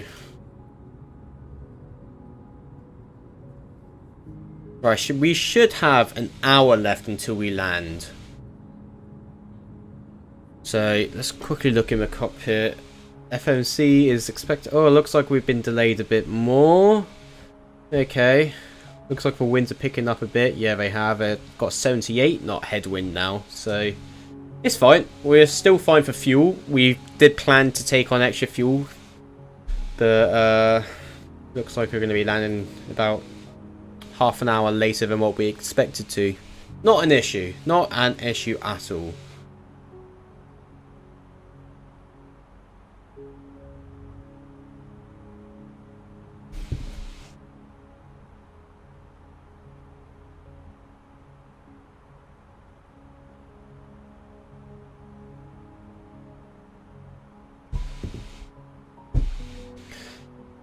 Wow, nearly 5 hours you've been in the air? Yeah. Quite a long time to be in the air for a 320. It's not too bad though. It's not too bad at all. Got £11,000. We got an hour and a half. Hour and 20 left. So we've got plenty of fuel. Our current burn rate, which is not being shown apparently.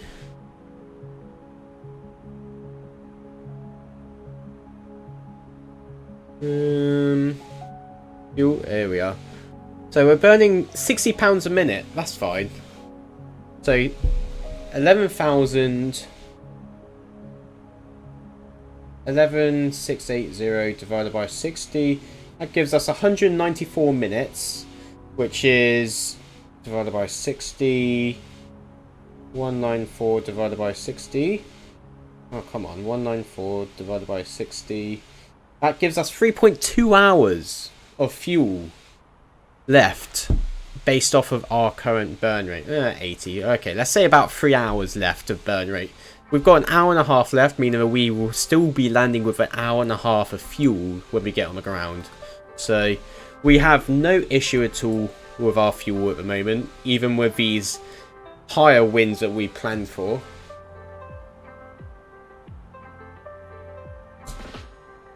Don't forget, we also took off with 60 minutes reserve, plus the extra taxi fuel, and also an additional 30 minutes of fuel on top of that. So, yeah.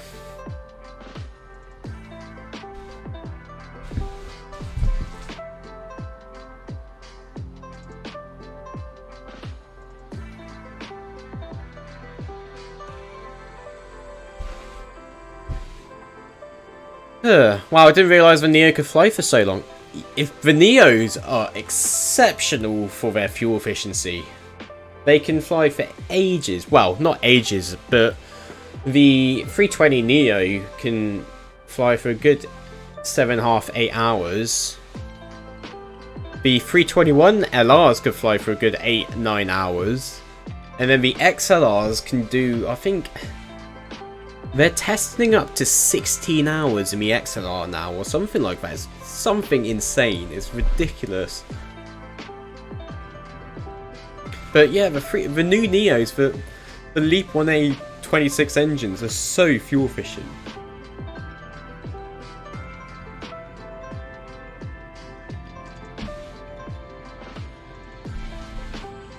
They should whack the Leap engines on the 340, on the 300, and make it the 340 there. Imagine that.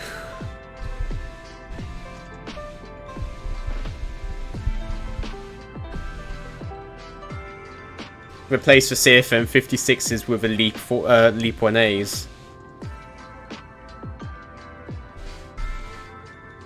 That would be funny, yeah. It would probably do quite well, in all fairness. We didn't have an ETOPS rating, or wouldn't need one anyways, because it's quad engine.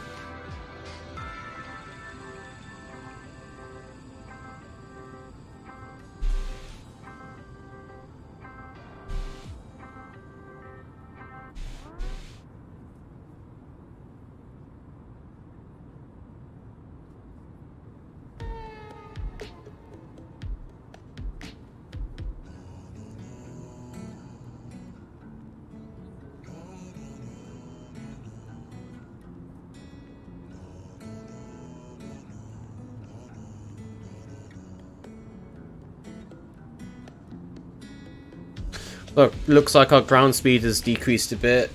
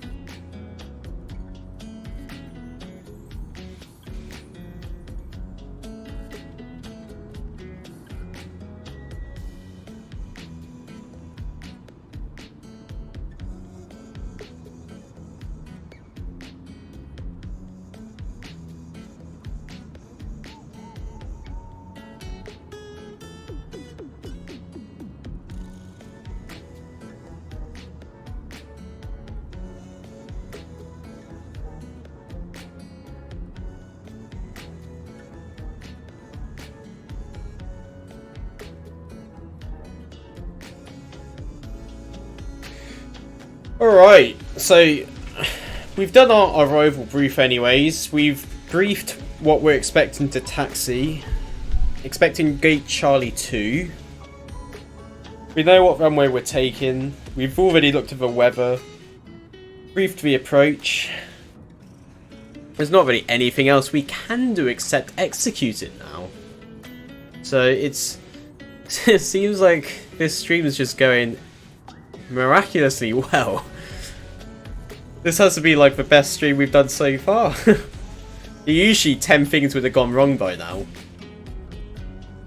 So yeah, it's nice to see things going right for once.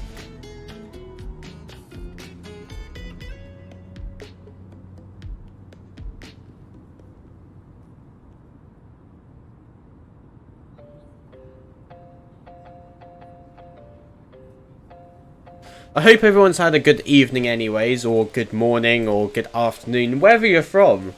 I hope you've all been having a good day so far. Ground speed's starting to increase a bit. Okay, we're in the 400s again, nice. Yeah, I hope everyone's been having a good day so far.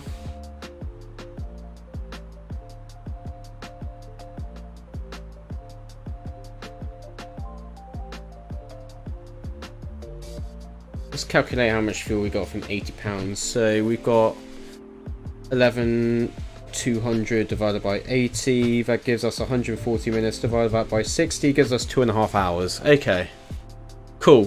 2.5 hours of fuel. We only need about an hour and a half, so we will still be landing with an hour's fuel at 80 pounds a minute. So we've got plenty of fuel.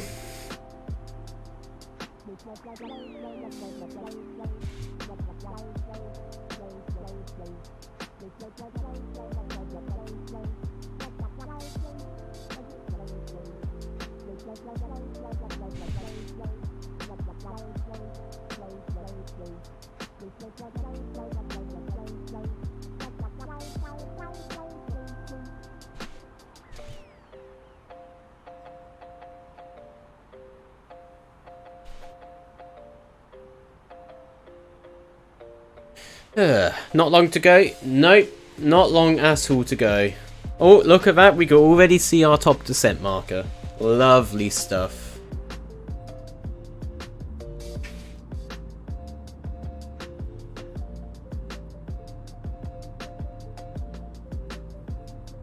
I don't know how performance is going to do though.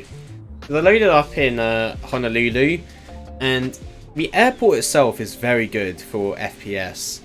Outside of the airport, downtown Honolulu, or Hawaii itself, is shocking for FPS. So it's going to be interesting how this approach does.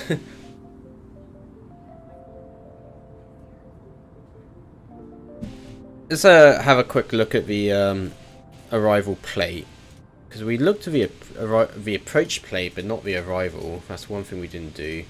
We're doing the Kana 2, Kaina, which is an RNAV. So let's turn on that.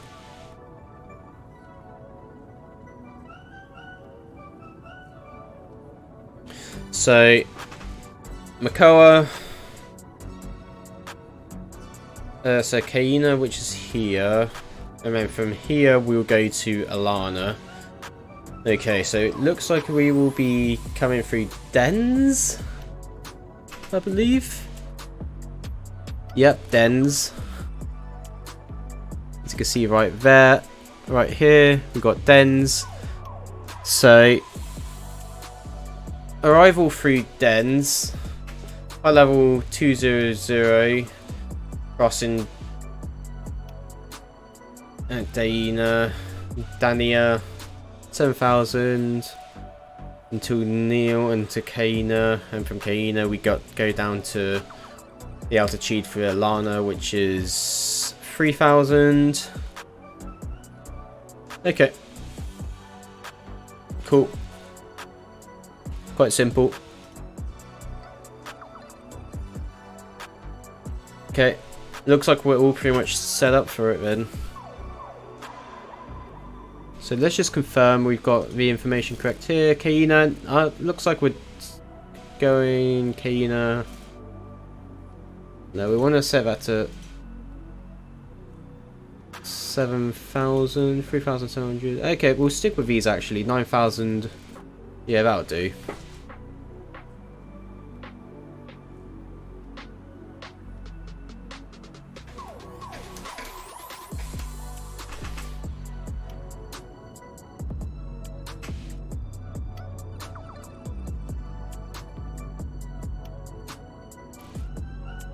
Is it Friday? It is as well. Oh my gosh. I didn't even realise it was a Friday.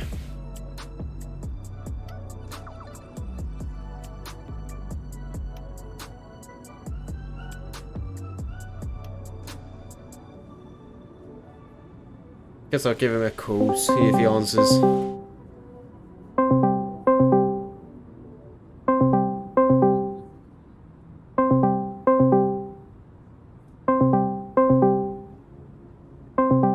I'm giving you a call now.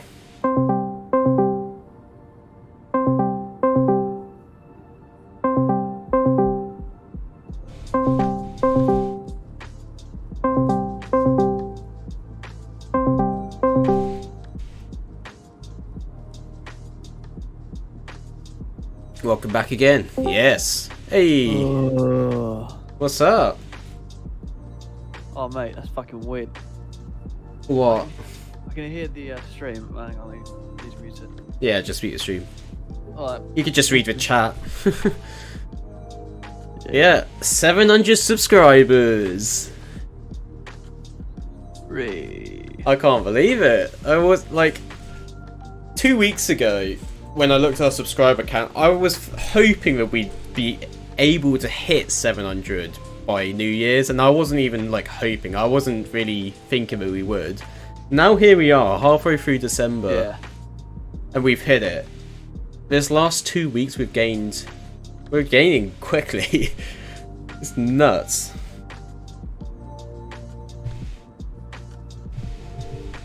Yeah. So it seems like Logan's, 74 King, and VGM are main ones talking at the moment. I've had people coming in and out throughout the whole stream. We've done quite good in terms of viewers on the stream so far, which is quite good. I'm definitely going to do more streams. It seems like I've sort of ironed out all of the issues with like bugs and shit, so I'm able to actually stream now. Hours work. It was alright, mate. Yeah, I didn't even realise it was Friday. I was just checked and I realised it was Friday. I was like, oh shit. I was gonna say, I kind of wish I did something tonight. Had a couple of pints, mate. Although I have to work tomorrow as well. Oh yeah, you did say that. Yeah, I'm getting my food delivery in tomorrow, so I've got some BrewDog coming in. Cool. It's on offer at the moment. 2 for £10 for 2 packs for £10.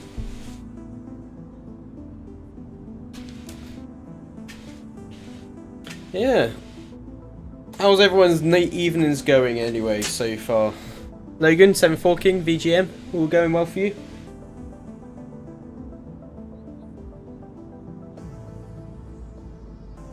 Right.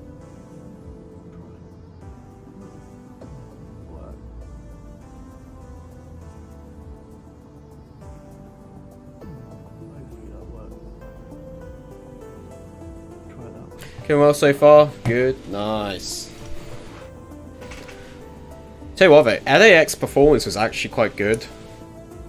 Yeah, it looked really stream. good. I went back on the stream whilst I was at work and I could see I was at solid like the 30s. sunrise. Oh, the sunrise was stunning. Yeah, because usually when, like, I don't know why, but I'm glad I loaded in the sim like an hour before, so if anything it loaded up. But usually, like, when I'm at LAX, the moment I depart, it just starts lagging because it's trying to unload it as I get away from it, and I feel like that sort of impacts the, I don't know. But like this one was just smooth. I'm worried about Honolulu because the airport itself is quite good for FPS, but outside of the airport is tragic for FPS.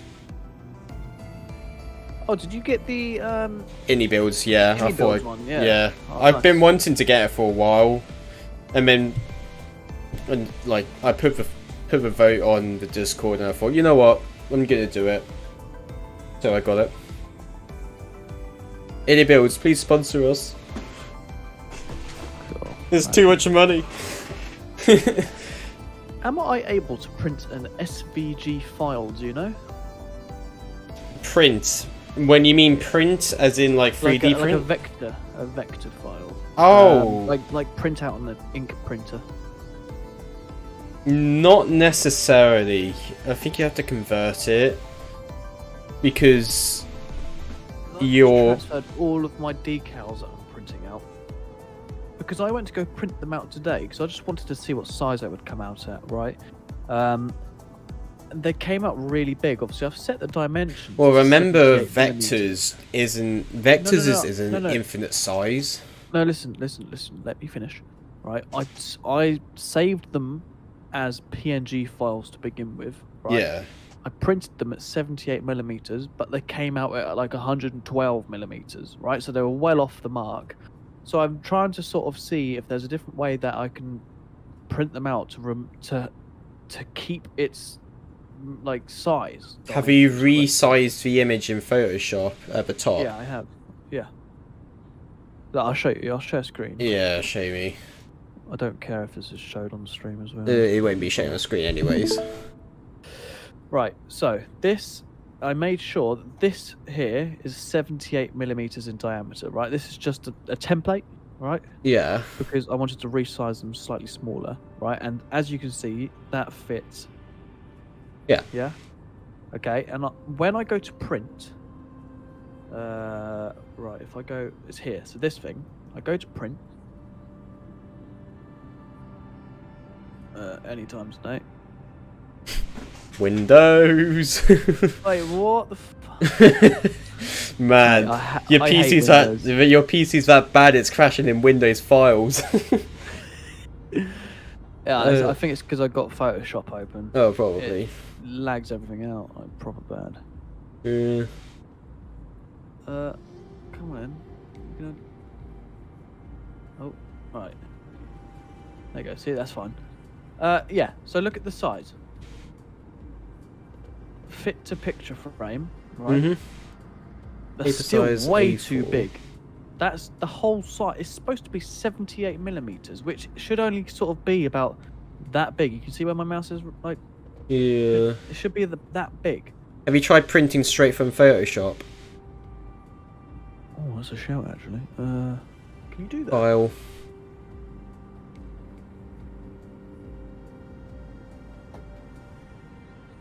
There you are. I had no idea. Yeah. Oh my god! I had no idea. Yeah, this is how you make. This is how they maintain the scales. If you set your image size from Photoshop and you want to print it, you set your print as a PDF and then you print straight from Photoshop. So you should be able to actually combine the different stuff together. All your different decals on the same page. Yeah, hang on. So if I do that, can I split them? You should be able to split them. Oh no.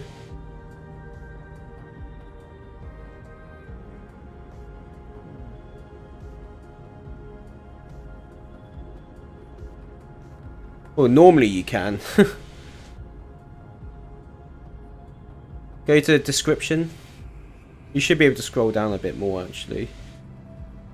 So 100% to scale, right. You see there. Yeah. Yeah, that's correct. So printing marks or functions.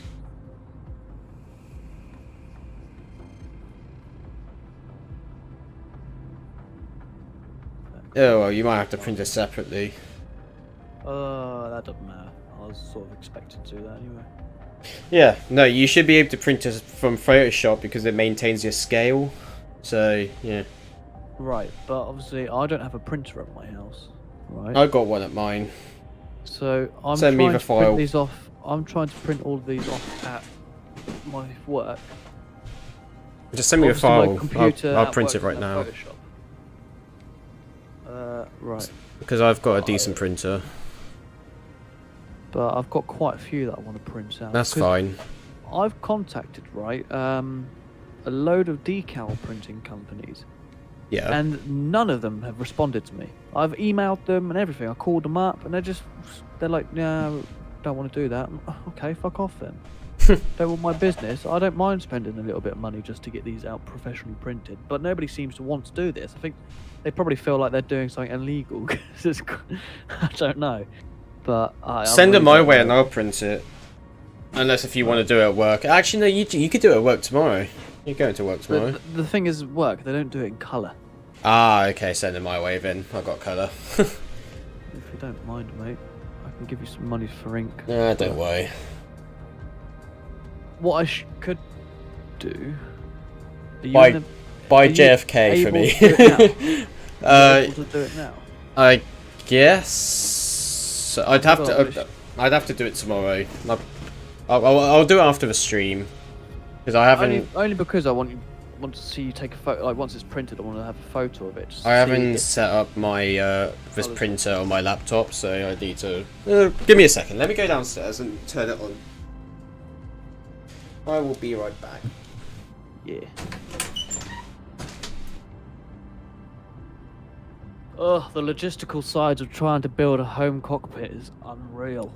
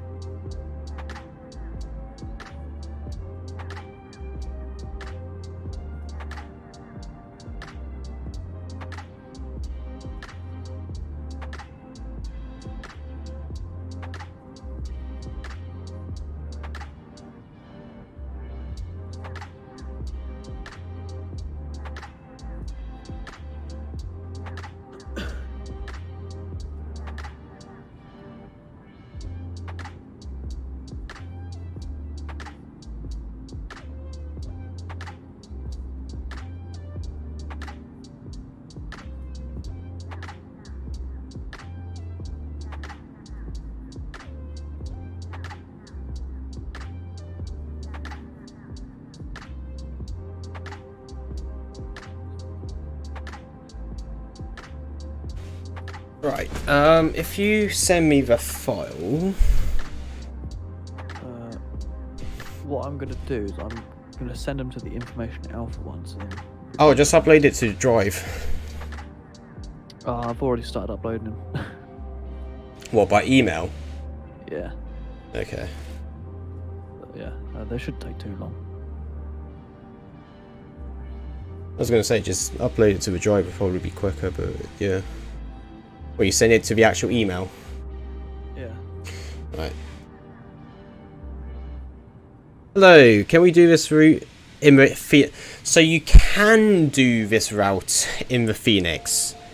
However, you have to have limited cargo and passengers due to its weight, so that they can carry more fuel.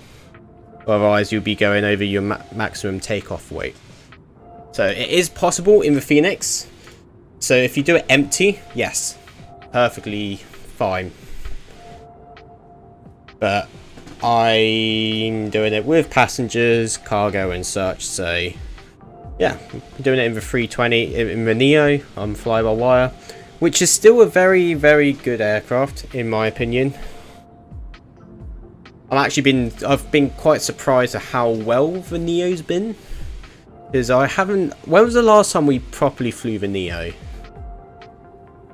Ooh, that would have been when we did Dublin to Heathrow. Yeah, that's very true. That was a couple months ago, but that was like one-off flight. It's not like we've been flying it non-stop. I think the last time we really did push this aircraft was when we did our world tour. So I think it was over a year and a half ago or something like that. Ages ago. World tour in like end of 2021, wasn't it? 2021, yeah. So at the end of 2021, this is in the early stages of Fly-by-Wire, and me and Adam basically did, what was it, 18, 19 legs? Flying all... It must have been more than that, no? It might have been, I don't know. Either way, we did... It was all of them between 2-3 hours, except from Anchorage to Honolulu, which was the longest one. Or something like that. And yeah, we basically non-stop flew the Fly-by-Wire all the way around the world.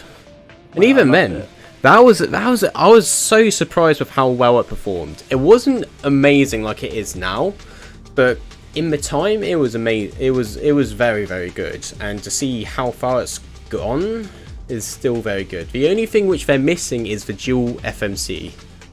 The moment they get that figured out and they can get dual FMC, that's it. They've basically created as high a fidelity Neo aircraft as the sim really needs. You don't really need anything more than that, except emergencies, But then not many people do that, so...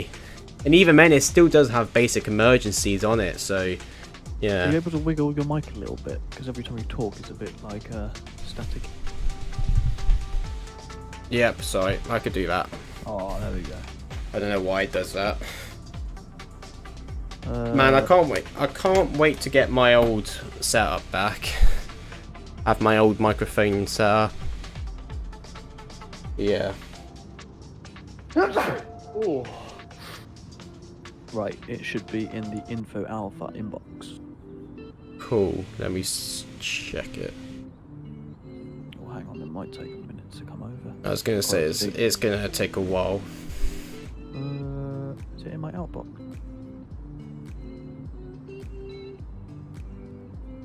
Oh, I've won an Oral-B IO Series 9 on my junk email. Oh, I can't wait to get that. Was that toothpaste or a toothbrush? Toothbrush, one of those electric ones. God, I can't wait. Alright, I've got it. Okay, so let me download all of these. How do I download them all at once? Oh, at the top. Top right, the little 3 dots, download message, I think. No. Oh, wait, no, that doesn't work. Oh. It'd be so much easier if you just click on each little. Can you see the? Oh no, icons? Oh no, it's not gonna work like that. Unless click download. Download. Is it not downloading as PSDs? It should do. Yeah, mate. Right, just look at my screen. Do this. 1 sec. You're not sharing. Oh, why has Discord done that for? This here. Download all attachments. Okay.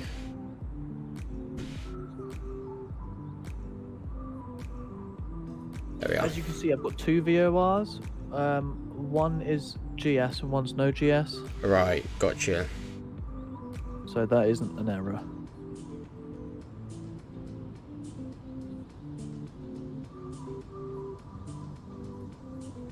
Okay, unzip, extract. Cool. What one do you want me to try first? Oh, could you try? I think the Airspeed indicator. What is the one with color? Is any Airspeed. Apart from? Is that the only one with color? You got your artificial. Oh yeah, if you could do the ones with color, just to make sure that the colors come out nice. If not, then don't worry. Try to put the printer on like a slow print. Yeah, no, I'll put on a high DPI. Yeah. So print.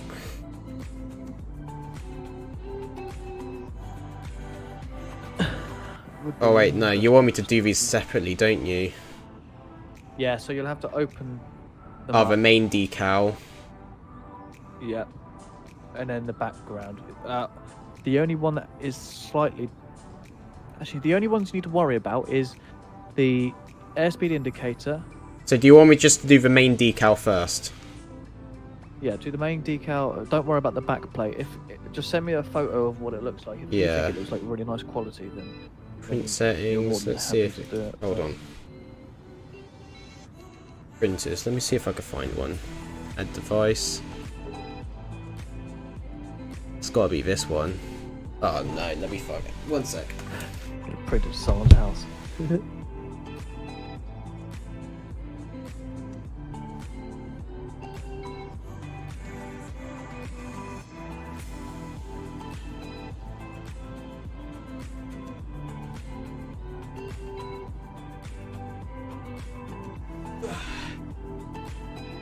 Right.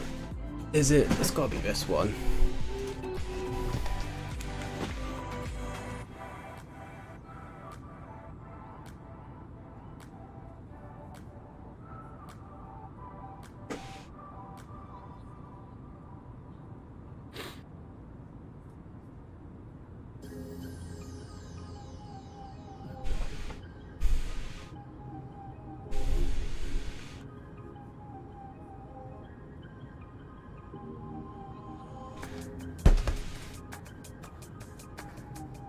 Still connecting.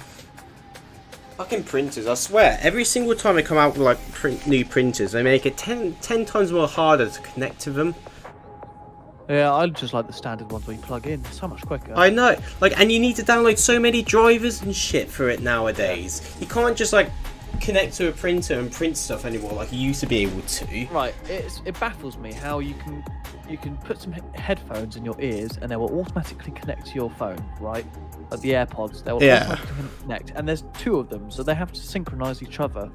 But you can't connect a bloody printer to your computer, Which sends a one-way signal.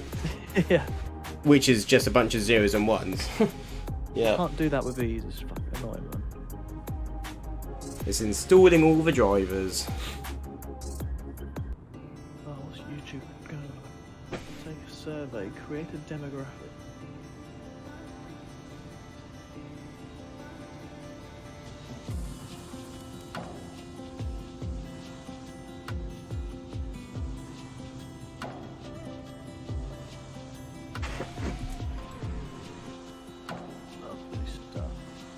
Got to do a DME arc. Ooh. For the arrival.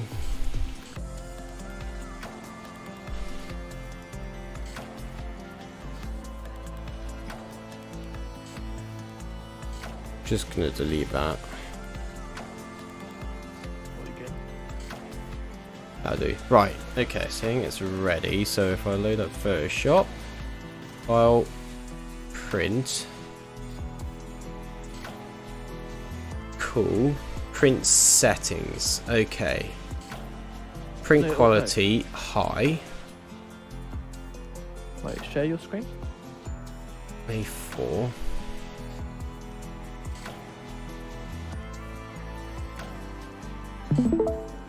Paper source rear tray. Plain paper. Standard. Yeah. Anything else I want to do? No, that looks fine. Okay. Print. Let me see how this comes out. Right, I'll be right back. Cool.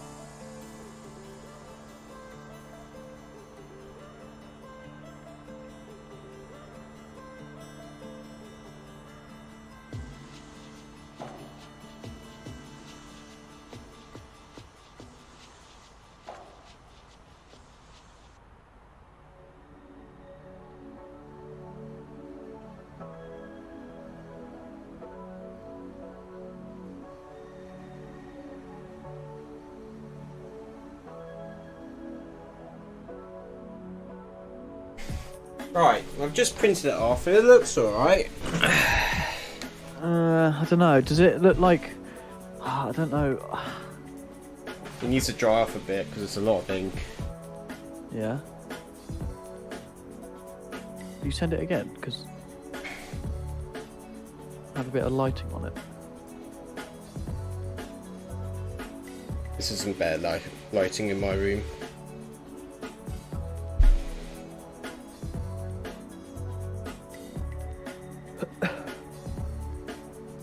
There you are.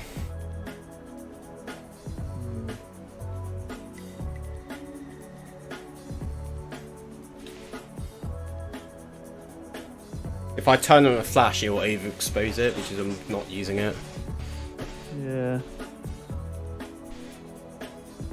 What do you reckon? Do you reckon it's good quality, or do you reckon I could get it done like much better quality at like a decal place? Because what I want to go for, because obviously it's the focal point that I'm trying to go for. I'm trying to make that obviously the instruments. So decal place would be a lot better. It's difficult to say because let me backlight it.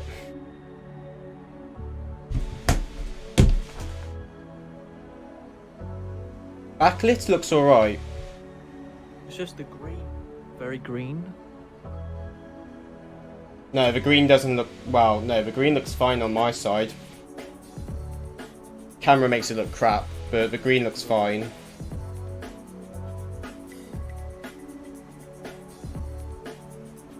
No, I'd say it looks fine.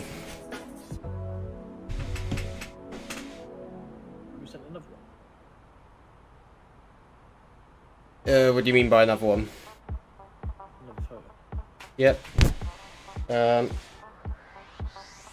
I'll send it against the back of my monitor. Oh, right. I'd say it's lighting up quite well. The whites are lighting up quite nice.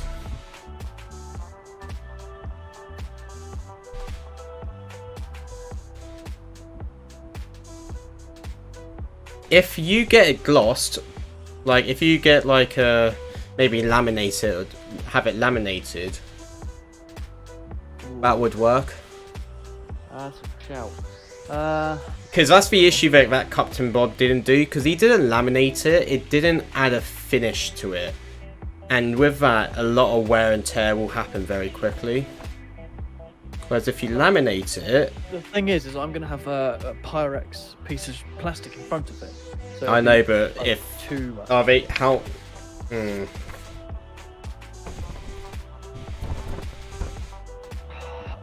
I don't know. It needs some form of finishing.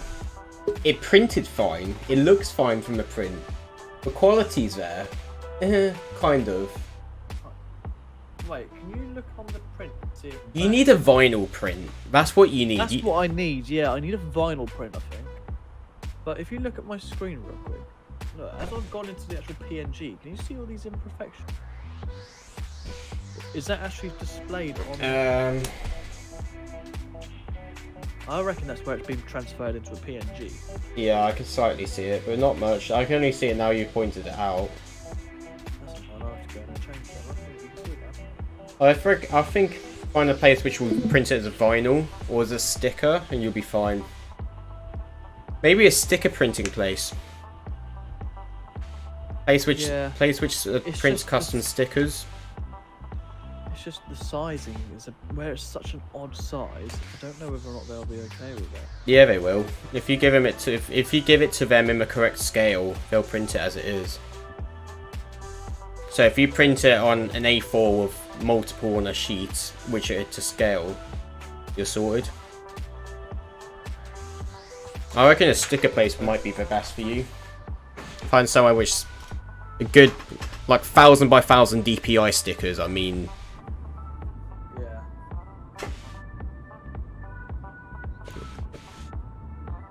Looks like we'll be coming to our top of descent soon.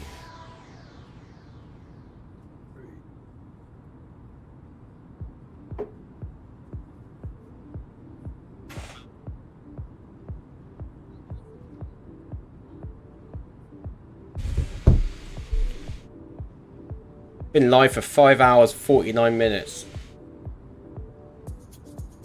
We've got over 16 hours watch hour time on though, which ain't bad.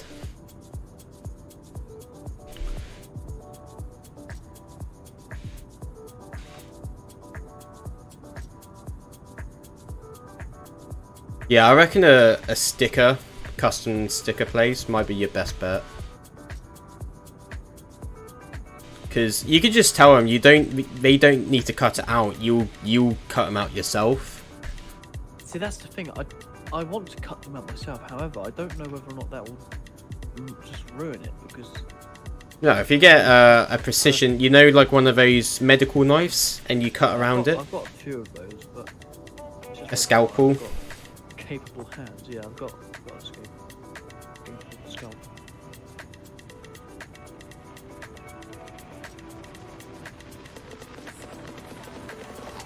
Because I don't think they'd be able to cut it out because of the shape of it. It's too complex for them to cut out.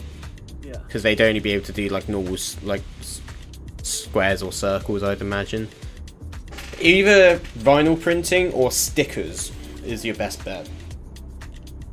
Well, are we doing something on Sunday? Sunday? Yeah. Can do, yeah. But I need to get some bits and bobs for Christmas. Yeah, that's fine. Well, Sunday, if we meet, you can have a look at this and see what you can make up your own mind. I mean, from a distance,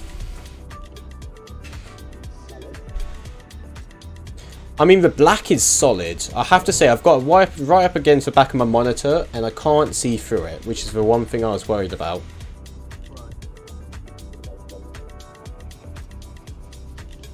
I reckon it'll be fine. As it is. If you... Yeah. I reckon it'll be fine.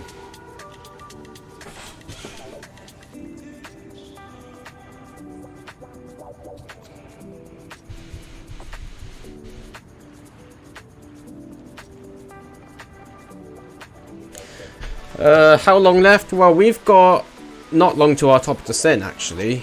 We've got about 10 minutes into our top of descent, and then we'll be descending down to... We could descend straight down to 3,000, really, and let VNAV deal with the constraints.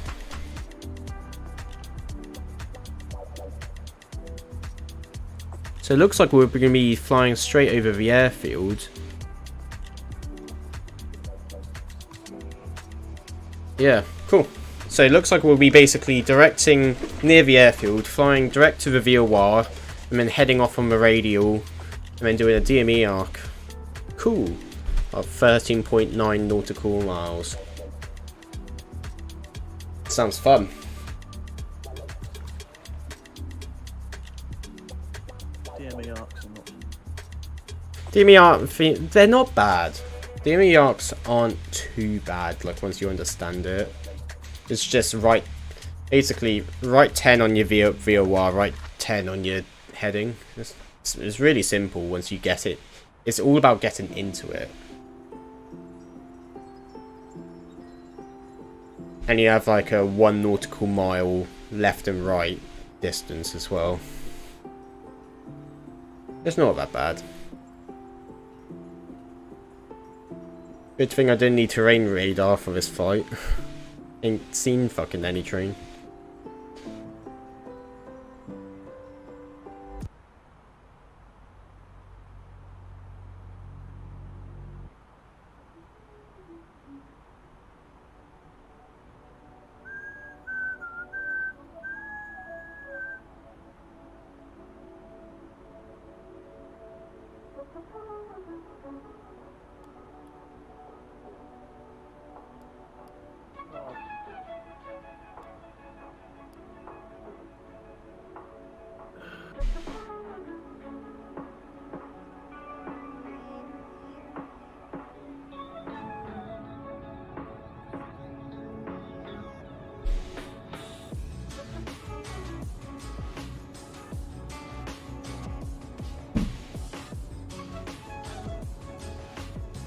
Just checking to see if there's any ATC. Nope.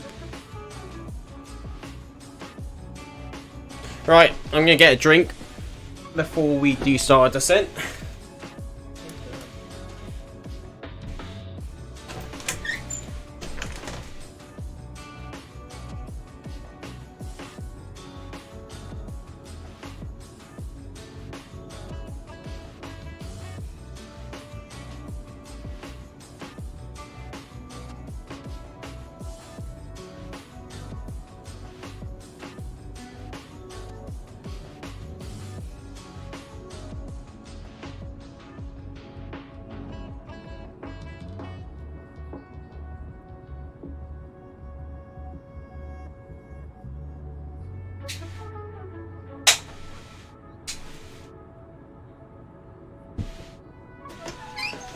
Alrighty. So we've done our briefs for our descent and stuff. We're aware of what we need to do. Well, I think the island's just loaded in.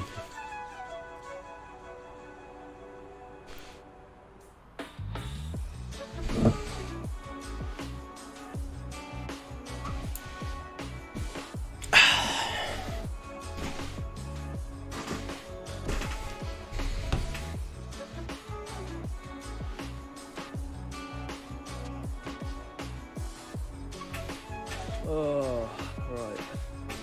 What? Where do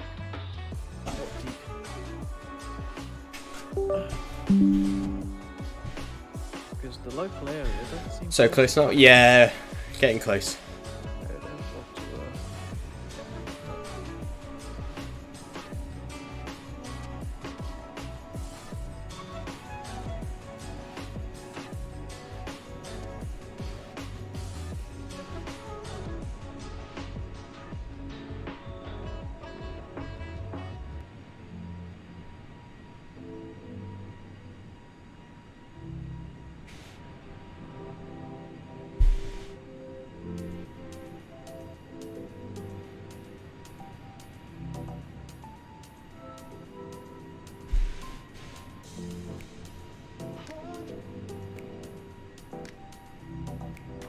Can't wait for a FlyByWire A32NX. Oh my gosh, me too. Yeah, I've almost forgotten about that project.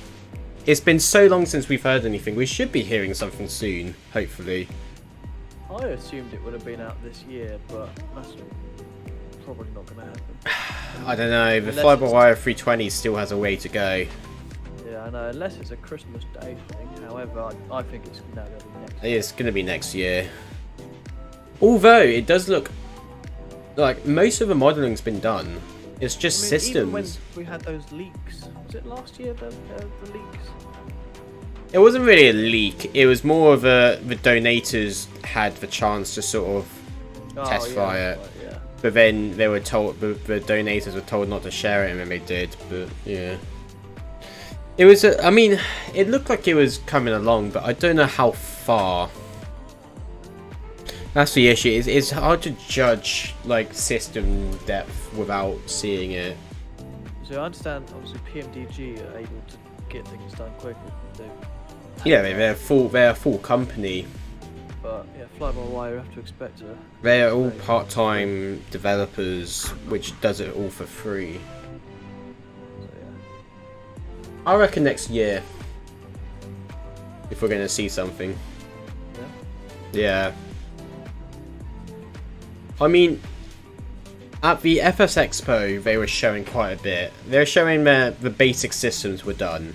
Like typical PFD, different auto throttle mode selects, and basic autopilot.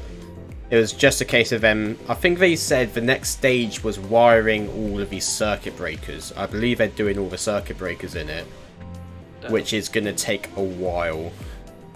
Trying to wire all of each circuit breaker to a system, that's going to take a while. Yeah. A4. Hey, Ahmed Said, thank you so much for the subscription. If you're on the stream, thank you so much. Do appreciate it. And if you're not on the stream, well, thank you anyway.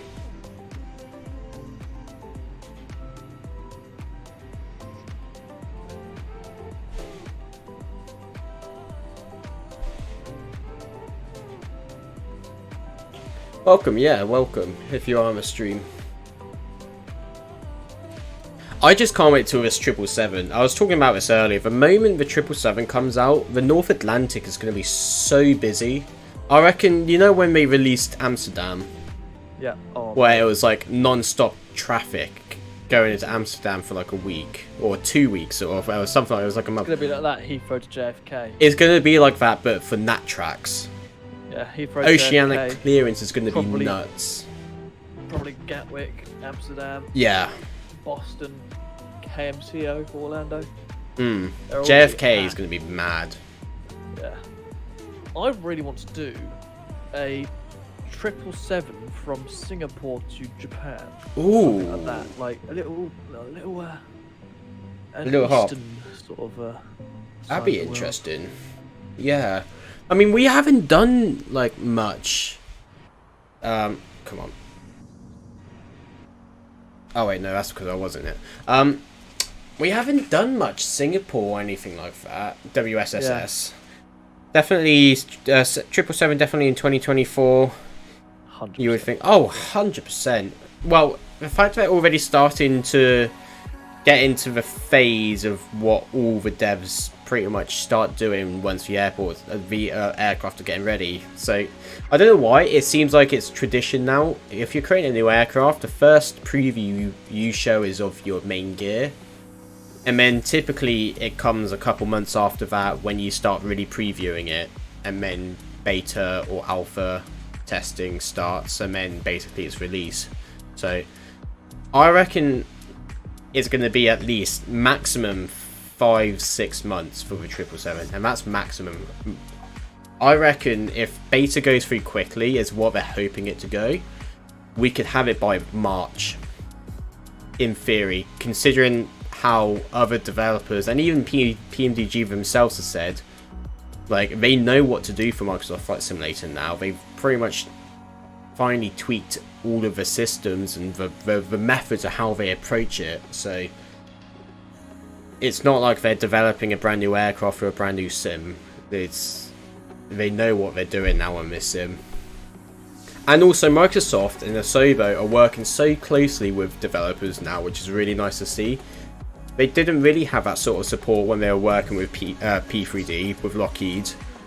So it's definitely a bit different of how they're approaching this, but I reckon maximum 6 months. Easily. I mean, we're expected to have some form of information by the end of December, at least, so fingers crossed we'll see something at least. Oh, apparently there's been an update for the IniBuilds A300. Same price as the 73. It's going to be more, 100%.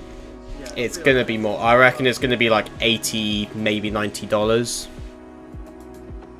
But the thing is, though, now, because there's more of a demand, they know that they can reduce the price. Like, this is what I've noticed.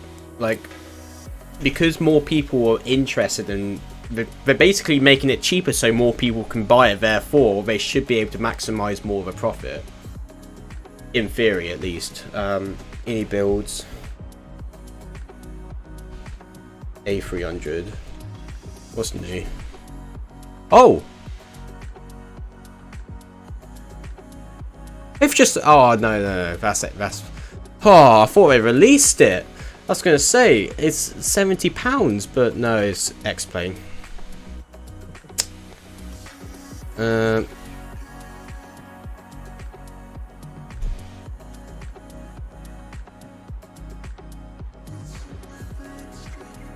FlightFX is releasing a Cessna Citation. Which is interesting. I wouldn't mind them to redo the PA-28. Like A2A or something like that. Maybe. Yeah, that'd be cool.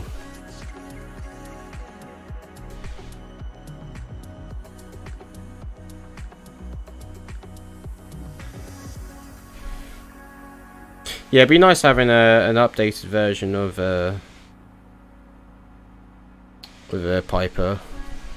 Right, 9th December. Ooh. Where have they posted this?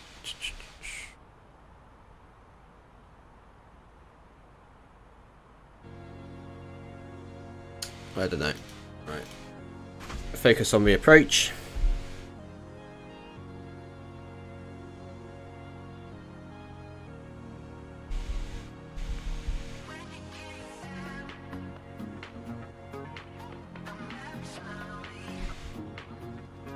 Descend?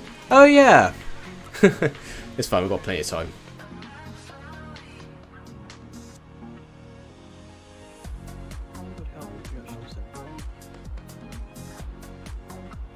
We could just do that, let VNav sort it out.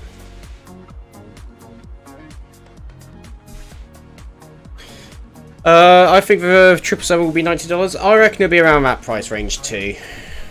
So we're doing the IS-4 right Yankee.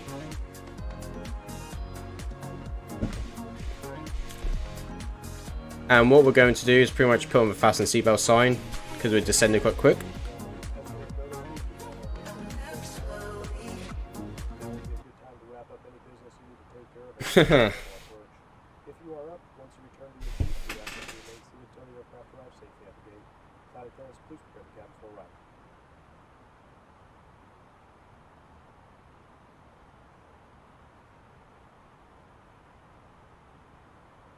Okay, we'll have music on just quietly. Late to descending is normal. That is kind of true. That's kind of true. Okay, we'll extend our spoilers. Have they fixed the... Oh yeah, they did. So, in the Airbus, when you're flying, you're not... When you deploy your spoilers, it doesn't deploy it more than 50% actually.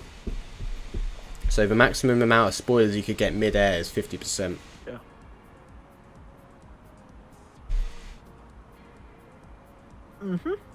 Uh-huh. Any ATC online, please? Right, what was I doing? I was doing that. Oh, my bloody Explorer's fucking crashed again. What a bowl ache, what was that?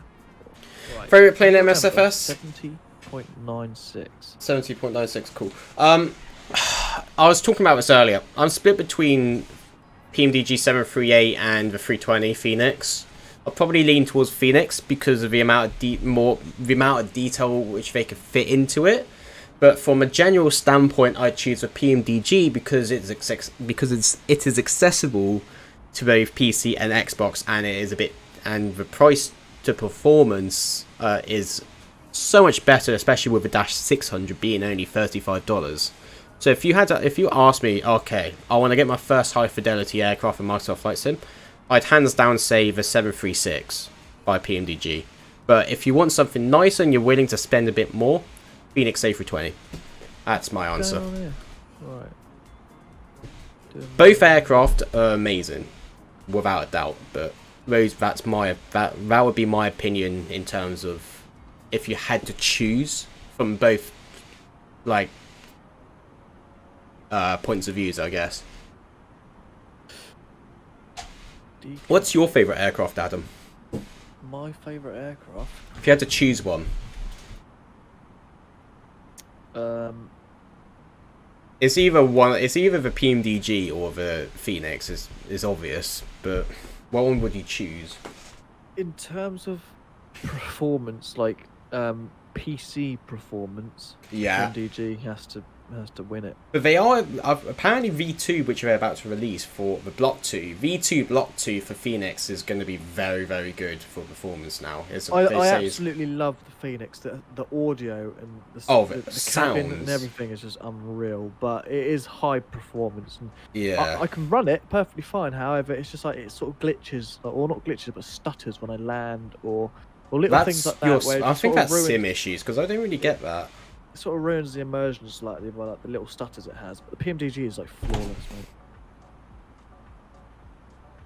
Yeah. So looking forward to a Phoenix A319 and 321. Yeah, me too. I'm not so much with 319, but the 321 definitely. 321 would be really nice to fly. Yeah, that'd be good. Bit more range as well with it, because I have a bit more tanks, and also. I hope they model it in, but with fuel jettison, being able to dump fuel. Size I just said. I asked you to remember a size.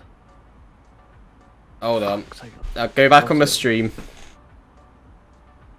I forgot it, man. I'm going back. In terms of, if you had to, would I choose a PMD?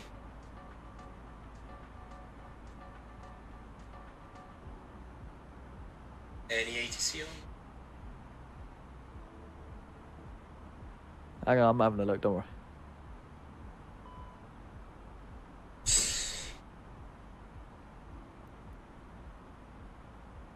Are you playing MSFS?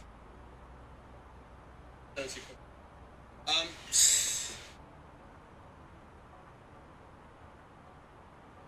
you playing MSFS?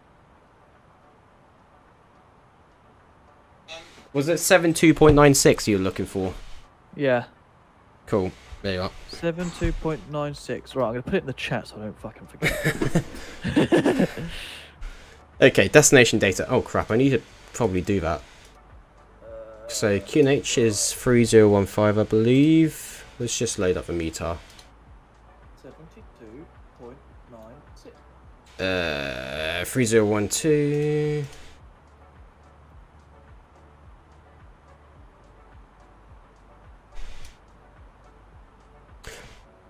Cool. Temperature is 23 degrees. Lovely. Not 32, 23. And mag wind, so 050, 15 gust 26. Be a windy landing. Transition altitude is 18,000 feet. Baro. I need to load that back up. Cool. Is 258 feet. Oh. Standard 3012. Cool. Let's start bringing up the temperature? The volume.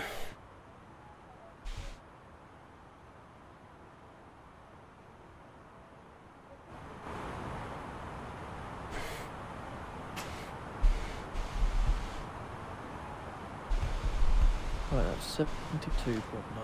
72.96. Okay, hey, you nearly hit? Yeah. I can tell that I'm loading in the scenery now, though. Oh my gosh, I can see land.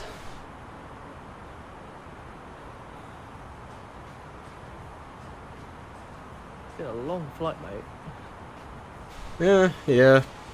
Engine's been on for 5 hours, 50 minutes. I'll still be landing with an hour's of reserve. Surprisingly. I've been out for a while.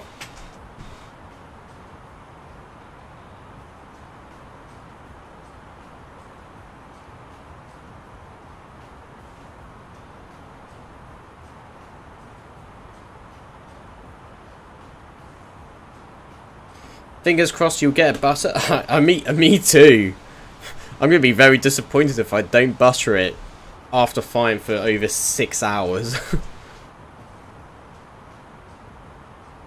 Okay, looks like we are pretty much on our main descent down. I'm going to click on that to identify to the cabin crew to prepare for arrival.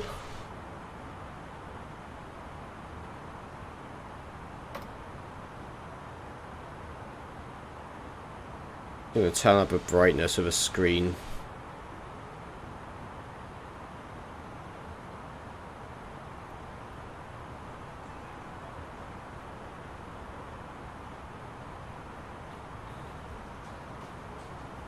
I have to say though, the VNAV is working brilliantly.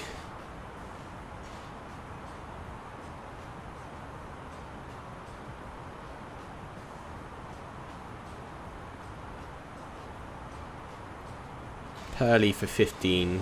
Okay. I may as well just set 1500 to be honest. VNAV will take me in all the way. I haven't got any ATC restricting me, so I may as well just do that. So we're now over 700 subscribers. That is insane. Been a good stream so far.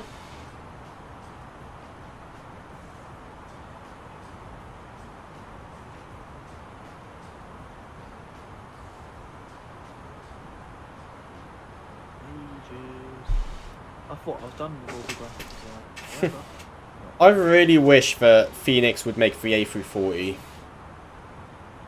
It would be insane if they made an A340. That would be like if Phoenix randomly announced over Christmas, oh yeah, we're making an A340, everyone would go insane. insane. It would be crazy. And then it will prove to Aerosoft, say, because they've been denying it the whole time, saying, oh, there's not enough attraction around the aircraft. I'm telling you now, if Phoenix was to announce that, groundbreaking. I don't know why nobody has done that. It's such a ball ache. And the thing is an old aircraft, meaning the data is there. It's not like the 350 where it's inaccessible with the data. Yeah, I guess. Maybe they haven't got like the sort of parameter stuff. Well, they do for the 340. They don't have it for the 350 though. All the data is public now for the 340. Oh yeah. Same thing with 320. That's why it's so easy to make the 320. Data's public. The 380 and 350, the data is not public, which is why it's so much more difficult. I saw a video of people urban exploring around Heathrow's old British. Oh, that came out a couple years ago. Yeah, I saw it today. I just saw it in the recommended. I thought, sick. Yeah, it's still got the old simulators in there. I mean, if you want to get a 747 seat, that's one way to go get one. Just nick it from the old BA building. There.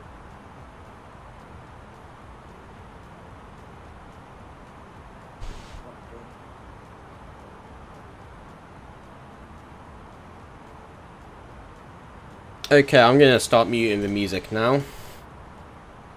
Cool. Ladies and gentlemen, this is the captain speaking from the flight deck. We are now on the approach into Honolulu International Airport. We should be touching down in just under 20 minutes time. We hope you enjoyed the flight with us today at American Airlines, and we hope to see you again sometime soon.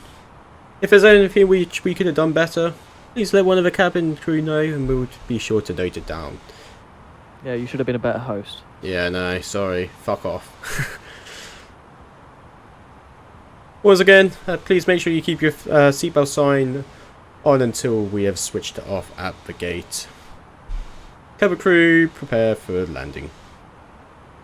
Okay, we're about to direct to the VOR so we can start doing our DME arc.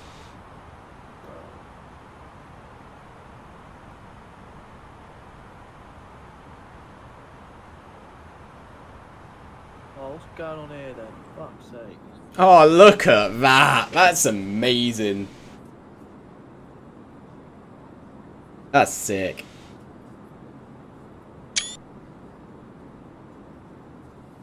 Now that is a sight to see. Just descending down. Why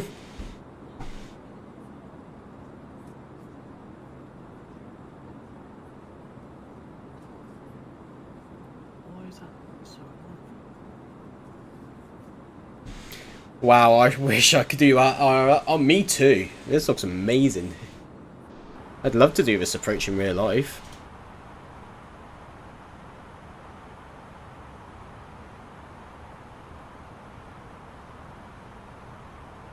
So 2.6. Right, okay, right, let's me do it that way, but right, do it right.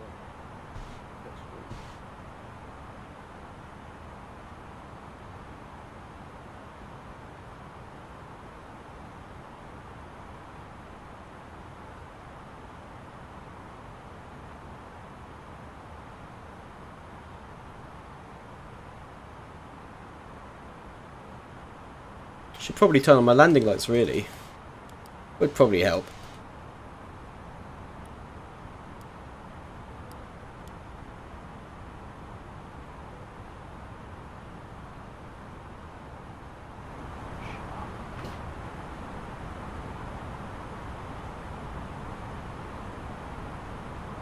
I'm like picking it up.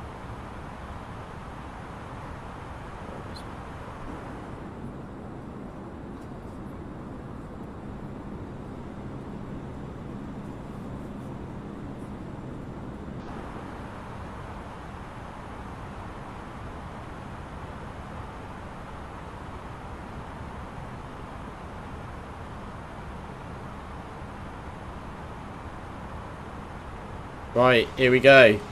FPS zone. Let's see how low we'll go. It's holding up. I'm getting 40.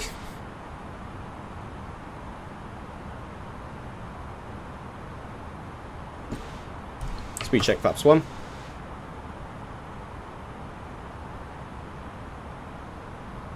Good luck for the landing. Yeah. What are your guys' guesses for landing rates?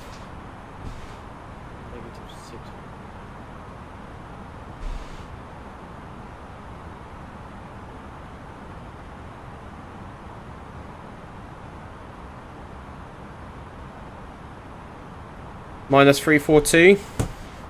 Alright. 236. Oh, you're thinking so highly of me. You shouldn't.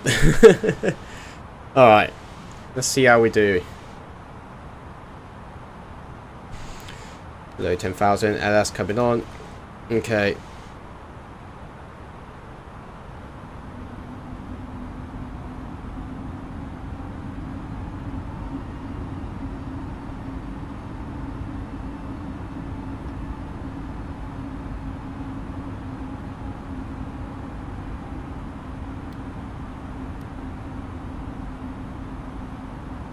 Come on, airspeed. Shouldn't be increasing.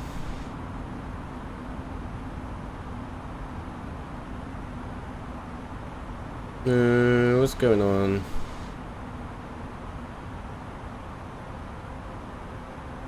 Okay, heading. Let's do it manually. Great, now I've got to do a DME arc manually. For fuck's sake. It's alright when it calculates it for you. Okay, where's the procedure plate? Okay, 171 radial.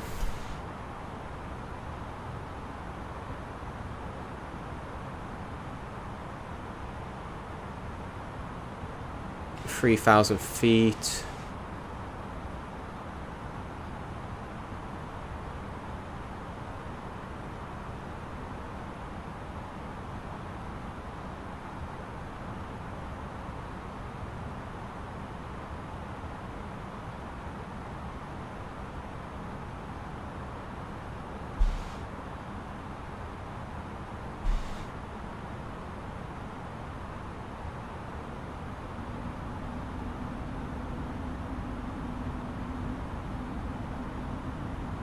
My pickup via IniBuilds Honolulu.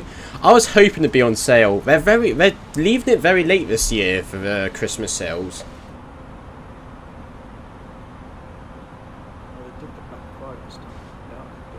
I know, but usually the Christmas sales be on from like the first week of Christmas, or like second week at least. First day of Christmas. We're on September.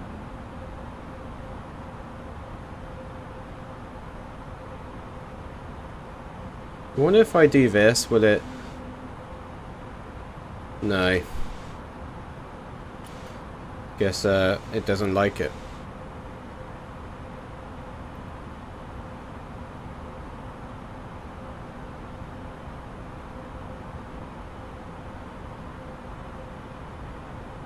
You know what?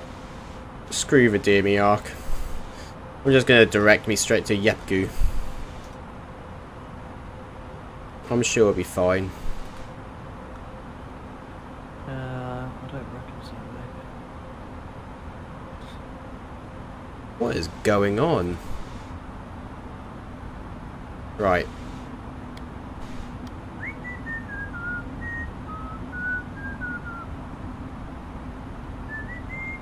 I really don't know what's going on with this system at the moment. It just can't make up its mind.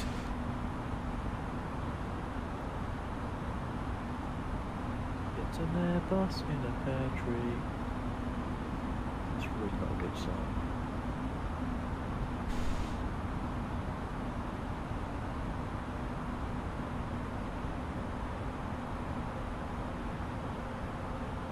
We'll vector ourselves. The final, I guess. 1500 at Pearly we need to be at.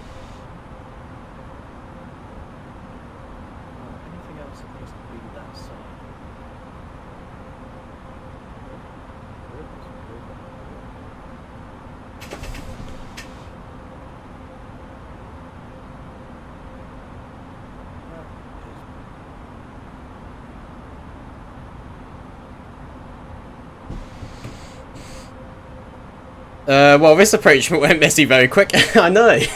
Are we still landing? Yeah, I want to. I'm trying to set myself up for a better vector to final. I gave up with a DME arc since it wasn't doing it.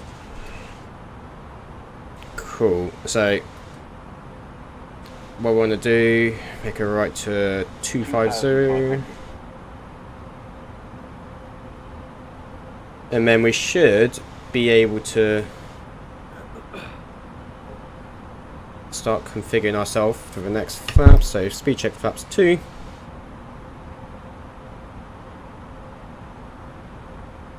And then start making that turn all the way to 360.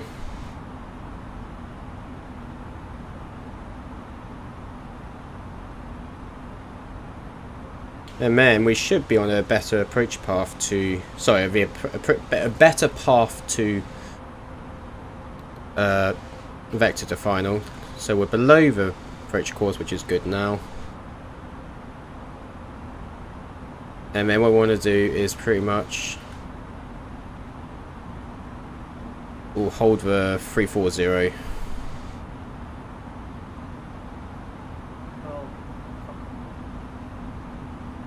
Approach. Dual.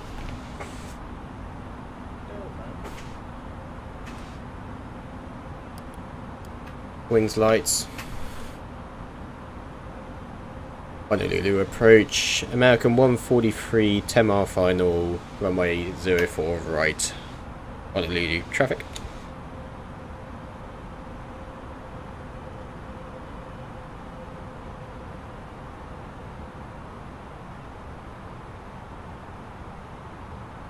Okay, start slowing down to 160. Gear can come down.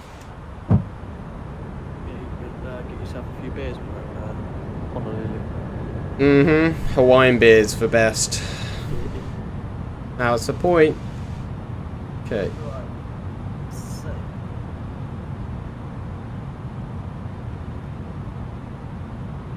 Three 360. Yeah, that should capture the localizer for us. Localizer, block star captured. Laps 3, speed check.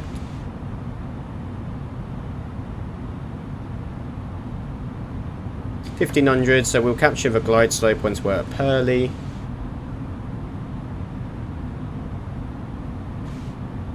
Honolulu traffic, American 143, 7 mile final, ILS runway 04 right, Yankee, Honolulu traffic.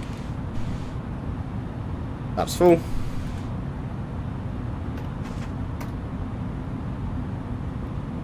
Should this approach altitude? 1500? Flight attendants, please prepare for that. 2000 I think. 131 is my VAPP.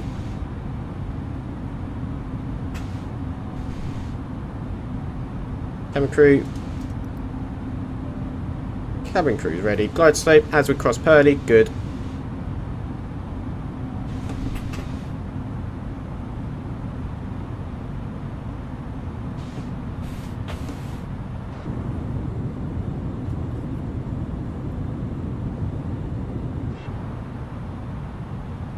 Auto brake, medium, flaps full, speed brake armed, landing lights on.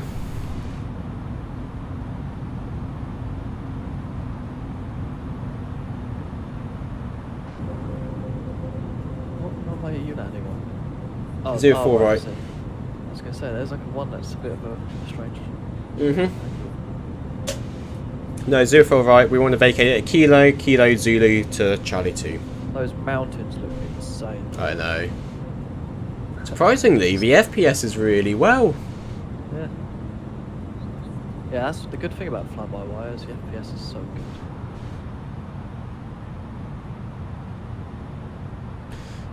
Honolulu traffic, American 143, 4 mile final, ILS 04 right, Yankee, Honolulu traffic.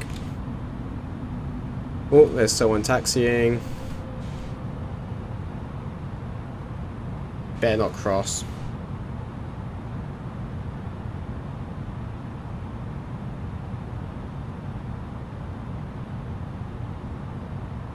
Okay. My aircraft.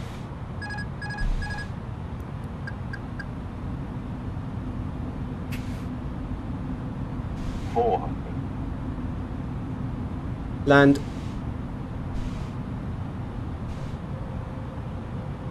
100 above, 300.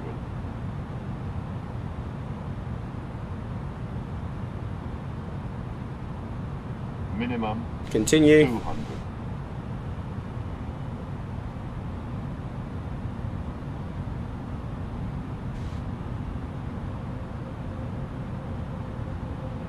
$100.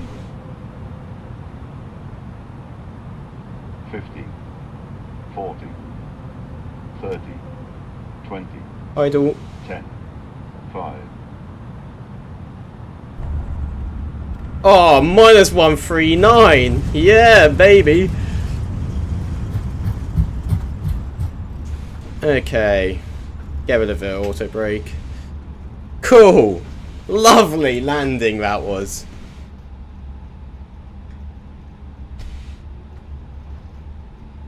We will continue the fast taxi down to Kilo. How's the performance of the IniBuilds? It's alright actually. The airport itself is great, it's just the environment around it which is quite impactful. But the actual airport itself is quite good. Okay, let me load up the charts.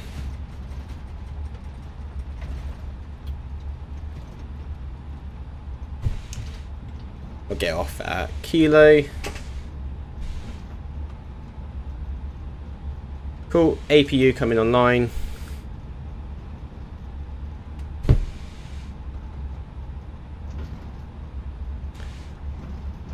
Honolulu traffic, American 143 vacated runway 04 right at Kilo, crossing runway 04 left and 08 left, taxiing via Kilo and Zulu to the stand.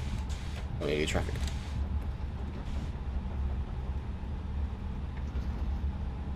Oh, wait till we vacate this runway.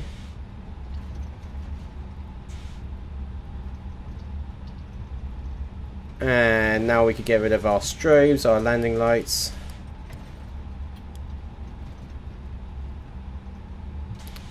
And then taxi via Kilo. Get the APU online. Beautiful morning at Honolulu.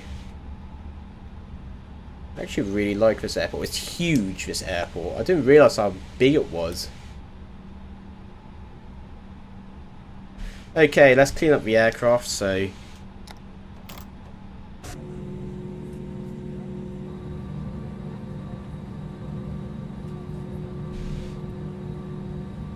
It was a great landing though, I will have to say. I've outdone myself.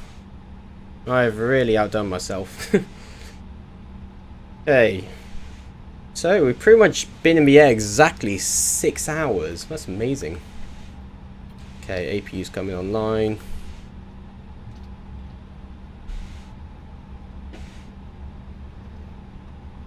But yeah guys, if you haven't clicked on that subscribe button, make sure you do so. It really does help support the channel. Although we've just surpassed 700 subscribers, we're on the road to about 1,000. Right, so I want to be taxiing over here, Charlie 2. So let's load up Charlie 2. No, I don't need to follow me.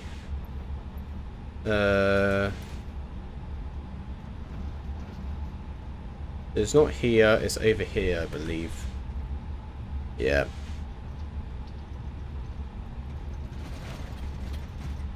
As big as LAX? Yeah, this airport is huge. I'm not really paying attention to taxi right now. Should probably do that.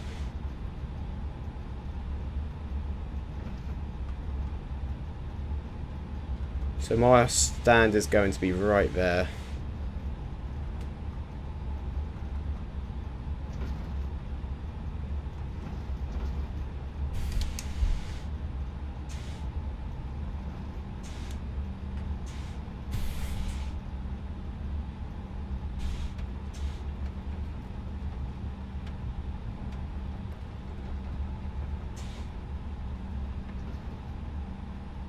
This is a part which seems to impact me a bit, is this terminal area. This specific terminal area here So this is the worst performance of the airport, and it's still, there's only a certain area which does it. Once you past it, it's fine. It improves quite drastically actually. So here's Charlie 3.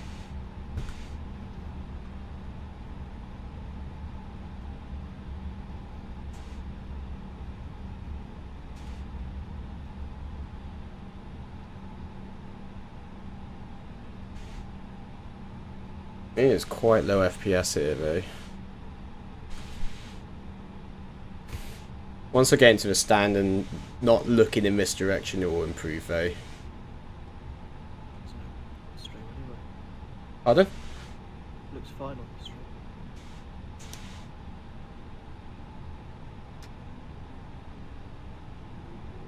stream. Should probably turn off the lights.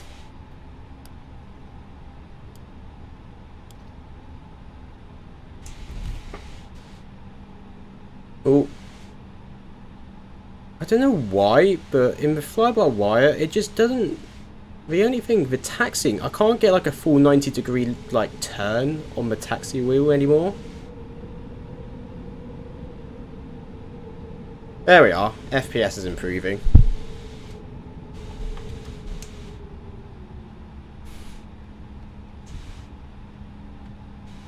See, notice that? I don't know why, it's just small areas like that. Oh, and it's back again. Once I'm parked up, it'll be fine. That's awful parking by me. Apologies. I know, you don't have to wave anymore. Right, okay. APU is online, so AP bleed coming on. Engine 1 and 2 can come off. Transponder can be set to stand by. And that's it.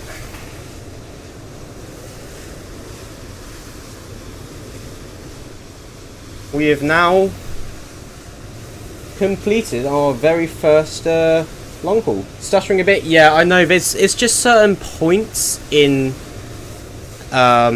this scenery where it just stutters. It's only in this specific area as well. I don't know why. What GPU do you have? I'm currently running off of a laptop actually. My main computer is in the US at the moment.